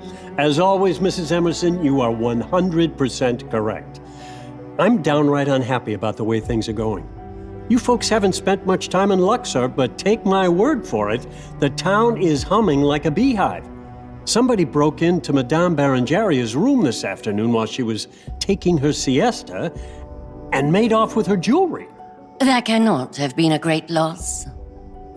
Maybe not, but it scared the poor woman half to death when she woke up and found the place all topsy-turvy. I happened to be at the hotel when the servants began yelling. Poor little Miss Mary is in for a hard time when she gets home. Madame was raving about ungrateful daughters who abandon their mothers and so on. Mr. Vandergelt took a handkerchief from his pocket and mopped his brow as he relived the painful interview. I know as well as you do that sneak thieves aren't unusual. But I can't remember any thief being quite as bold as this one. It's a sign of rising feelings against foreigners, especially the ones connected with this expedition. I'm proposing to move in to help protect you ladies in case of trouble. That's what it amounts to. I assure you, Vandergelt, I am perfectly capable of protecting not only Amelia and Lady Baskerville, but any indeterminate number of helpless females. I opened my mouth, an indignant comment trembling on my lips, but I was not allowed to make it. Curse it, Vandergelt, there are 3 able-bodied men here, not to mention my men from Asia, who are completely reliable and who would defend Amelia and myself to the death. What are you up to? The professor has it correct. We can defend the ladies. Never will they be in danger where here I am. There was a faint murmur of agreement from Mr. Milverton. I found the murmur and the young man's troubled countenance far from reassuring, but Carl was the picture of manly devotion as he rose to his feet, his muscular frame and his moustache vibrant with emotion, and his gold-rimmed spectacles gleaming. I only wish, ladies and sirs, that Miss Mary could be here. It is not right that she should be alone in Luxor with her aging and peculiar maternal parent. We can't ask her to come here unless we invite her mother. There was a brief pause while everyone considered the idea. Carl was the first to break the silence. If it must be. Certainly not. I will not tolerate that woman's presence. But if you wish to join us, Cyrus, you know you are always welcome. Not that I feel there is any real danger. Wait until the townspeople hear about the White Lady. Lady Baskerville gazed on me with burning eyes. Have you had a conversation with my foolish Attia? She mentioned seeing a figure in white robes last night about the time Hassan was killed. To be sure, it might have been imagination. What else could it have been? The woman is hopelessly superstitious. Vandergelt shook his head. It doesn't matter. That's the kind of talk you folks don't need. It is perfectly ridiculous. She walked toward the windows. The swift desert night had fallen. The evening breeze set the filmy curtains billowing and carried the sweet, cloying scent of jasmine into the room. With one white hand holding the curtains, Lady Baskerville stood with her back to us, looking out into the night. I had to admit she made a handsome picture in her softly draped black gown, her queenly head with its crown of shining hair poised on her slender throat. The discussion continued. Emerson could hardly refuse to receive Mr. Vandergelt when the mistress of the house had made him welcome, but he did not attempt to conceal his displeasure. Vandergelt replied with perfect good humor, but I rather thought he enjoyed Emerson's discomfiture and, in numerous sly ways, added to it. Suddenly, Lady Baskerville stepped away from the window. The warning was too late. A missile hurtled through the open window and crossed the room. It landed with a crash on the tea table and sent broken china flying in all directions. Before it reached its final destination, however, it achieved its aim. Emerson clapped his hand to his head, staggered, and fell full length upon the floor. The impact of his body toppled several small, fragile objects from the tables and shelves where they stood, so that the collapse of the Colossus, if I may be permitted a literary metaphor, was accompanied by a perfect symphony of breaking glass. As one man, speaking figuratively in my case, we rushed to Emerson's side. The only exception was Lady Baskerville, who stood frozen to the spot like Lot's wife. Needless to say, I was the first to reach my husband, but before I could clasp him to my bosom, he sat up, his hand still pressed to his temple. From beneath his fingers, already horribly stained with his gore, a crimson stream flowed down his brown cheek. Oh, curse it! He would have said more, no doubt, but dizziness overcame him. His eyes rolled up, his head fell back, and he would have collapsed again had I not flung my arms about him and cradled his head on my breast. How many times have I told you that you must not move suddenly after receiving a blow on the head? I hope you have not had occasion to offer that advice frequently. Mr. Vandergelt proffered his handkerchief. Believe me, listener, I did not mistake his coolness for callousness. Like myself, he had observed that the missile had only grazed Emerson's cranium in passing. I admire a man of that temperament. I gave him a quick, approving smile before I accepted the handkerchief and applied it to Emerson's head. The stubborn man was beginning to struggle, attempting to rise. Lie still, or I will have Mr. Milverton sit on your legs. Mr. Milverton gave me a startled look. Fortunately, the expedient I had proposed was not necessary. Emerson relaxed, and I was able to lower his head onto my lap. At this point, as things were calming down, Lady Baskerville created a new sensation. Oh, the woman in white! I saw her! Mr. Vandergelt reached her just in time to catch her as she fainted. If I were an evil-minded woman, I would have suspected she delayed her collapse long enough to give him time. I will go for a doctor. There is no need. I pressed the handkerchief against the gash on Emerson's temple. The cut is superficial. There is a possibility of a mild concussion, but I can deal with that. Emerson's eyes opened. Amelia, remind me to tell you when I am feeling a little stronger what I think of your... I covered his lips with my hand. I know, my dear. You need not thank me. Now at ease with regard to Emerson's condition, I could turn my attention to Lady Baskerville, who was draped becomingly over Mr. Vandergelt's arm. Her eyes were closed, her long black hair had broken free of its pins and hung in a dark, shining waterfall, almost touching the floor. For the first time since we had met, Mr. Vandergelt looked mildly disconcerted, though he held the lady's limp form to his breast with considerable fervor. Put her on the couch. It is only a faint. Mrs. Emerson, just look at this. In his outstretched hand, he held the projectile that had inflicted so much damage. At first, I thought it was only a rough-hewn rock, approximately 8 inches in diameter. A shudder passed through my body as I contemplated what might have occurred if it had struck its target squarely. Then Carl turned the rock over, and I found myself staring into a human face. The eyes were deep-set, the chin unnaturally long, the lips curved in a strange, enigmatic smile. Traces of blue paint still marked the helmet-shaped headdress, the battle crown of an Egyptian pharaoh. I had seen that peculiar physiognomy before. It was, in fact, as familiar to me as the face of an old friend, Khenaten. In my excitement, I had forgotten that this, among other archaeological terms, would have aroused Emerson from a deep coma, much less a bump on the head.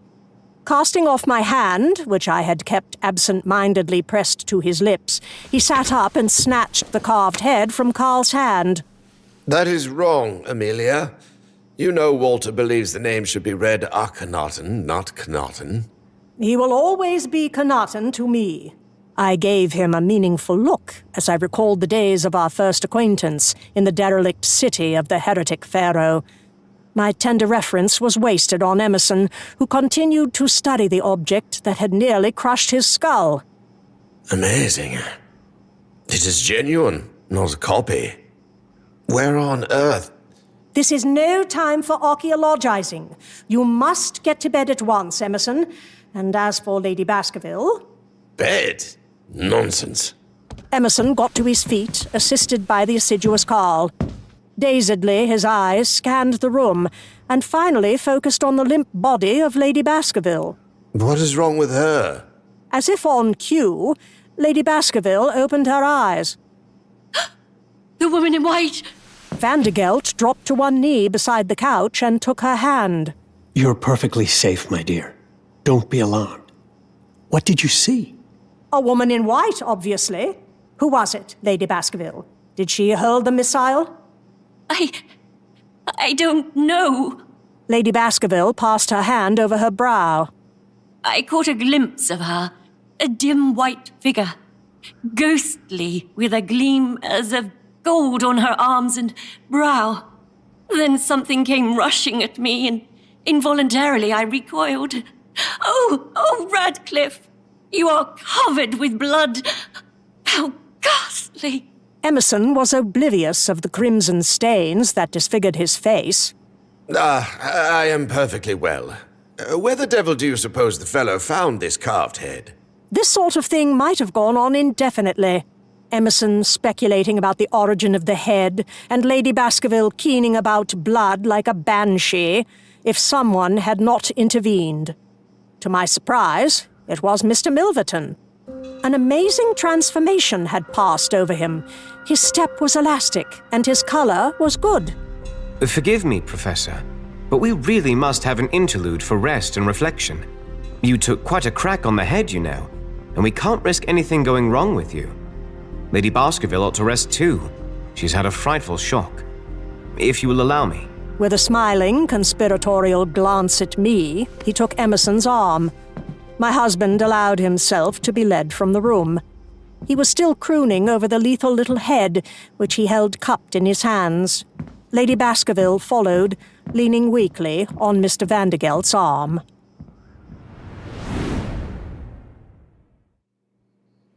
I no sooner had followed Emerson to our room than Mr. Milverton drew me aside.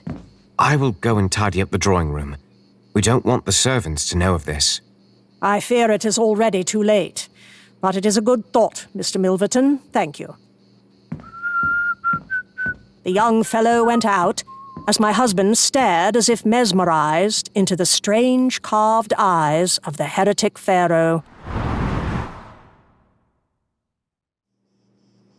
As I tended Emerson's wound and thanked the Almighty for his miraculous escape, I realized that there was an explanation for Mr. Milverton's sudden access of good spirits. He cannot be suspected of hurling the deadly missile. Is he relieved because a second party, a confederate perhaps, has cleared him of suspicion? When I attempted to lead my wounded spouse to his bed, I discovered that he was determined to go out. I must talk to the men. They will have heard of this latest incident, you may be sure. And if I am not completely honest with them, I see your point. At least change your shirt, will you please? That one is ruined. I told you you should have ordered another dozen before we left England. You are the most destructive man. At this point, Emerson precipitately left the room. Of course, I followed him. The men were housed in a building that had been meant to be a storeroom. It was a little distance from the house, and we had had it fitted up with all the necessary comforts. When we reached the place, I saw that Emerson had been right. The men had heard the news and were talking it over. They stared at Emerson as if he were a ghost. Then Abdullah, who had been squatting by the fire, rose to his impressive height. You live, then? We had heard. Lies. An enemy threw a stone at me. It struck a glancing blow. He swept the thick waving locks from his brow, bearing the ugly wound. The red glow of the fire illuminated his stalwart frame. The bloodstains on his shirt looked black. He stood unmoving, his brown hand raised to his brow, his countenance as proudly calm as that of a sculptured pharaoh. Shadows deepened the cleft in his chin and framed his firm lips in dark outline. After he had given them time to look their fill, he lowered his hand, allowing his black locks to fall back in place. The spirits of the dead do not throw stones. What man of Gurna hates me enough to wish me dead? At that, the men nodded and exchanged meaningful glances. It was Abdullah who replied, a humorous gleam warming his austere, bearded face. Emerson, there are many men in Gurna and elsewhere who hate you so much. The guilty man hates the judge, and the child who has been chided resents a stern father. You are not guilty men or children. You are my friends. I came at once to you to tell you what happened. Allah imisikum bil khair. Emerson bounded out of bed next morning with all the panache of D'Artagnan preparing to storm La Rochelle. Of course, if I had really felt he should stay in bed, I would have seen that he stayed there, by one means or another. It was apparent, however, that he was in the rudest possible health. Disdaining my offer of assistance, he affixed a huge square of sticking plaster to his forehead, as if scorning to conceal his injury. I was out of temper with him. The primeval drama of the confrontation with our men had aroused correspondingly primeval emotions in me. But when I expressed them to Emerson, he replied that he had a headache. This was certainly a reasonable excuse, but I could not help being vexed. Naturally, I concealed my feelings with my customary dignity, and as we set out for the valley, my spirits rose.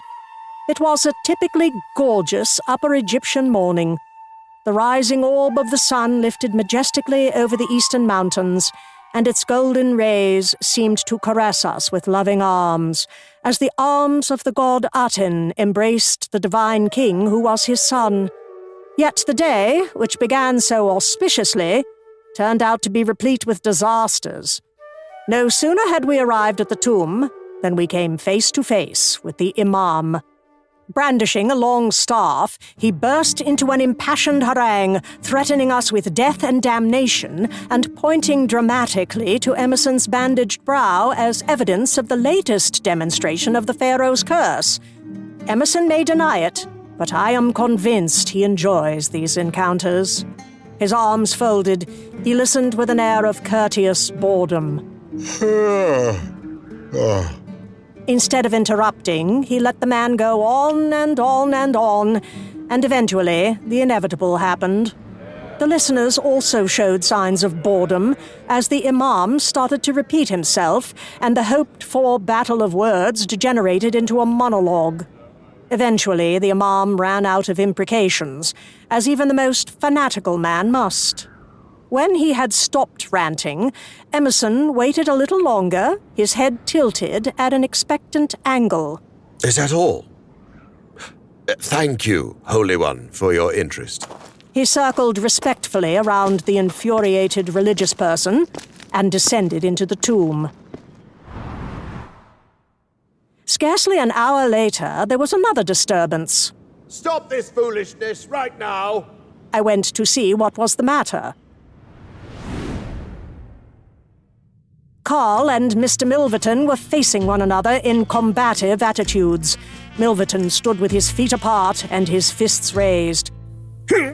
Carl, restrained by Emerson, was struggling and demanding to be let loose so he could administer some unspecified punishment.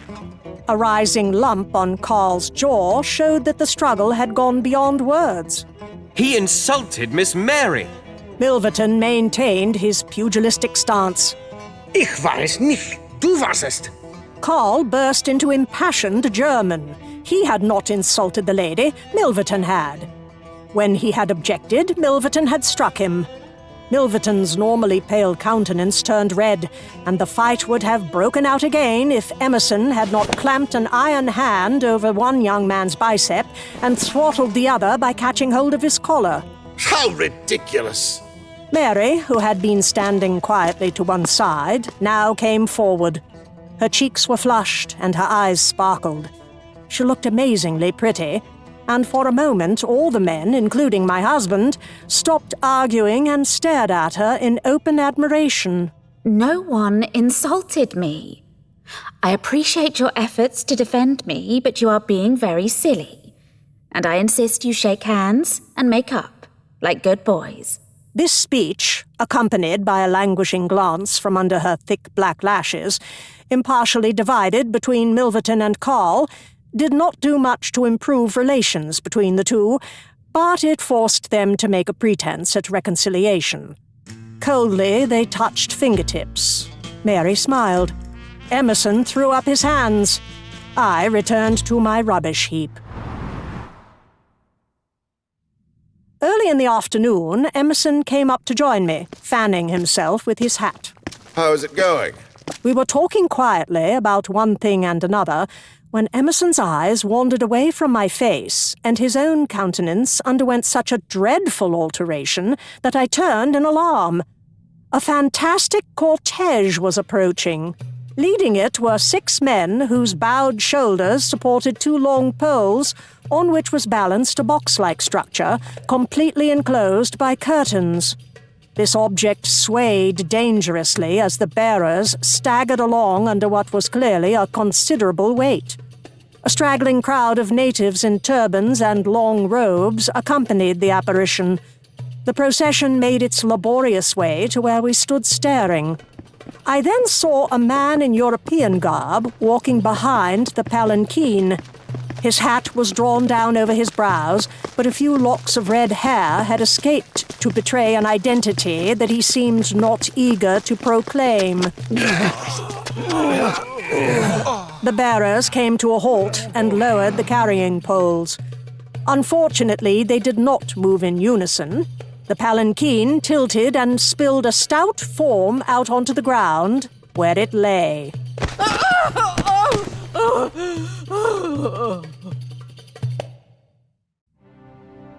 I had already surmised who the occupant of the weird structure must be.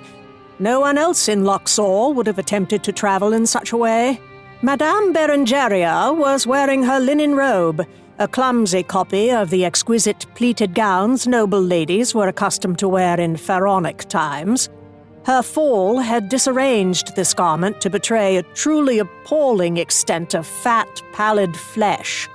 Her black wig, which was surrounded by a cloud of small insects, had tumbled over her eyes. Emerson stood with his hands on his hips, staring down at the writhing form of the lady.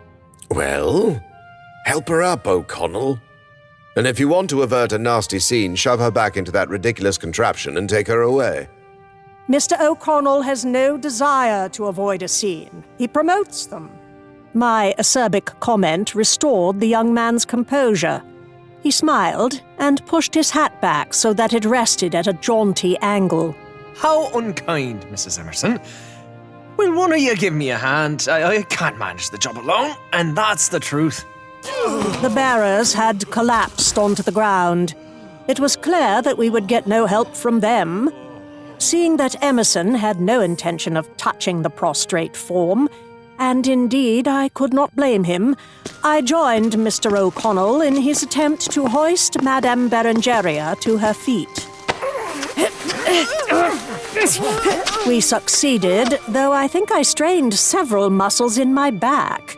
Hearing the altercation, the others emerged from the tomb. I distinctly heard Mary pronounce a word I never expected a well-bred English girl to say. Mother, what in heaven's name are you doing here? You should not have come. The sun, the exertion. I was called. Madame Berengaria flung off the hand her daughter had placed on her shoulder. I was told to come. The warning must be passed on. My child, come away. Curse it. Clap your hand over her mouth, Amelia, quickly. Of course, I did nothing of the sort. The damage was done. The watching tourists, the natives who had followed the palanquin, were all listening avidly. Striking an imposing attitude, Madame went on. It came to me as I meditated before the shrine of Amen and Serapis, Lord of the Underworld. Danger! Disaster! It was my duty to come at whatever effort to warn those who profane the tomb. A mother's heart gave a dying woman strength to fly to the aid of her child. Mother! Mary stamped her foot. So might the divine Cleopatra have looked as she defied Caesar, if one could picture Cleopatra in a shirtwaist and walking skirt, with tears of embarrassment flooding her eyes. Madame Berengaria stopped speaking, but only because she had finished what she wanted to say. Her mean little mouth was set in a self-satisfied smirk. I am sorry, Mother. I didn't mean to be impertinent, but... I forgive you, but you must not talk like this. You must go home at once. One of the bearers understood English. No more, mistress. Please. He addressed Mary in impassioned Arabic. Though embroidered with expletives and complaints, the gist of his speech was simple enough. His back was broken, the backs of his friends were broken. They could not carry the lady another step. Emerson settled the difficulty with a combination of threats and bribery. When the price had gone high enough, the men discovered that their backs were not broken after all. We bundled Madame Berengaria unceremoniously into her palanquin, resisting her efforts to embrace Emerson, whom she addressed affectionately as Ramses the Great, her lover and husband. The men were preparing to lift the palanquin when Madame's disheveled head once more appeared between the curtains. Thrusting out an arm, she prodded the nearest bearer. To the house of Lord Baskerville. No, Mother. Lady Baskerville does not want... It would be rude to call on her without an invitation. An errand of mercy requires no invitation. I go to cast the mantle of my protection over that house of blood. By prayer and meditation, I will avert the danger. I have brought your things too, Mary. There is no need for you to return to Luxor tonight. You mean you are planning to stay? Mother, you cannot. I certainly don't intend to spend another night in that house where I was almost murdered in my bed yesterday. Why don't you avert the danger by prayer and meditation? You are not the mistress of Baskerville House. Let her ladyship deny me, if she can. Again she prodded the bearer. Go, now, Baskerville House. It may be just as well. We can keep her under observation if she is actually living in the house. What an appalling idea. Really, Amelia, I don't think Lady Baskerville... Then stop her. I don't see how you can do it, short of binding and gagging her. But if that is your desire... Oh. Ah. Emerson folded his arms. I wash my hands of the entire affair. Mary, overcome by shame, had also withdrawn from the discussion. Seeing she had won, Madame Berengaria's face split into a narrow, toad-like grin. The procession set out. leaving Mr. O'Connell behind like a small dapper whale stranded on a sandy beach. Emerson's chest swelled as he turned on the young man, but before he could speak, Mary anticipated him. How dare you, Kevin? How could you encourage her to do this? Me dear. But I did my best to stop her, and that's the truth. What else could I do but come along to protect her in case of trouble? You do believe me, don't you, Mary? He attempted to take her hand. She snatched it away with a gesture of ineffable disdain. Tears of distress sparkled in her eyes. Quickly she turned and walked back toward the tomb. Mr. O'Connell's freckled face fell. The faces of Carl and Milverton took on identical expressions of smug pleasure. As one man, they wheeled and followed Mary. O'Connell caught my eye. He shrugged and tried to smile. Spare me your comments, Mrs. Emerson. I'll be back in her good graces soon. Never fear. If one word of this incident gets into the newspapers... But what can I do? O'Connell's china blue eyes widened. Every journalist in Luxor will know of the affair by dinner time, if they don't know of it already. I would lose my position if I let personal feelings interfere with my duty to my readers. You had better take yourself off. Emerson was beginning to shuffle his feet and growl, like a bull preparing to charge. Mr. O'Connell grinned broadly at me. With the assistance of Mr. Vandergelt, I managed to remove my husband.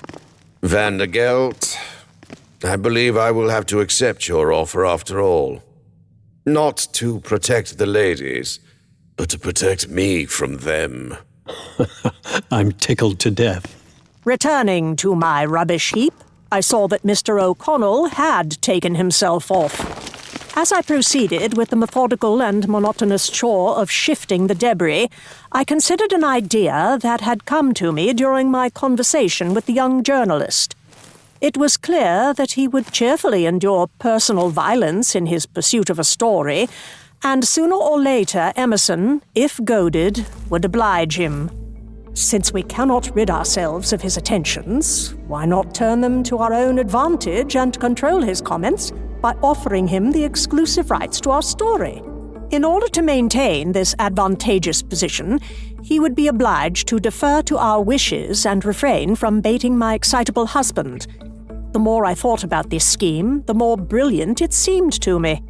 I was tempted to propose it to Emerson at once, but since his immediate reaction to my suggestions is usually an emphatic negative, I decided to wait till later, when he had, hopefully, recovered from the ill temper induced by the latest encounter with Madame Berengaria. An alarming development occurred later that afternoon.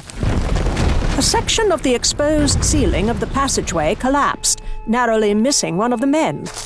The rumbling crash and cloud of dust emerging from the stairwell caused a flutter of excitement among the watchers and brought me rushing to the spot. Through the fog of dust, I saw Emerson, dimly visible like a demon in a pantomime, wiping his face with his sleeve and cursing nobly. We will have to shore up the ceiling and walls as we proceed. I saw that the rock was in bad condition, but I hoped it would improve as we proceeded. Unhappily, the reverse seems to be the case. Abdullah, send Daoud and his brother back to the house to fetch wood and a bag of nails. Curse it! This will slow the work even more. But it must be done. A serious accident now would convince the men that we are indeed under a curse. Thank you for your tender concern. What are you doing down here anyway? Get back to work. Obviously, the time was not ripe for me to discuss my scheme regarding Mr. O'Connell. No one can accuse me of being an uncritically doting wife. I am fully cognizant of Emerson's many faults. In this case, however, I recognized his evil temper as a manifestation of that well-nigh supernatural force of character which drove the men to efforts exceeding their natural powers. The ill-omened words of Madame Berengaria, closely followed by the rock fall, had rendered even more uneasy temperaments not wholly unaffected by earlier uncanny events. With a lesser man than my husband at the helm, they might have walked off the job that very day. Unfortunately, Emerson's mood of majestic authority is accompanied, in the domestic sphere, by an arrogance that any woman less understanding than I would refuse to tolerate for an instant. I put up with it only because I was as anxious as he to see the work proceed apace. Only with the imminence of night did Emerson dismiss the exhausted men. It was a wary group that started back along the rocky path. I had attempted to persuade Mary to go the long way around, on donkeyback, but she insisted on accompanying us, and of course the two young men followed her like sheep. Vandergelt had left earlier, assuring us he would meet us at the house after he had collected his luggage from the hotel. I was still pleased with my idea of enlisting Mr. O'Connell, but I knew better than to mention it to Emerson. Hands in his pockets, head bowed, it tramped along in grim silence. In addition to the other disasters of the day, the final hours of work had brought to light some ominous evidence. The men had cleared almost 10 meters of the corridor and had finally exposed the figure of a royal personage, probably the owner of the tomb. But, alas, the head of this figure had been savagely mutilated, and the royal name in the inscription above it had been similarly defaced. This proof that the tomb had been violated depressed us all. After moving mountains of stone, will we find only an empty sarcophagus? This fear would have been enough in itself to justify my husband's gloomy silence. The prospect of facing Madame Berengaria and Lady Baskerville, whose mood would undoubtedly be unpleasant, further depressed him. If Mary was concerned about the social embarrassment awaiting her, she showed no signs of it. She had endured the long day's labor far better than her fragile appearance had led me to expect. She and the young men were ahead of us, for Emerson was not in any hurry, and I heard her chatting merrily and even laughing. I observed that she had accepted Carl's arm and was addressing most of her comments to him. Milverton, on her other side, attempted without success to attract her attention. After a time, Milverton stopped and let the others draw ahead. As Emerson and I came up to him, I saw that he was watching the girl's slim figure with a look of poignant distress. Emerson plodded on without so much as a glance at the disconsolate young man, but I did not feel it right to neglect such obvious signs of mental perturbation. I therefore let my husband go ahead and took Milverton's arm. "Oh, my dear Mr. Milverton, I fear my tired legs have become less than steady. May I employ your strong arm?" I do not scruple to employ mendacity and a fictitious appearance of female incompetence when the occasion demands it. It would be my honor, Mrs. Emerson. We walked in silence for a time, and then, as I had expected, his wounded heart sought the relief of conversation. What can she see in him? He is plain, pedantic, and poor. I was tempted to laugh at this damning and alliterative catalogue of deficiencies. Instead, I sighed and shook my head. "I fear she is a heartless flirt, Mr. Milverton." I beg to differ. She is an angel. She is certainly as beautiful as an angel. She is. She reminds me of that Egyptian queen, don't you know? Oh, I forget the name. Nefertiti? Yes, that's the one. And her figure. Look how gracefully she walks. This was not easy to do, for dusk was far advanced.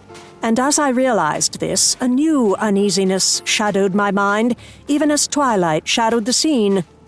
The path was difficult enough in daylight. The rocky descent would not be easy in the dark. Also, night would serve as a cloak to enemies. I only hoped that Emerson's stubbornness had not exposed us to accident or worse. I took a firmer hold of Milverton's arm and quickened my pace.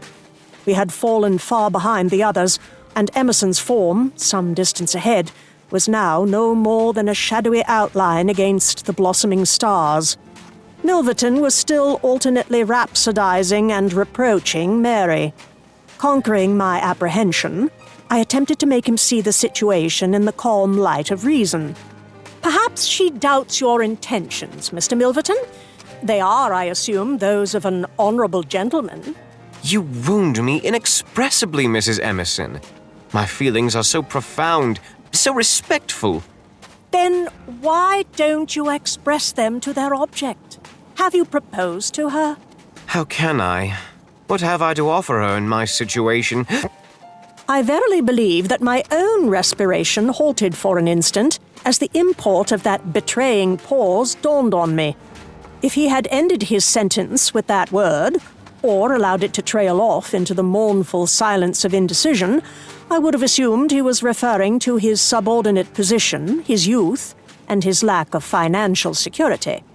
My detective instincts, the result of natural aptitude and of a certain not inconsiderable experience, immediately showed me the true meaning of his gasp. The comfortable cloak of darkness and the seductive influence of womanly sympathy had lowered his guard. He had been on the verge of confessing. The detective instinct, when in full bloom, ruthlessly suppresses softer feelings. I am ashamed to admit that my next speech was dictated not by sympathy, but by guile. I was determined to break through his guard to trick him into an admission. Your situation is difficult, but I know Mary will stand by you. If she loves you, any true woman would. Would she? Would you? Before I could reply, he turned and caught me by the shoulders. I confess that a slight qualm dampened my detective ardor. The darkness was now complete, and the tall form of Milverton hovered over me like a creature of night, no longer entirely human. I felt his hot breath on my face, and felt his fingers pressing painfully into my flesh. It occurred to me that possibly I might have been guilty of a slight error in judgment. Before I was stampeded into committing some foolish act, such as calling for help or striking Mr. Milverton with my parasol, a silvery light illuminated the darkness as the moon, almost at the full, rose over the cliffs. I had forgotten that this phenomenon must inevitably occur, for almost never are there cloudy skies in Luxor. So pure, so limpid is the lunar illumination in that southern clime that it is possible to read a book by its rays. But who would dream of turning his eyes to a sterile page of print when a magical landscape of shadow and silver lies before him, moonlight in ancient Thebes?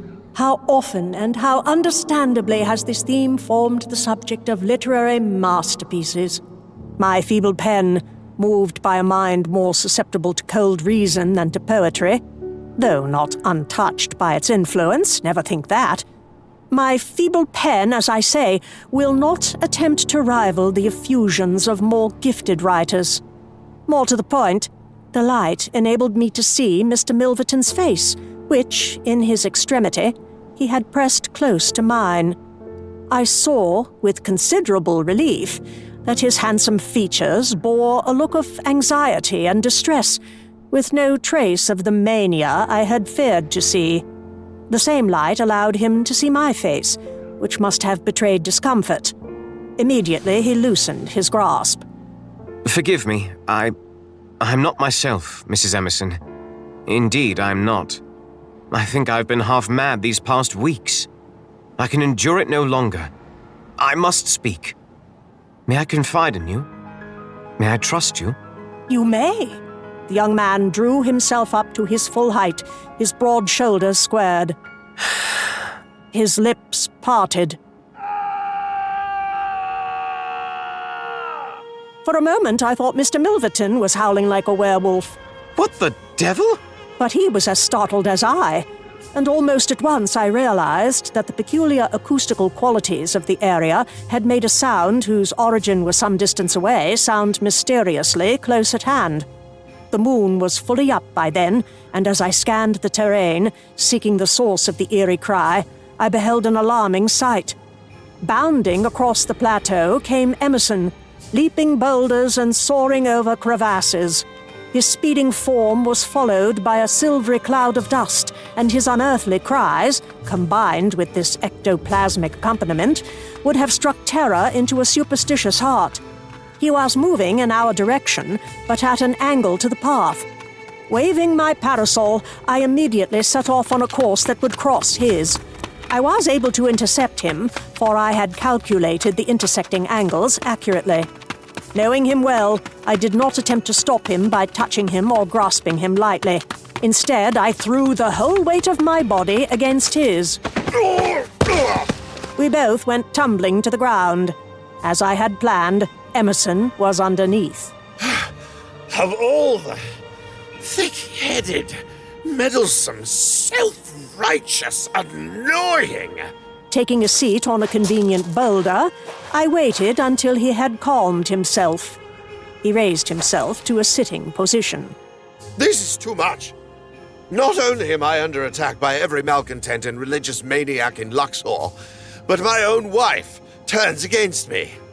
I was in pursuit, Amelia. Hot pursuit. I would have caught the rascal if you had not interfered. I assure you, you would not. There was no one else in sight. He undoubtedly crept away among the rocks while you were rushing around and howling. Who was it? Habib, I suppose. I caught only a glimpse of a turban and a fluttering robe. Curse it, Amelia! I was just about to... And I was just about to become the repository of a confidence from Mr. Milverton. He was on the verge of confessing to the crime. I do wish you would learn to control that juvenile joie de vivre which leads you to act before you... Oh, that is certainly a case of the pot reprimanding the kettle.